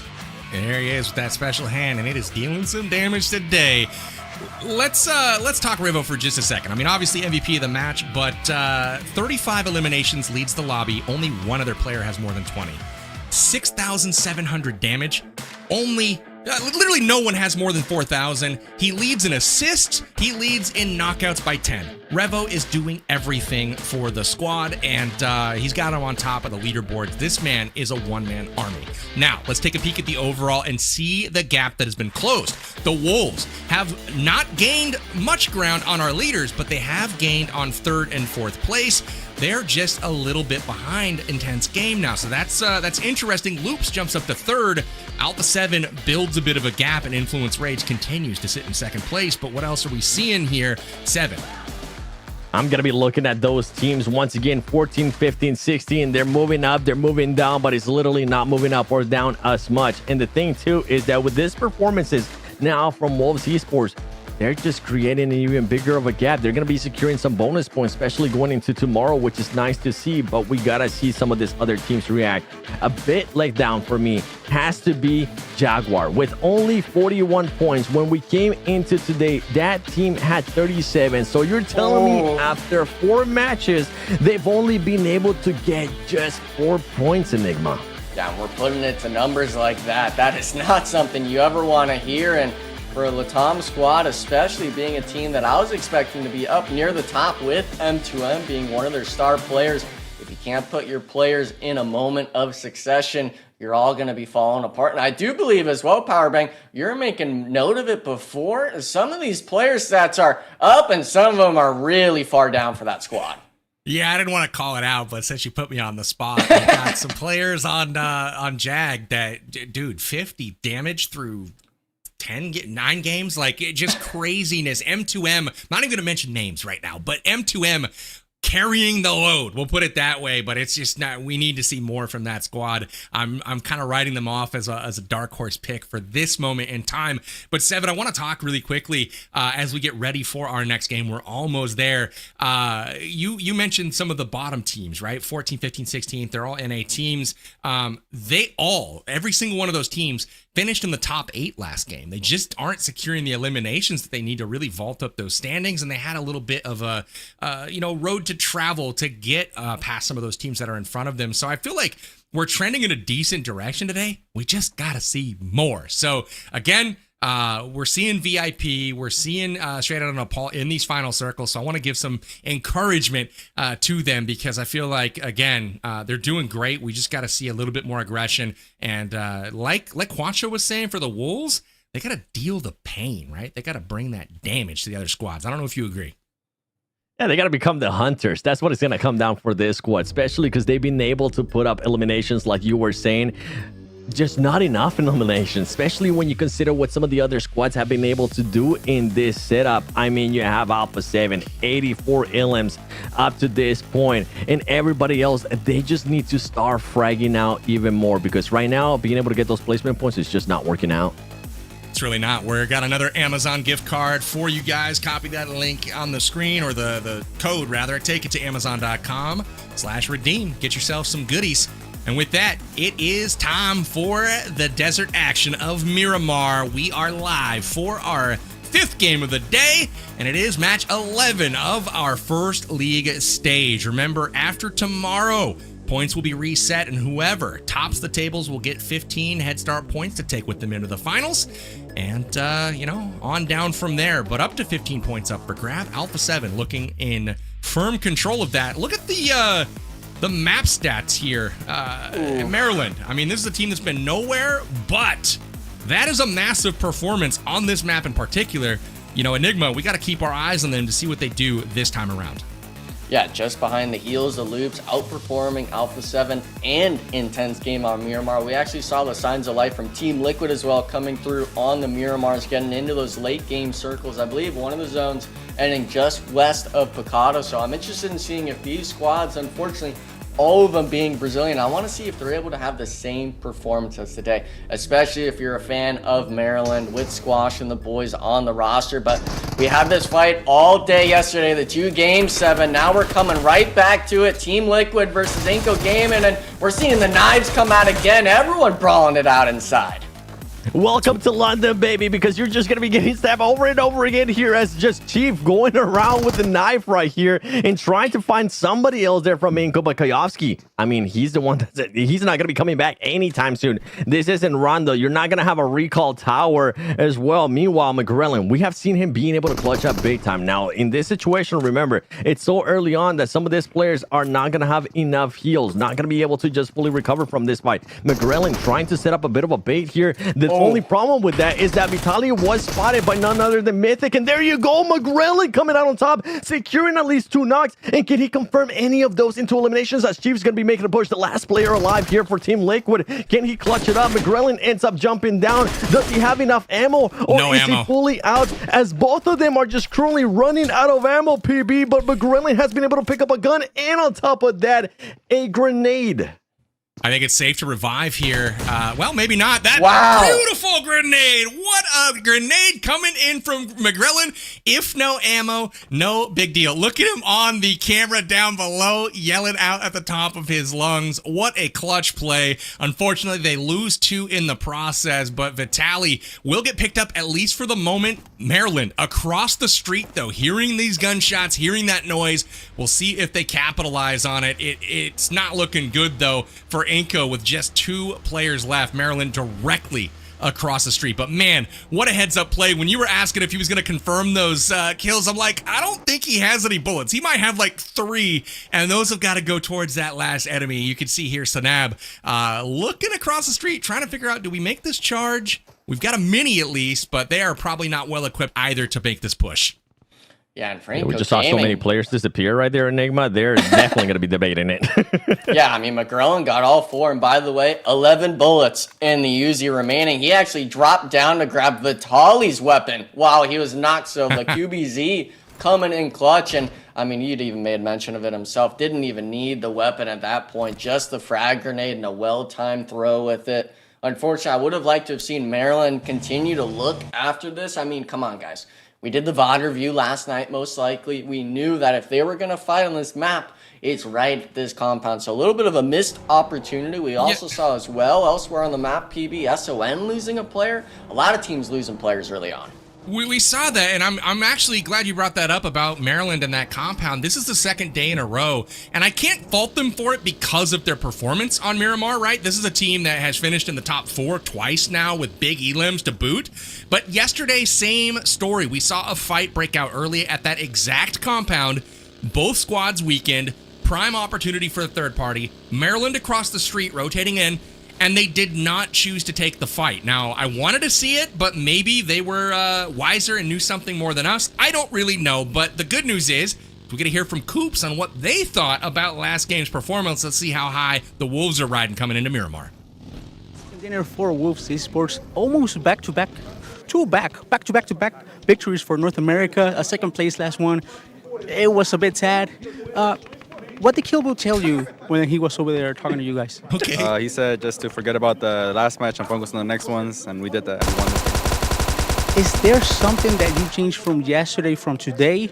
Yesterday wasn't a good day. Now we're doing a lot better. I think yesterday I was just like nervous, like from everyone. I was pretty nervous. I don't know why, but it happens. But today I'm feeling better, and the whole team is feeling better too.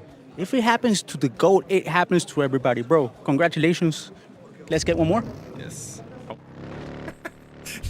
That was great. Hey, you won like basically 3 games in a row. It's pretty sad. I dug that one for sure. But hey, good to hear from Coops. They're in good spirits, and you know that's what we want to hear. Oh my goodness, parkour. Interesting tricks from Coops as well in the vehicle. But yeah, I mean, it's great to hear them in good spirits, though, Seven. I mean, this is a team that, like Sarpach was pointing out, they had a pretty weak day 1. But day 2, they have been on the ball, and clearly they're all kind of feeling it at this moment.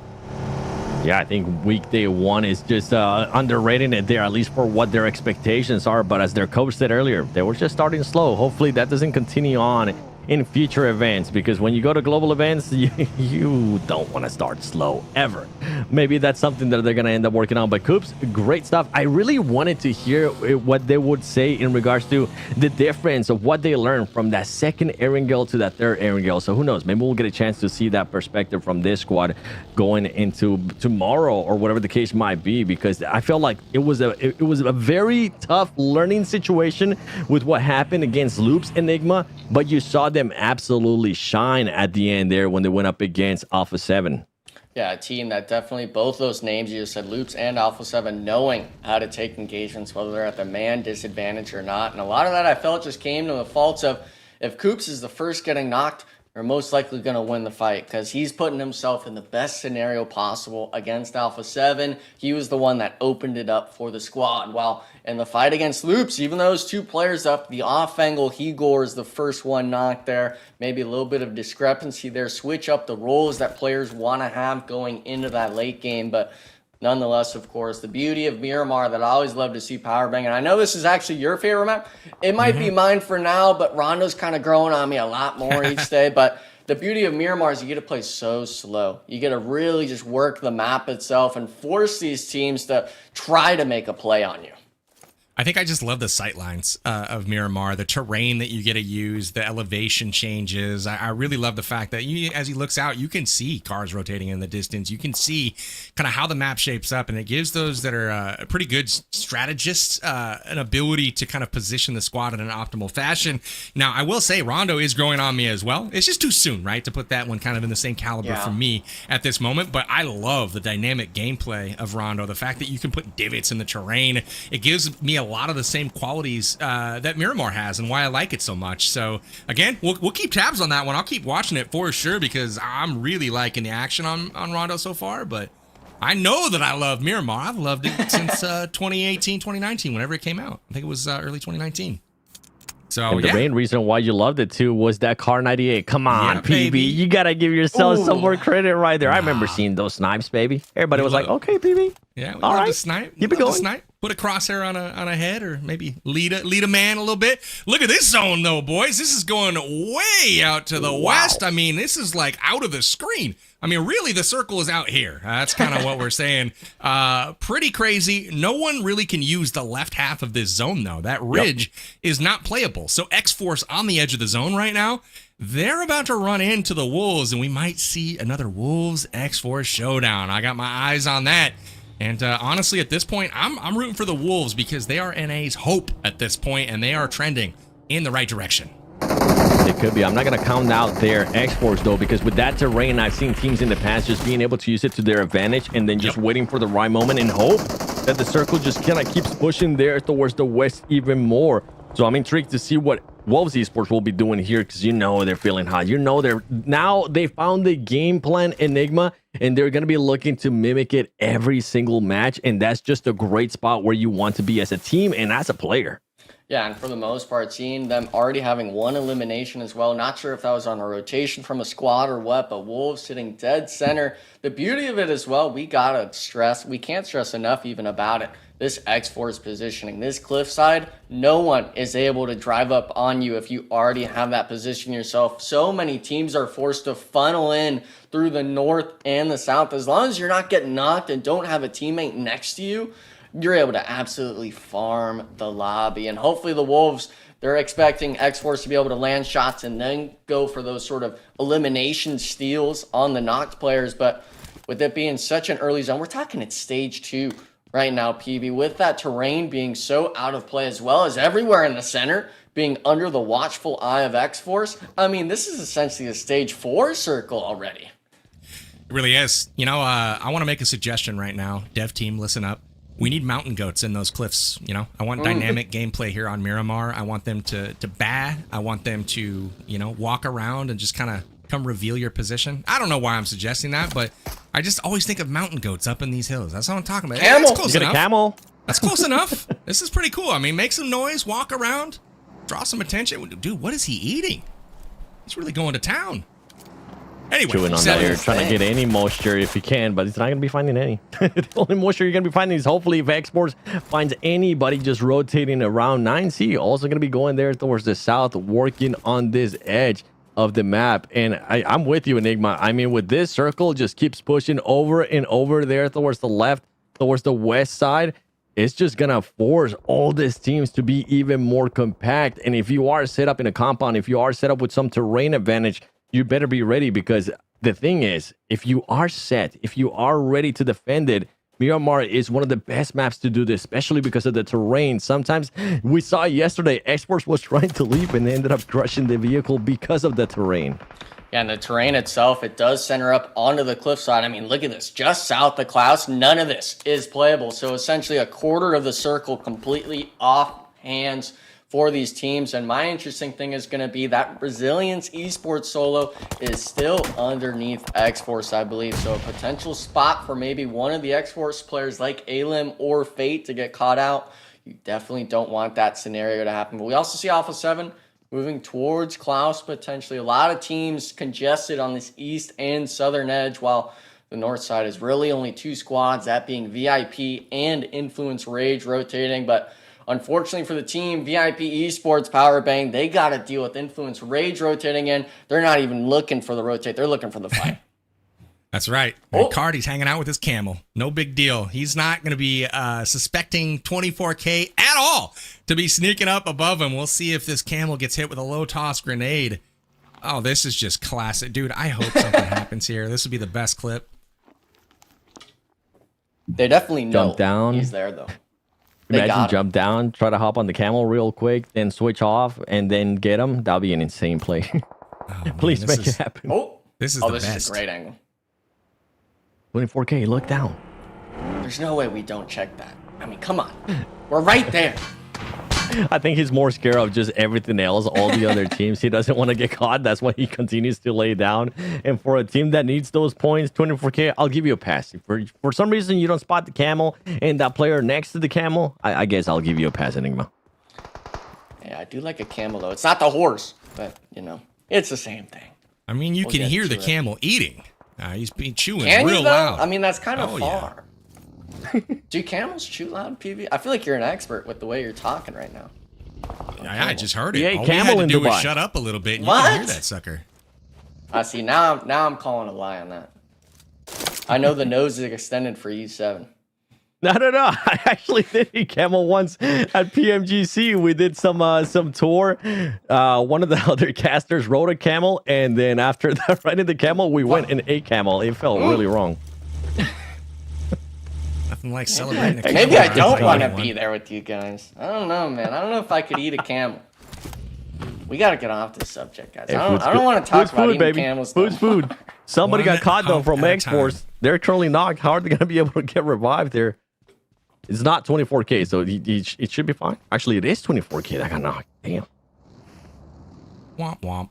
Well, no camel pouncing for him. Unfortunate. But check out these angles, man. These like little ravines in the rocks. They oh. So many squads, so little room. Where are they gonna hide? That is the question. The good news for Wolves is they got a nice little central position here in the middle of zone. They gotta be loving it. Everyone else trying to battle their way in. Maryland with a good 2-2 split, but a 2-2 split with these numbers, 15 squads in this tiny of an area. I will be curious to see how Maryland can juggle that. I want to know as well, we're seeing it right here, 7, is the fact that 9Z has 2 players up the cliffside. They got 2 buggies potentially able to contest Xforce for the cliffside. I'm not sure if it connects so easily if they were to make the rotate around towards the north, but potential fight on the cliffside, something that I feel like we almost never see, and actually Ray is thirsting 24K. So Xforce, the situation I didn't want to happen, of course, happens immediately in the next zone. And that was one of the things that 24K was just keeping an eye on, because he didn't want to overextend himself and just get caught, because once you get up, you're just going to become such a massive target. Meanwhile, Rowe eliminating McGrellin. McGrellin was able to clutch up for that squad early on, getting all those 4 eliminations. But now they're just going to have to go home, or at least to the lobby until the next match, with only those 4 points. But everybody else, I'm with you, PB. I'm excited to see what Wolves is going to be able to do here with this positioning. On top of that, you have Influence Rage there within the circle as well. Alpha 7 being set up too. a lot of these teams there towards the top in great positioning. They really are, and I am actually shocked as we take a peek at the overview. The map itself is just so packed right now. There are 14 teams left alive. We are 16 minutes into this game. The zone is a third of it's unplayable.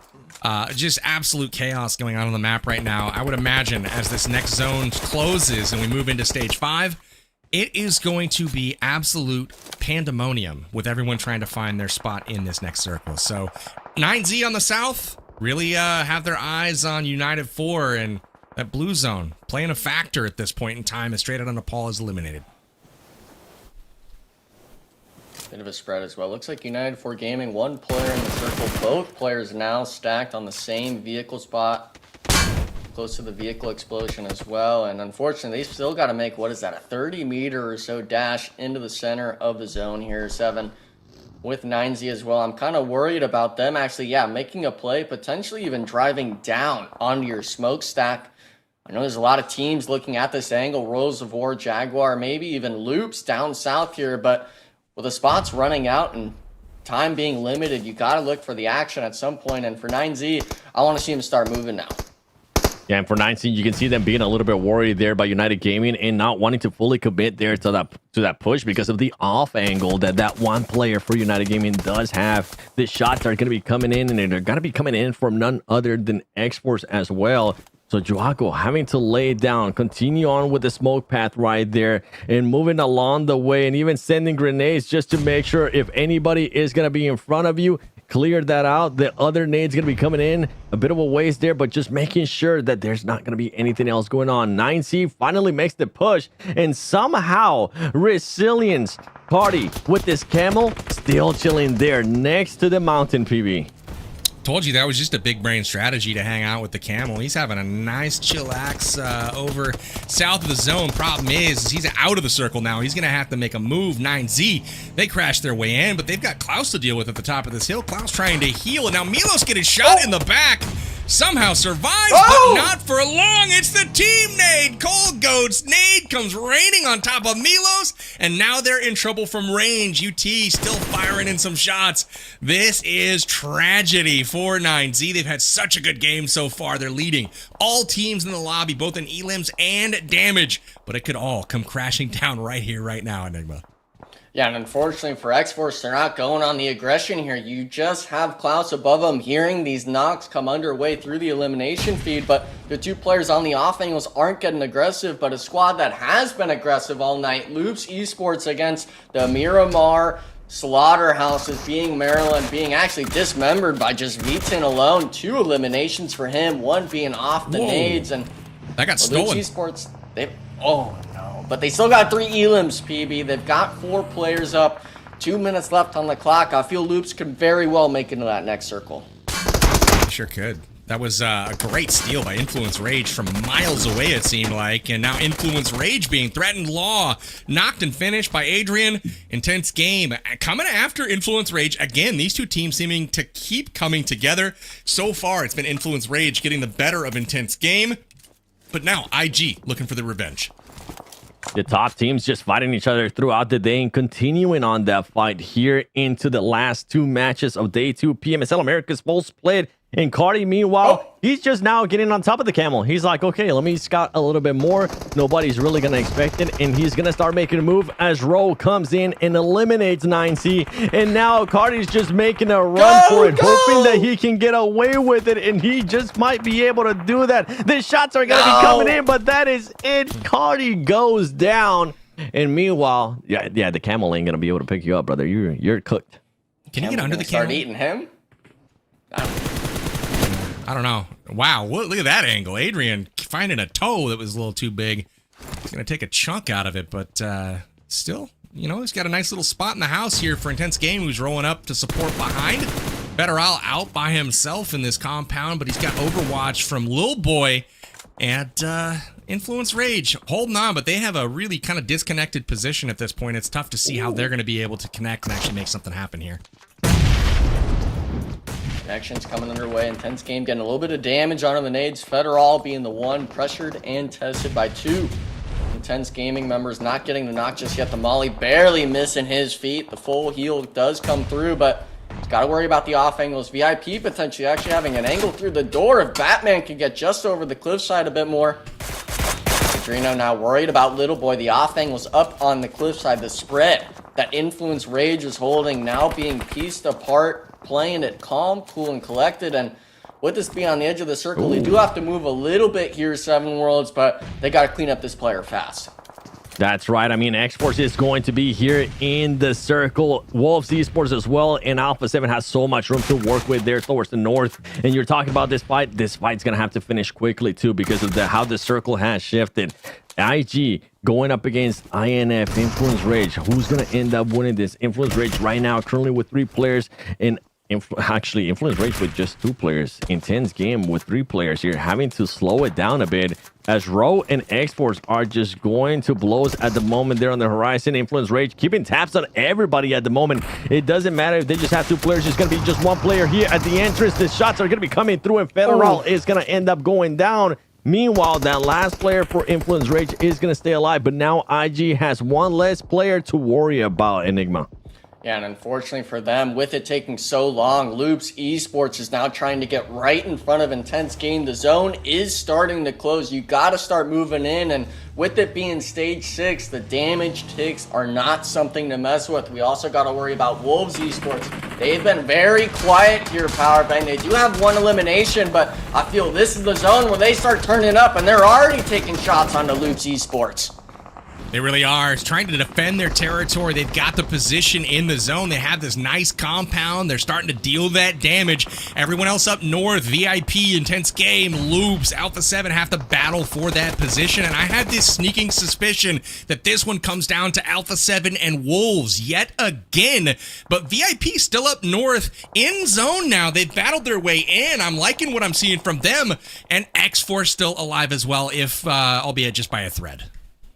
I'm loving what I'm seeing out of Wolves there on the elimination feed too, getting into the action whenever IG was pushing up onto the other squad. Wolves Esports, even though they had the whole control of that compound, trying to get anybody that was rotating around, they ended up getting 3 eliminations there. Good looking out there for Wolves Esports, and now Juancho trying to relay some information as Jaguar gonna be moving in closer. And you're not really going to have to worry about him that much. You're going to have to worry about what VIP, what some of the other squads are going to be doing, especially when this circle closes in. And Cubs trying to find an angle here on IG, not going to be able to. And the beautiful thing about all of this, Enigma, is that they don't really have to worry anything towards their east. They've been able to just fully clear that. They've been able to see those teams rotating around with their scouting. And now they're just fully focused there towards the south and the north. Which fight are you going to be wanting to take? Yeah, and this is always an interesting moment as well for the Wolves, is a matter of what teams they feel have 2 or 3 players up. You understand Intense Game have lost some players in the lobby, but do they know it's 2? Do they know it could potentially be 3? Do they know if it's a full 4-man? That's all stuff that... Oh, wait a second. Car 98, baby. He's doing the Powerbank cosplay right there. Oh, man. We love to see that. I don't know about that. Come on. About that. Come on. This guy is actually legit. We've got Intense Game doing work up north. Alpha 7 loses Guizhou, which is not ideal, but now Revo's attention firmly onto VIP. That's going to be bad news for them, I have a feeling, but we'll see how this plays out. Saman ends up getting knocked there by Revo. Revo going to be looking to follow up the grenade as well. Meanwhile, Batman going up to the high ground. Revo with that great placement. The shotguns are going to be coming out. Revo knows that he has him on the run. Who's going to be connecting there with the next shot? But he needs to be careful not to overextend, because somebody from VIP, none other than Pris, is going to be holding off that off angle. There goes the push from Revo. Revo's going to be able to connect there with Batman. And luckily for him, that player that was there from VIP, not going to be able to find them now. Wolves taking care of IG.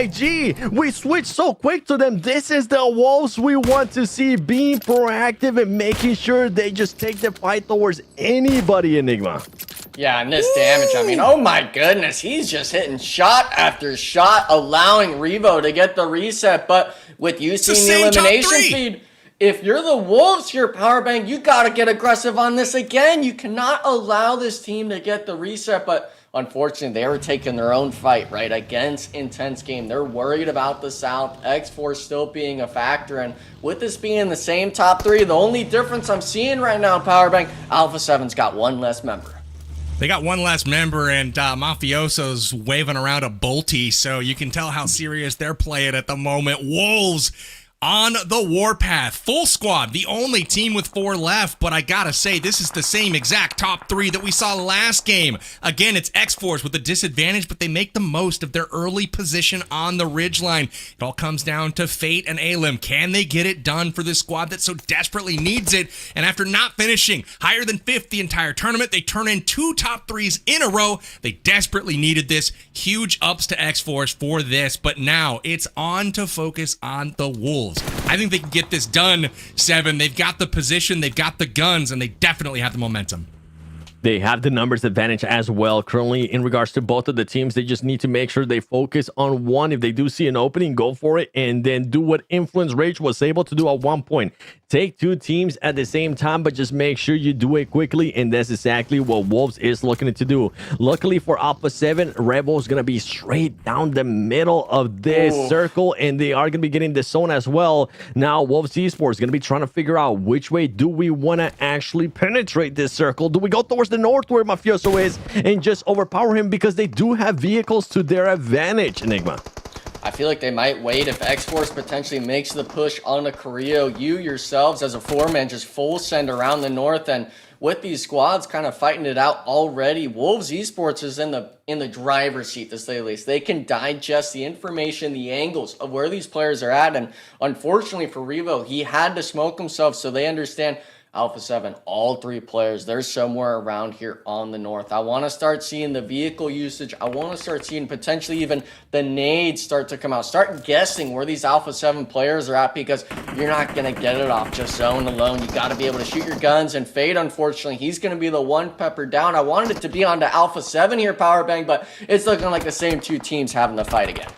Absolutely. I thought this was going to be the case about 10 minutes ago. It looked like Alpha 7 and Wolves were destined for another top 2 matchup, and now Revo, the opening knock on Juancho, and goes for the flush, almost gets it. Juancho is due for the graveyard as he goes out. It's now a 3v3. Revo is feeling it. Coops is going to rotate, and we still have the wild card of Alim up in the hills right now. Honestly, no one can really peek without being in danger of Alim up the hill. Finally goes down, and it's a full 3v3. Alpha 7 versus Wolves.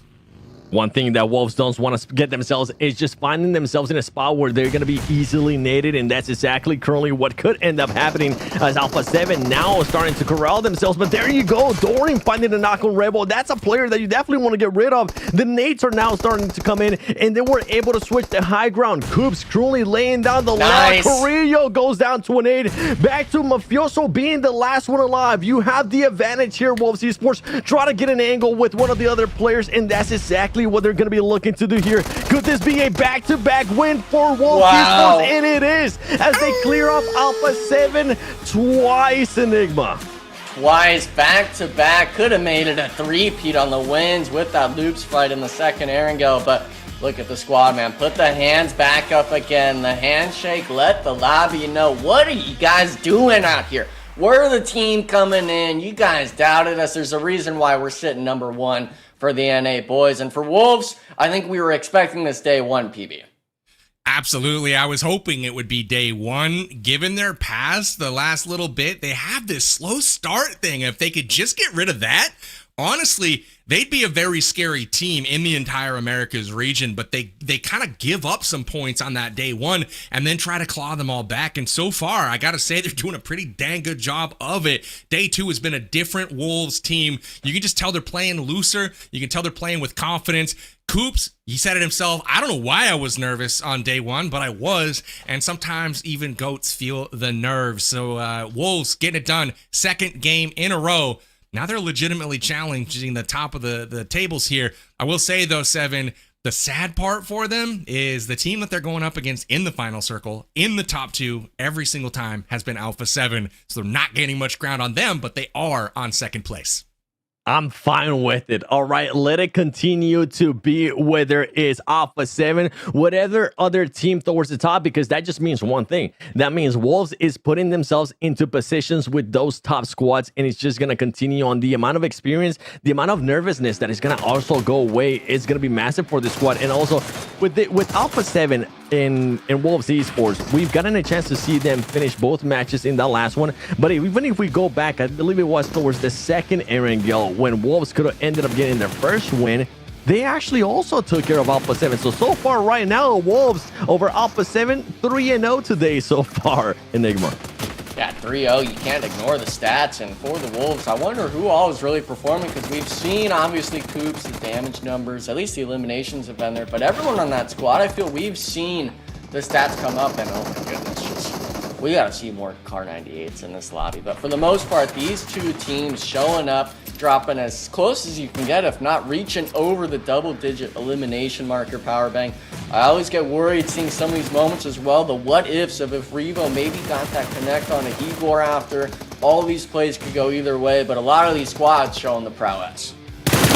Coops, 19 elimination, tied for fourth all in the entire lobby. You can see the performance. What I love right now from Wolves, and it's kind of the story of why they're performing so well, the load is, it's not 2,000 damage, it's every single one of them with 420 or more. So impressive stuff. It is impressive. I mean, with the performance, I said it earlier, is not just Coops. This team is not having to rely on them. Even Juancho, earlier he only had damage, but it was helping him out. And right now, in this situation, he was able to secure those 3 eliminations. And honestly, that's what you want to see out of this squad. One player that has impressed me so far, not just Coops, out of this squad, has been Igor. He's sitting up with 17 eliminations so far between both of the days, and that's what you want to see out of this squad. And we got to give props to Enigma, because Xforce finding themselves once again in a top 3 situation. Yeah, the placement points, the eliminations, at least better than last game, right? It's some sort of improvement. Unfortunately, in that game, I always expect them being the squad, getting those 12, 15, maybe even 20 eliminations off their positioning, but it's all about those growing pains, right? We do see as well VIP Esports up there, at least with the ranked points circle like that. I believe they rotated far from the Northeast, being able to only get 1 elimination, but a lot of these teams here, gotta shout out Row and Team Jaguar as well, Powerbang, teams that didn't really show up much today. We saw them yesterday, of course, in that middle of the ground, but being able to at least get some points on this mirror mark. That's a great point. And, you know, VIP, I keep seeing them in like the top 5 for the match, but they're just not scoring any points. They haven't gotten any elims.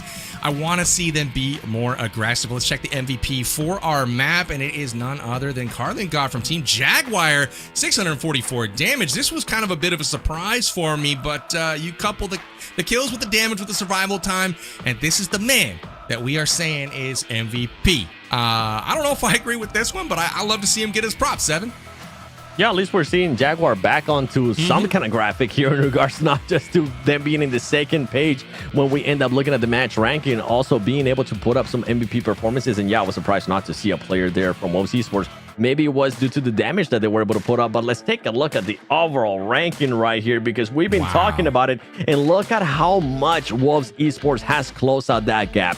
Now they're tied with Intense Game at 93 points apiece. Alpha 7 just truly on a world of its own, but it's looking good here for Wolves, considering that tomorrow at the end of the day, we'll be giving out those bonus points, PB.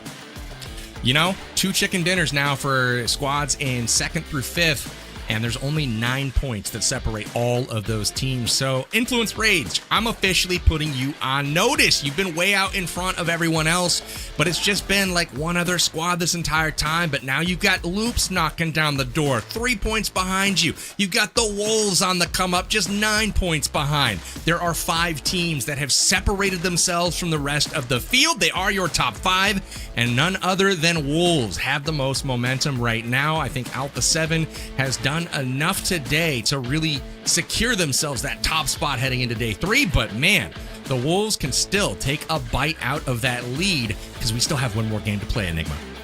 Yeah, and for the most part, seeing first through 10th not shift at all in terms of the placement movings for the overalls. That bottom 8, or I guess you could say even 6, being up and down still, but that point spread from 6th, 7th, that sort of point range, or at least placement range, it's too large.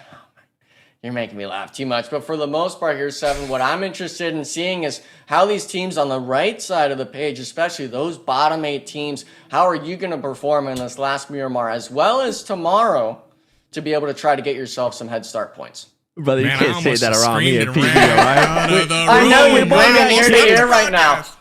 I'm like, we both got kids. That's all I've been listening here at home with the 6-7 over and over again. Indeed. Well, here we are getting ready for our 6th and final game of the day. It's Miramar once again, and news to Brazil. It is not Brazil on top this time around. We'll see if North America can make it so once again in the last game. We got another quick break coming up, but don't go anywhere. We'll be back with the final game of action for today. We'll see you guys in a minute.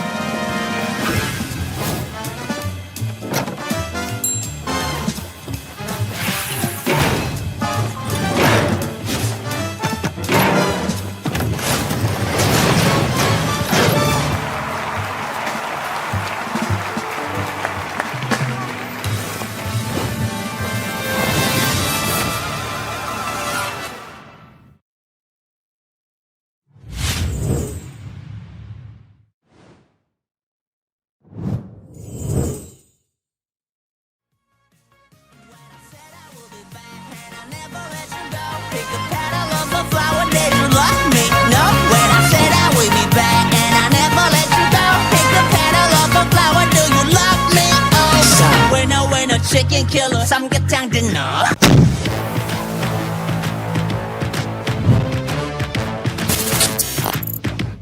Skibidi Toilet will randomly appear in Livik and Erangel. It can summon Skibidi Toilet minions, fire laser beams, and smash the ground. Skibidi Toilet will deal ranged attacks to the nearest player in its vicinity, or a player that is currently attacking it. After defeating Skibidi Toilet, it will drop rare supplies, and the team that defeated it will have their ID broadcasted to the entire map. In Metro Royale, Skibidi Toilet can spawn randomly on any map. Defeat it to get rare drops, including gold toilet paper, gold toilets, gold toilet plungers, and other valuable sellable items. In World of Wonder, Skibidi Toilet will be included as a new monster. Creators can use it to design unique gameplay experiences. Go to the event page to play the minigame and earn points for awesome milestone rewards. Use perk vouchers, version 4.0, to redeem themed event items, including the Skibidi Toilet costume, cameraman cover, cameraman graffiti, and more. Redeem great rewards. All toilets will die. Official PUBG Mobile and Skibidi Toilet collaboration. Take part in exclusive gameplay to get tons of collaboration items.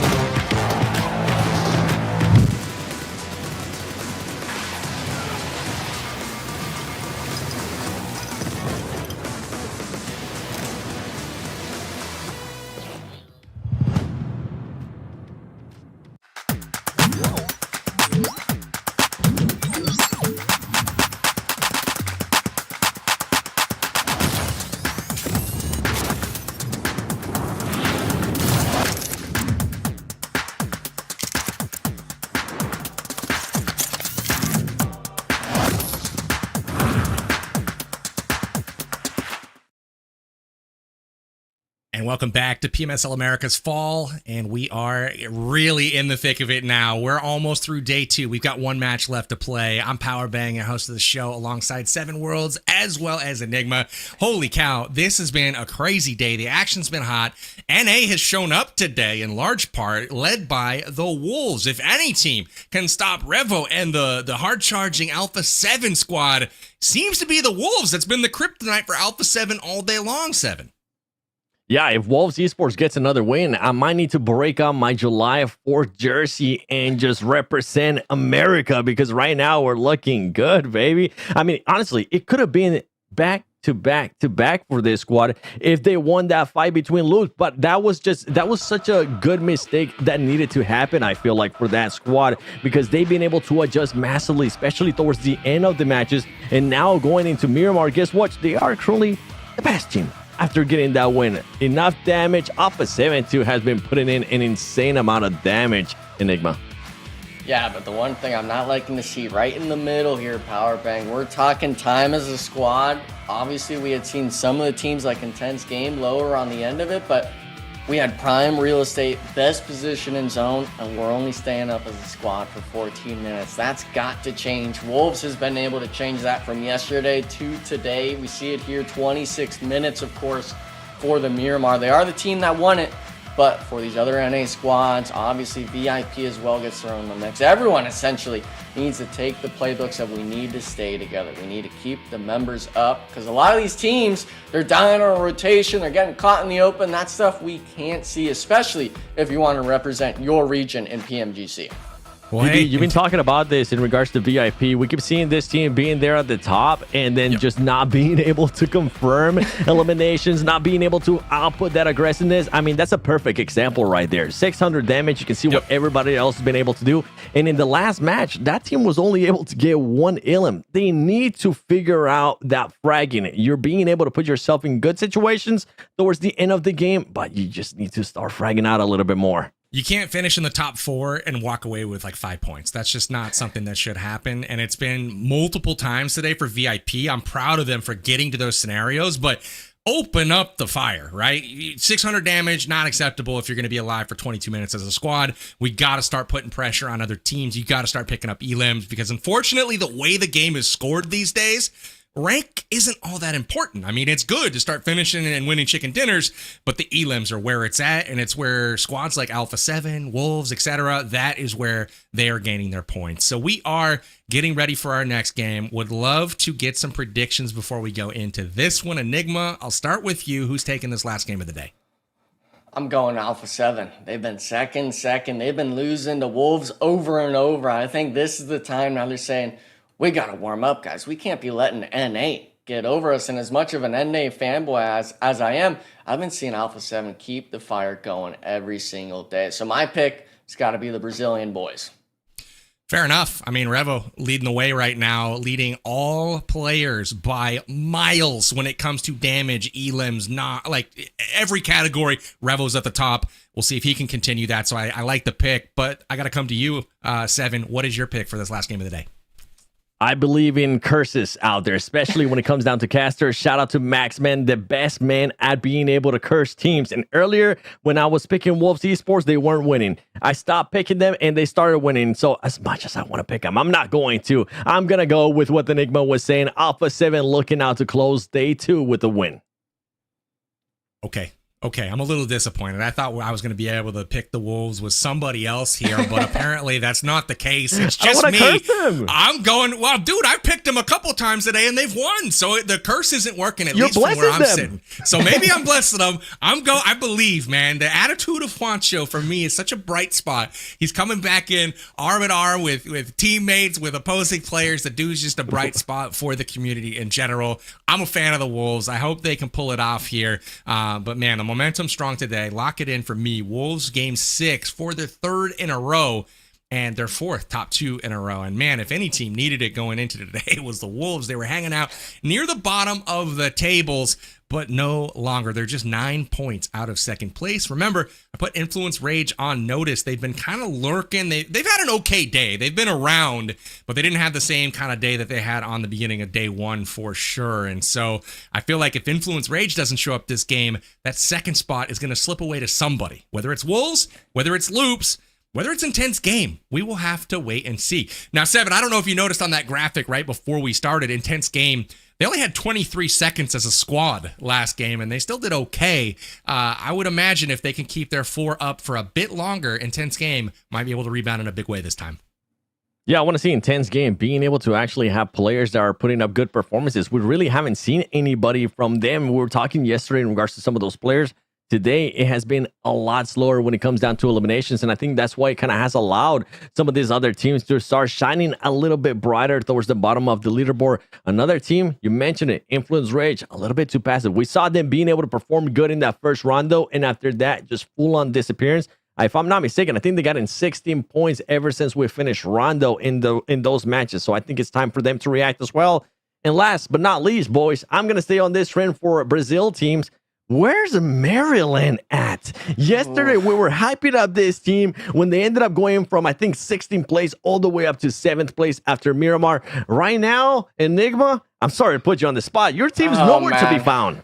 That was my top 3, top 1 potential. We had the Squash hype train. You were making me down it from minute 1. That guy, there's a reason why he got booted from Alpha 7. But for the most part, I wanted to have faith. The Miramar was showing prowess, but unfortunately, you only play that twice today, Powerbang. In the last match, they didn't do anything.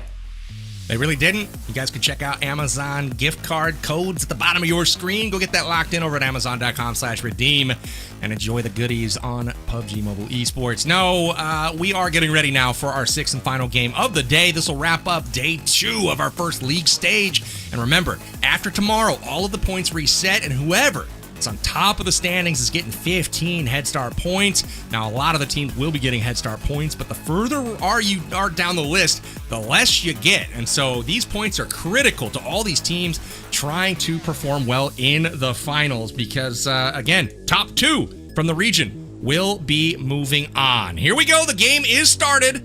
Brought to you by Infinix, the GT Series. Outplay the rest. It is on. Last game of the day. And I got the Wolves in this one, baby. Let's see if they can get it done for a 3rd time in a row, 7. And a good playing path here to start off that last Miramar of day 2. PMSL America's fall split. Yesterday, we ended up guessing which way we wanted the final circle to go to. I got real close, but it didn't end up going towards the islands. Today, boys, what are we thinking, Enigma? What are you thinking in regards to that final circle?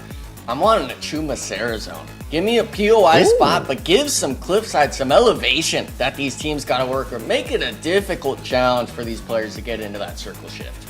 Okay, that ain't bad. How about you, PB? Which one are you looking at?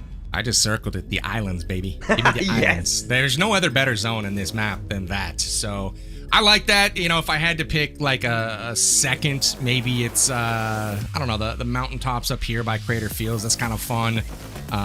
You know, we'll see. We'll see what happens. We'll see where this first zone goes. But I'm expecting something kind of central here. And, you know, early out of the plane for Alpha 7. They're going to go cruise the Valle once again. Oh! And we got action early. A Team Liquid. They cannot avoid these early game fights. They just love the knives. And it's iNCO Gaming once again. Why are these teams... Why are they doing this at this particular compound? I feel like we're running it back game after game. We're going to see them chip each other away. And then watch. Maryland's going to roll up, park across the street, look at it, and then drive on. I don't know. It's been the same thing every game, 7.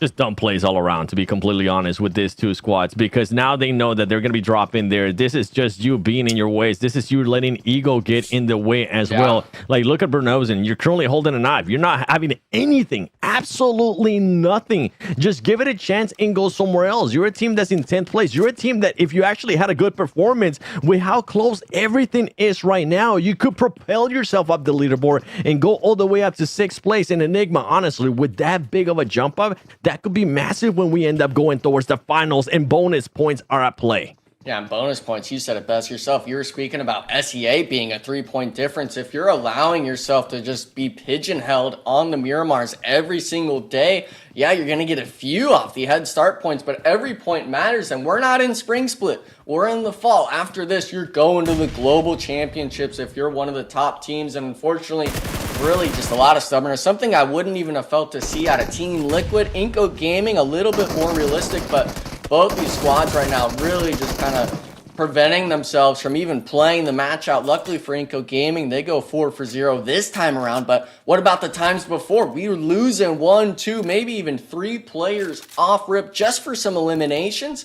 That's not something you can accept, and for a map like Miramar where both these teams could perform Powerbang, you can't be doing this again.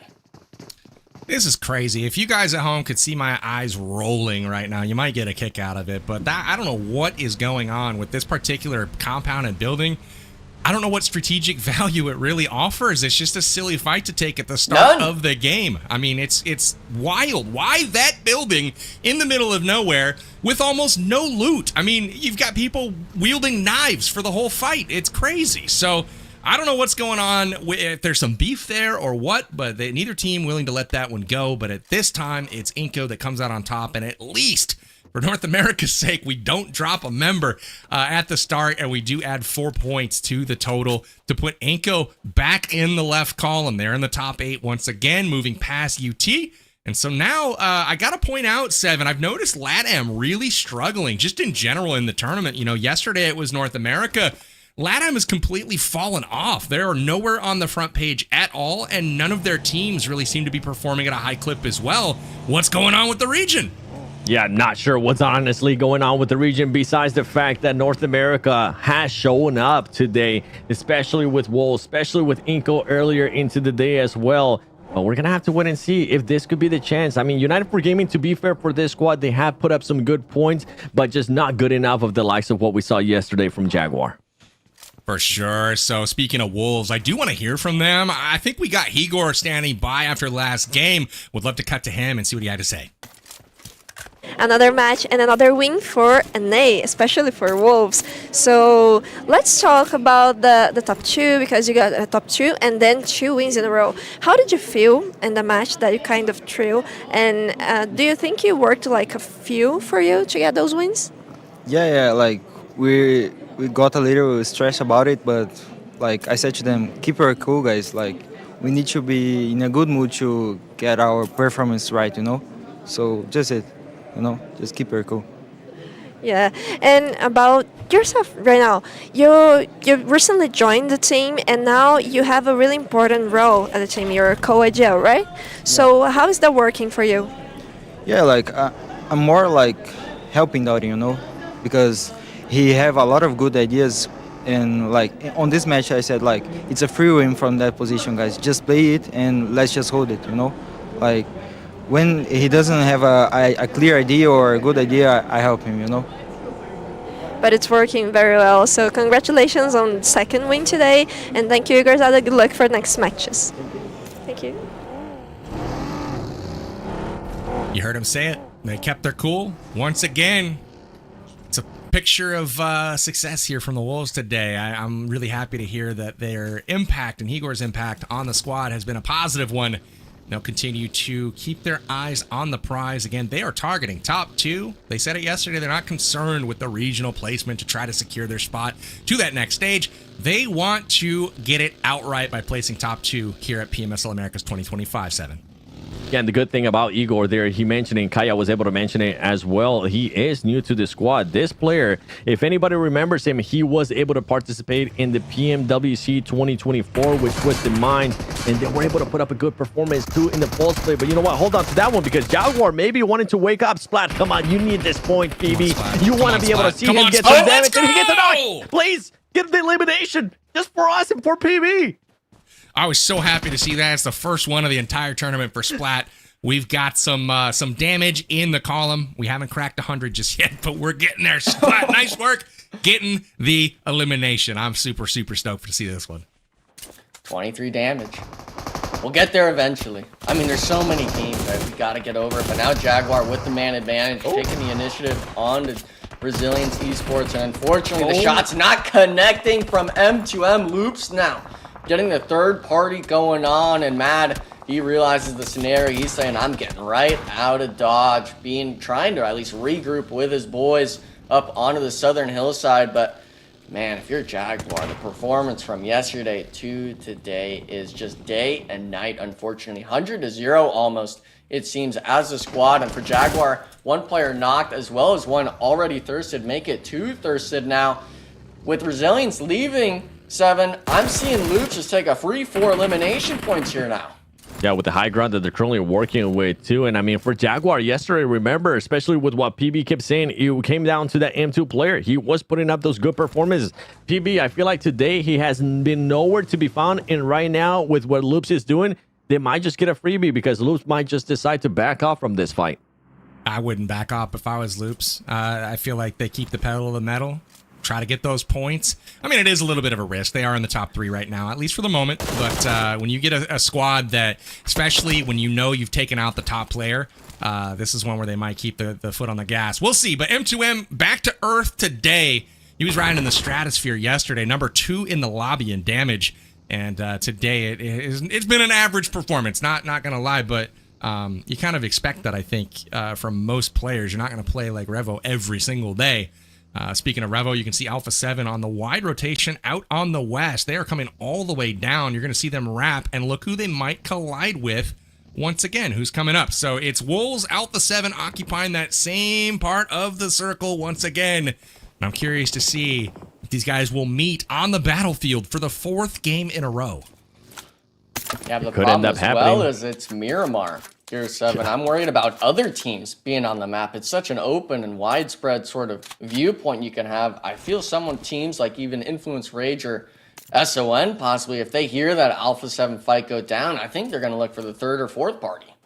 Yeah, and with the circle currently working with, I mean, honestly, I'm going to be keeping a close eye on what PIP is going to be able to do, because this team, we said it multiple times now, they keep finding themselves in a situation where they can actually finish in a good placement, but they're just not able to confirm those eliminations. So please start showing me that you can get those eliminations. VIP, you'll be able to come down from that last place that you're currently on, and you've been able to put up at least some placement points too. We'll see if that's what's going to be able to actually react, like Wolves Esports has been able to react today. Meanwhile, Coops, this is what I'm saying. The confidence starting to show there. Before, they might have been a little bit more passive, or they probably would have already lost some players in regards to what was happening yesterday. Today, it's a completely different team. They're continuing to work on just that positioning, Enigma.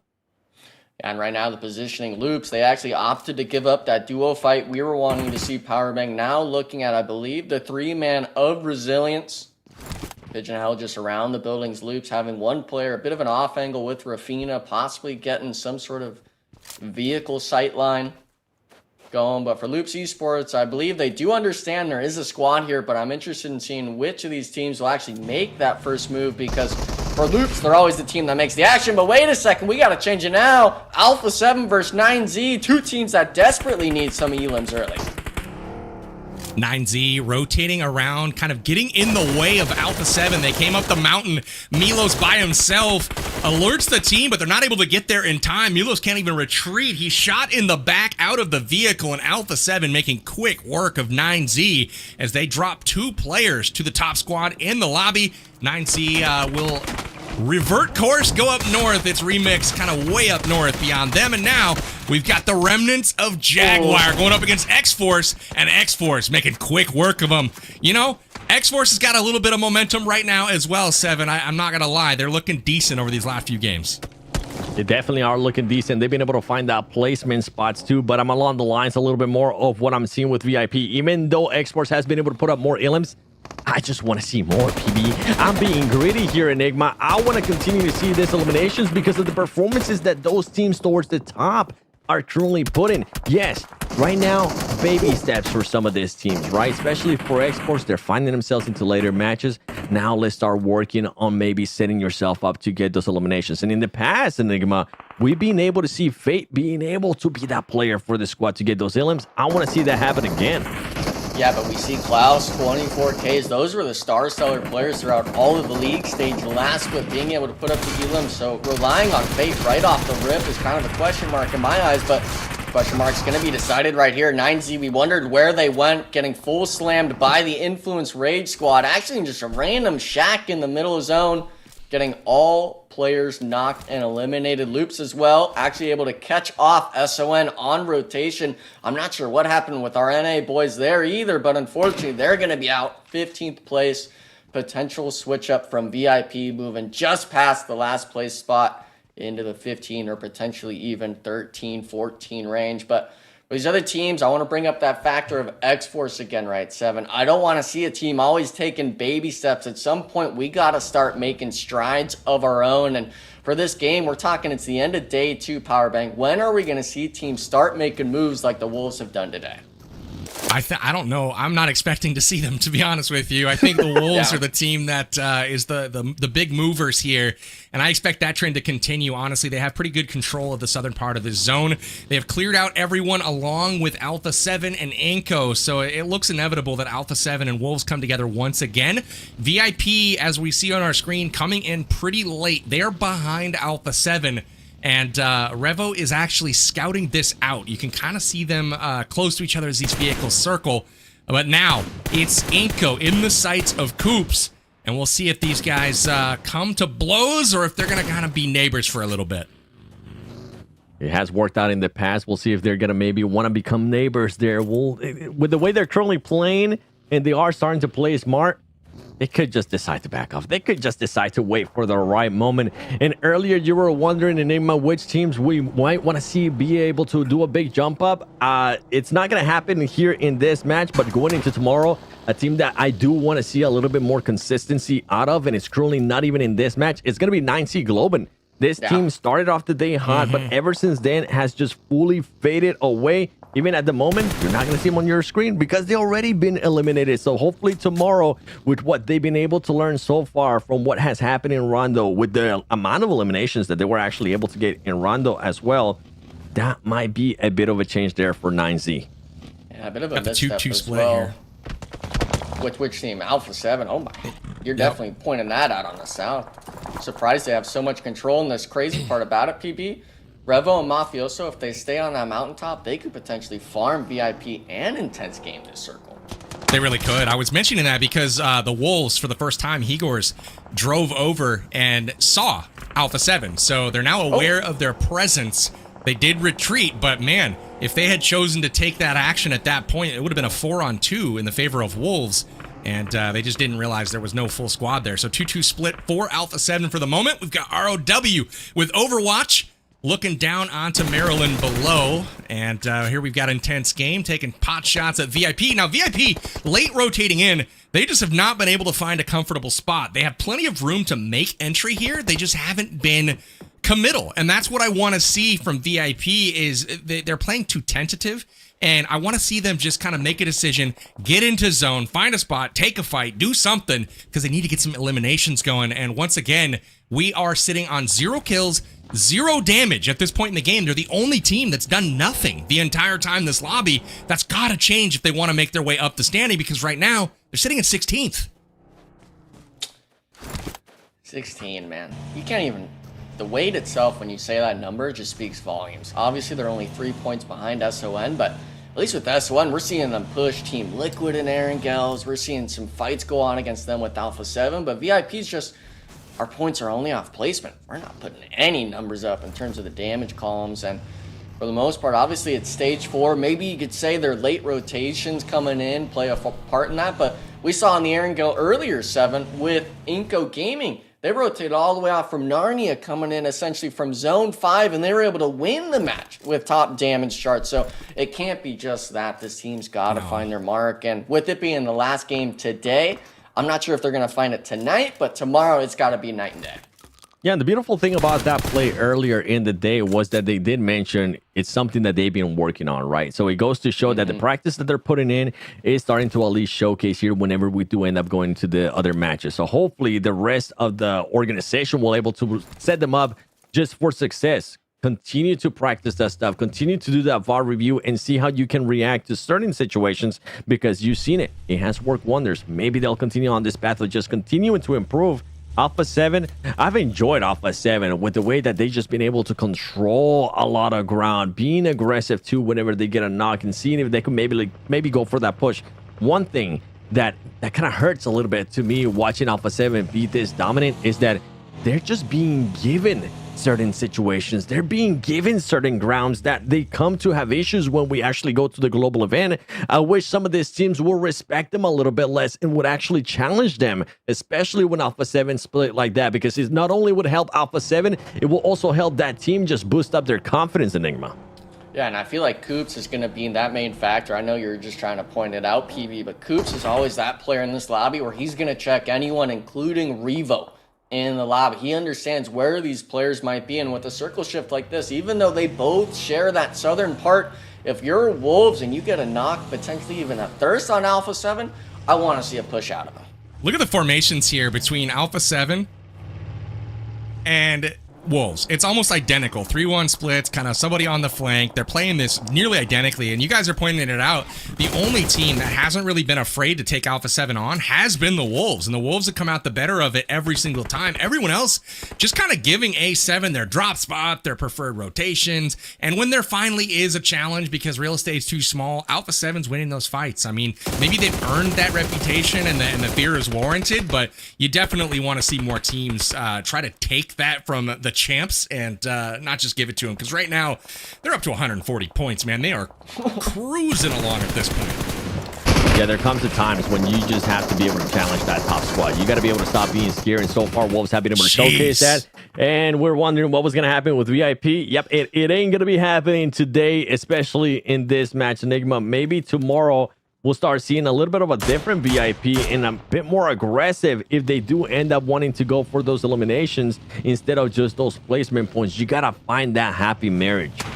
Yeah, I gotta see either tonight or maybe tomorrow for warm-ups, 2v2s, 4v4s against some squads. Just make it quick and easy TDMs, because it just looks like we're afraid to take some of these fights. We're not even getting a chance to put damage on the board, and for a rotation like that, I honestly thought they were going to play it slow. They had that dip just west of Loops to scout it out, but instead they full send it in onto the building, not even on a spot that's free from shots from Loops Esports, ultimately just getting immediately wiped, not even a lick of damage to their name. But now, obviously, we could harp on them all we want, but we're talking essentially 20 minutes into this match, PB. 11 squads remaining, and this Northwestern side, intense game versus Influence Rage, it's starting to unfold. Really is. You see these two squads come together. Once again, Influence Rage and Intense Game. Bitter rivals, and we'll see if they actually get to square off here without the third-party interference from afar. Quickly on VIP, though, this is a team that is 7th in the lobby in survival time. 7th. Yet dead last, and dead last in damage by a long way. So I just want to see them put their guns to use.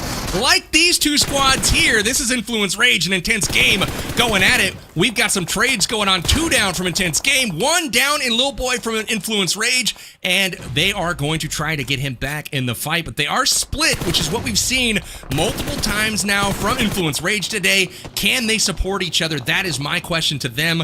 Silence gets eliminated, Adrian eliminated by the explosion, and now Rafa taken down as well. Intense Game is just about out of here. Good plays from Influence Rage.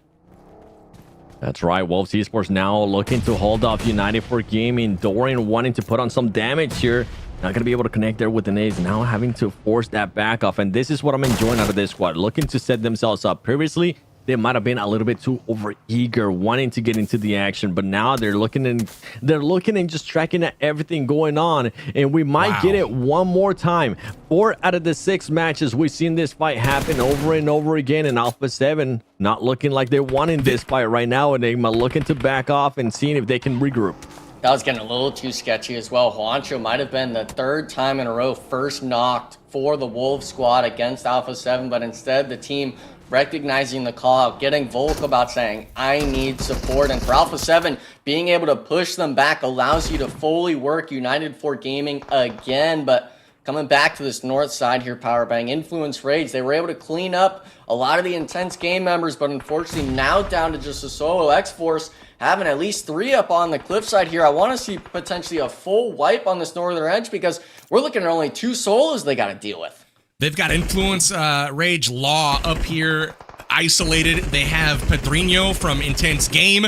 Now he's gone. They do get one fully wiped. Now they've got to focus on Influence Rage to get that done. Here's Law at the bottom. Fate sees him. He calls it out, and now it's a matter of time. Klaus coming, the enforcer for Xforce. Can he get it done? No, the knock comes in from Law, and now it's up to Fate and Alim to try to get it done. Law buy some more time, gonna get the heals. They're gonna try to reset this fight. Klaus in a position where they do have time to heal, but no, they don't keep Law from pushing up the hill. Bit of a mistake here from Xforce, and now Law trying to make them pay for it. Waiting in a little bit too long there.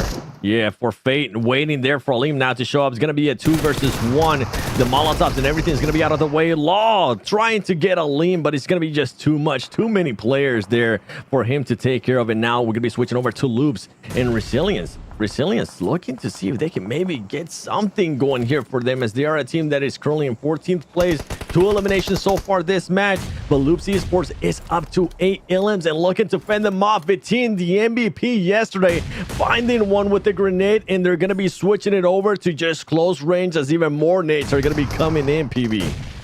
I expect Loops to take this one. They have just been hot all day long. We'll see how they work. They take down player coming onto the inside, and now it's up to Saz trying to clutch this out for RTP. I don't have high hopes for this one because he is on his own, and now we've got Xforce rotating in from the rear. Alien trying to third party the fight. Loops is wanting to finish this. Nade in, doesn't connect that fence, protecting him, and now it's time for the Molotovs. Here comes Vatine. You know he's going to try to get this done. Top dog in the lobby, can't get it, and the flush comes in for Saz, not able to get it done. And Alpha 7 is about to roll in now. They want these scraps. They want the points. And I don't know if anybody's strong enough to deny them at this point. No one is, and I mean, Alpha 7 just pulling up perfectly. If you're Loops, you cannot allow this Saz member to be able to just stay alive and at least get even one knock to you, because this is what happens against high experience squads. They come in, they look to clear house. They're not even maybe even looking for the standing players. They're going to look for the knocked players first just to steal eliminations their way. And Alpha 7, they're starting to storm together inside. Shotguns in play. Revo does get knocked from an off angle of Xforce, but nonetheless, Loops down to just 1. The compound actually make it none for Loops, down to just the Resilience member of all players here in the compound 7. They were in that marriage hold 3 and 4 for both those squads. Now down to just the solo, and I don't think he's going to live long enough. Top 5, going to be top 4 shortly. Yeah, I think for Resilience, it came down to them just looking to secure at least some placement points. Nades, more Molotovs, more smokes are going to be coming their way too. And meanwhile, Alpha 7 starting to make the push. They smelled up a lot in the water. They are absolute sharks. Can they do it cleanly though? And they do just that, as Saz had no opportunity there on taking the full team of Alpha 7. And Wolves now looking to react to this and making sure they just get into the zone. For the 3rd game in a row, we have Xforce, Wolves, and Alpha 7 in the top 4. Can they make it a 3rd game in a row for the top 3? Only Royals of War standing in their way, and Wolves are taking them on right now. Coops goes down in the front. Wolves are in a bit of a trouble. Nade lands. That is a big one. And I gotta say, I'm just so impressed with the play of Wolves so far. They've been able to thwart off the backdoor attempts numerous times from Alpha 7, and now it's up to them to take down Royals of War. Coops is gone, but they still have Doran, who is going to join the fight. Carrillo gets knocked as well. Xforce dealing some damage and doing their part onto Alpha 7. This is Chaos 7. Xforce, I was asking for more eliminations, and you're giving me just that right now. Keep it in on brand for me with 7 eliminations. Make it 8. Why don't you?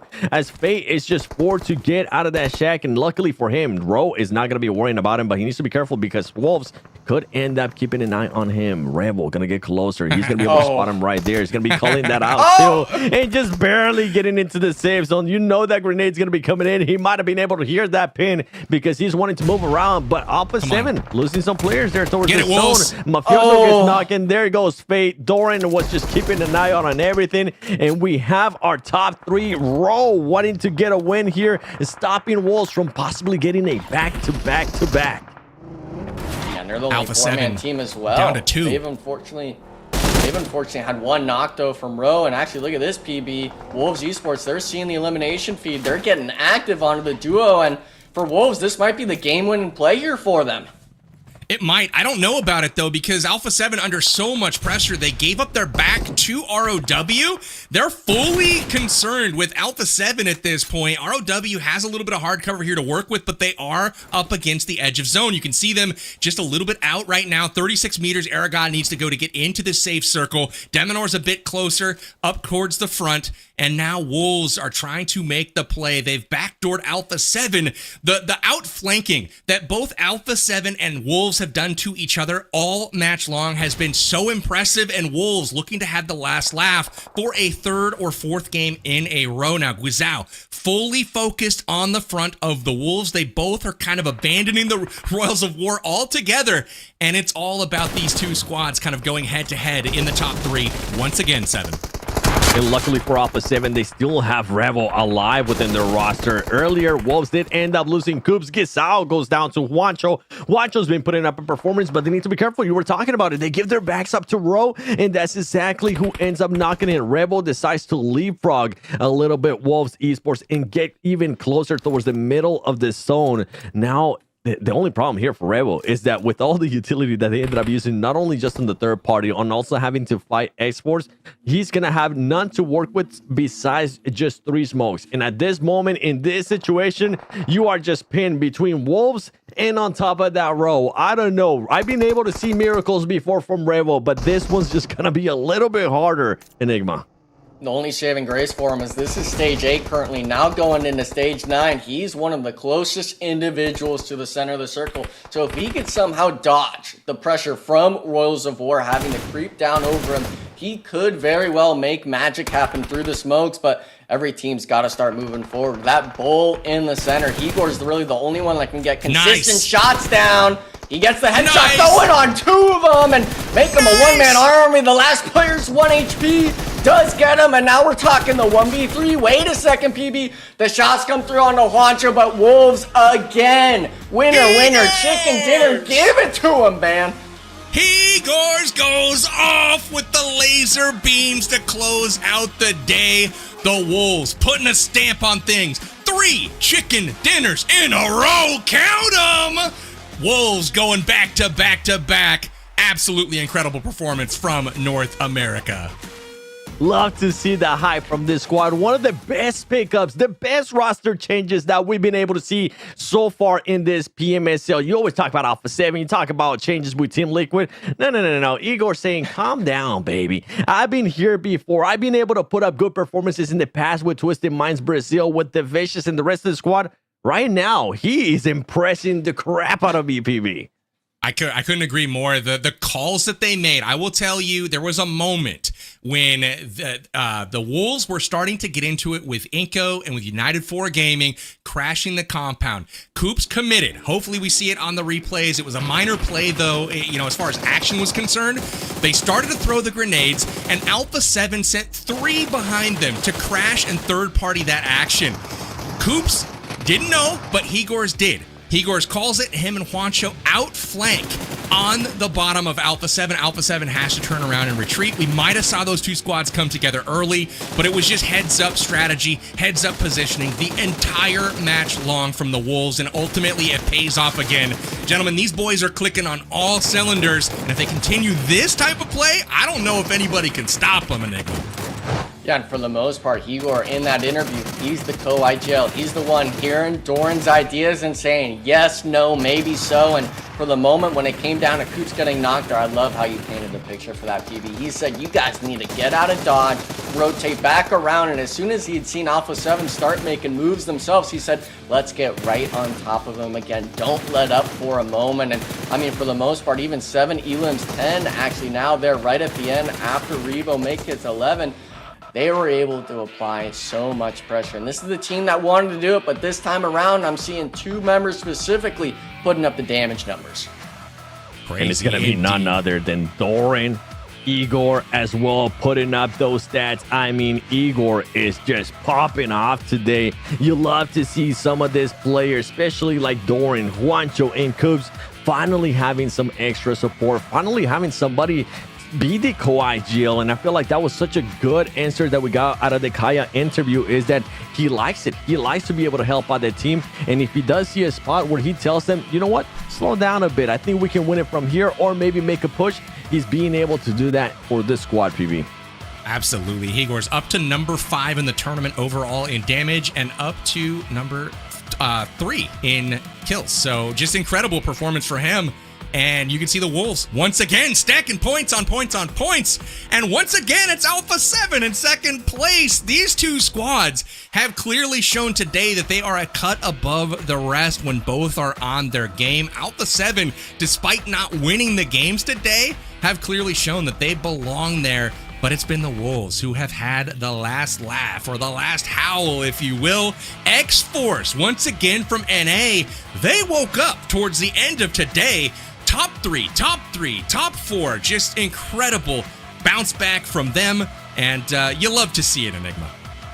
Yeah, as a team themselves, obviously there's mistakes that could be improved upon, but getting the elimination tally more and more and more throughout this latter half of day 2, that's a team that definitely could, if they could find their work, they're trying to iron out, they could very well find themselves in the moment, but you said the name already, 7 and PB. We're talking the MVP. Of course it's going to be Higor. He's finally getting his flowers on this last match of the night. That's Could he be the MVP for the day as well? I mean, with the numbers he's been putting up, I know Revo has been putting up numbers as well today. That's going to be a great fight between these two players. And honestly, I wouldn't know who won that MVP for today, PB. It has to be Revo. I mean, as much as Higor's was impactful and ultimately their teams are getting the wins, which is what ultimately matters, look at damage. Revo has 7,950 versus 4,200 for Igor's. That's how far ahead Revo is in output. 42 kills to 22 kills. So for me, it's Revo, but at the same time, yeah, Higors, I'm rooting for you all day long. Let's check the overall rankings as we see the Wolves cruise into second place. I told you Influence Rage was on notice, and they dropped not 1, but 2 places as Loops also passes them up for 3rd. But now, after 2 days of play, our top 2 look a little bit different, 7. They will be looking a lot different there as Wolves Esports makes the huge jump up all the way up to second place. A team that was nowhere near top 8, making and showing what they're capable of. And it's not just them, to be honest, boys. Enigma, I'm also looking at Xforce there, waking up, especially towards the end, getting those eliminations and getting that 7th place. They're tied with that 6 marker as well. Row Esports, they didn't have any performance really other than the last game today and the first one yesterday on Rondo. Both those teams being able to show up, but we can't ignore the fact, right? 6th to 5th, essentially a 40-point difference, give or take a few.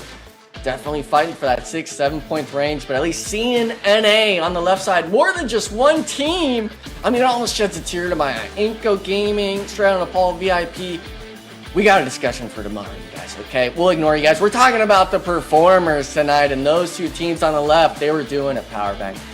Lots to talk about for sure. You know, we'll hit the high points today, but man, I cannot wait to get into tomorrow. Look at some of these performances in more detail.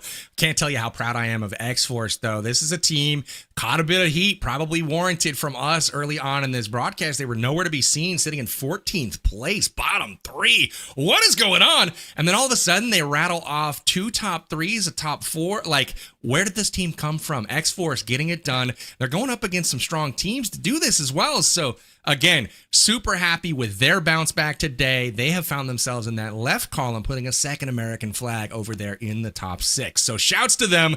Enigma, I got to get your final thoughts for today as we wrap up our second day of League Stage 1. Wolves, you got 3. Should have been 4. I'm not going to give it up to you just yet, but the big jumps all the way up right under Alpha 7. You love to see it. And for Xforce going into tomorrow, I want to see you stay top 8. You got to finish it out, not just have today be your standout, but be the other NA team that says, hey, we can handle against the Brazilians. And today, they definitely were able to. I cannot wait to see tomorrow. I'm already so looking forward to it. And you guys will have a new host for tomorrow. So we'll be watching as a fan. 7, talk to me about your final thoughts for today. I'm excited, man. I'm excited to see NA being back on top in regards to some of these performances. And I think a clear message has been sent for some of these squads, especially for Wolves Esports. Stop giving so much respect to the other squads. Now you have performances from Doran, from Higor, from Juancho, and Coops. Everybody being able to put up those performances with so much freedom that some teams give Alpha 7. Wolves today, they've been able to showcase we can take the fight and we can win it because they won it 4 times against Alpha 7 today. It wasn't a fluke. They did it once, they did it again, and they slammed the door for a 4th time today. And if you're Alpha 7, that might make you a little mad. You will see what kind of fury they bring tomorrow to the Battlegrounds. I'm expecting fireworks for our 3rd and final day of League Stage 1. Again, 18 games on the line, and after tomorrow, the points will reset and we'll run it all back in League Stage 2, which will go down next week. I've been so excited to bring you guys the action. Tomorrow, you guys will have Taylor Reflections Noble on the desk hosting the show, so good riddance to me for now. Thank you so much for tuning in. Hopefully you've enjoyed the broadcast. Big thanks to production, and I will see you guys on the Battlegrounds. Lands Federal down. Wow, incredible. Aragod can do Enigma. For the most part, he's got a good weapon for it. Up to 4 eliminations now are the Wolves, and into it with Royals of War. Royals of War trying to repeat their victory from... Yeah, and he's trying to make magic happen. Federal down to 1 HP. Almost called it in right on the top of Wolf. The push has just wrapped up from intense game. He's not work of Alpha 7 and ran straight. So huge for this squad. Now Rebel switching his focus, and the thing is, the reason... Going to be able to get more than just 1 knock here. Almost even getting run over. Stands up. Actually forced into a 1v1 down the hillside, but the bait's coming through. For loops, we'll see if that happens, and here's that revenge coming through. The third party, Jaguar down on the back line. Gatsby down. Onto the ridgeline, and oh my god, they're doing it. McClellan trying to salvage it. Powerbank. The shots come through, and he's clutching it up, and this is what we love to see. They are talking Klaus here, who is armed with a crossbow, so that's not great news. Buddy's gonna try to clutch it up here for Maryland as he's the last one standing. Brazilians repeat. Carrillo being able to knock one player. Rebels win for North America. Can they do it? Wait a second. Wanting to put a stop on that push. They're able to get one. Oh no! Player, I was just about to say MVP staying away, and interestingly enough. Yeah, I was a little worried actually going for the shots immediately out of the buggy, but nonetheless. Eliminations, 4 players left alive. Luke Esports trying to fend out. Barely has him at 2 HP. Can he actually finish it off before the rest of the squad joins up? And the rest of the players here from Luke Esports, give your players some support. Meanwhile, back. He's got patience. He sees Wancho. The offense, and you gotta make sure you close up this gap as well. They're able to secure it, and they're able to back it up with those. A bait here. The only problem with that is that Vitaly was spotted by none other than Mythic, and there. Great steal by Influence Rage from miles away, it seemed like, and now Influence could potentially be 3. Do they know if it's a full? And they were able to switch the high ground. Coops currently laying down the nice. What they're gonna be looking to do here. Could this be a back-to? Right in the second Erangel, but. Look at the squad, man. Put the hands back. House coming. The enforcer for Xforce. Can he get it? One, they've just been hot all day long. We'll see how they... It's time for the Molotovs. Here comes Mateen. You know he's going to try to get this done. Top in the center. Igor's really the only one that can get consistent shots down. He gets the headshot going on 2 of them and make him a one-man army. The last player's 1 HP does get him, and now we're talking the 1v3. Wait a second, people. On things. 3 chicken dinners in a row. Count them. Wolves going back to back to back.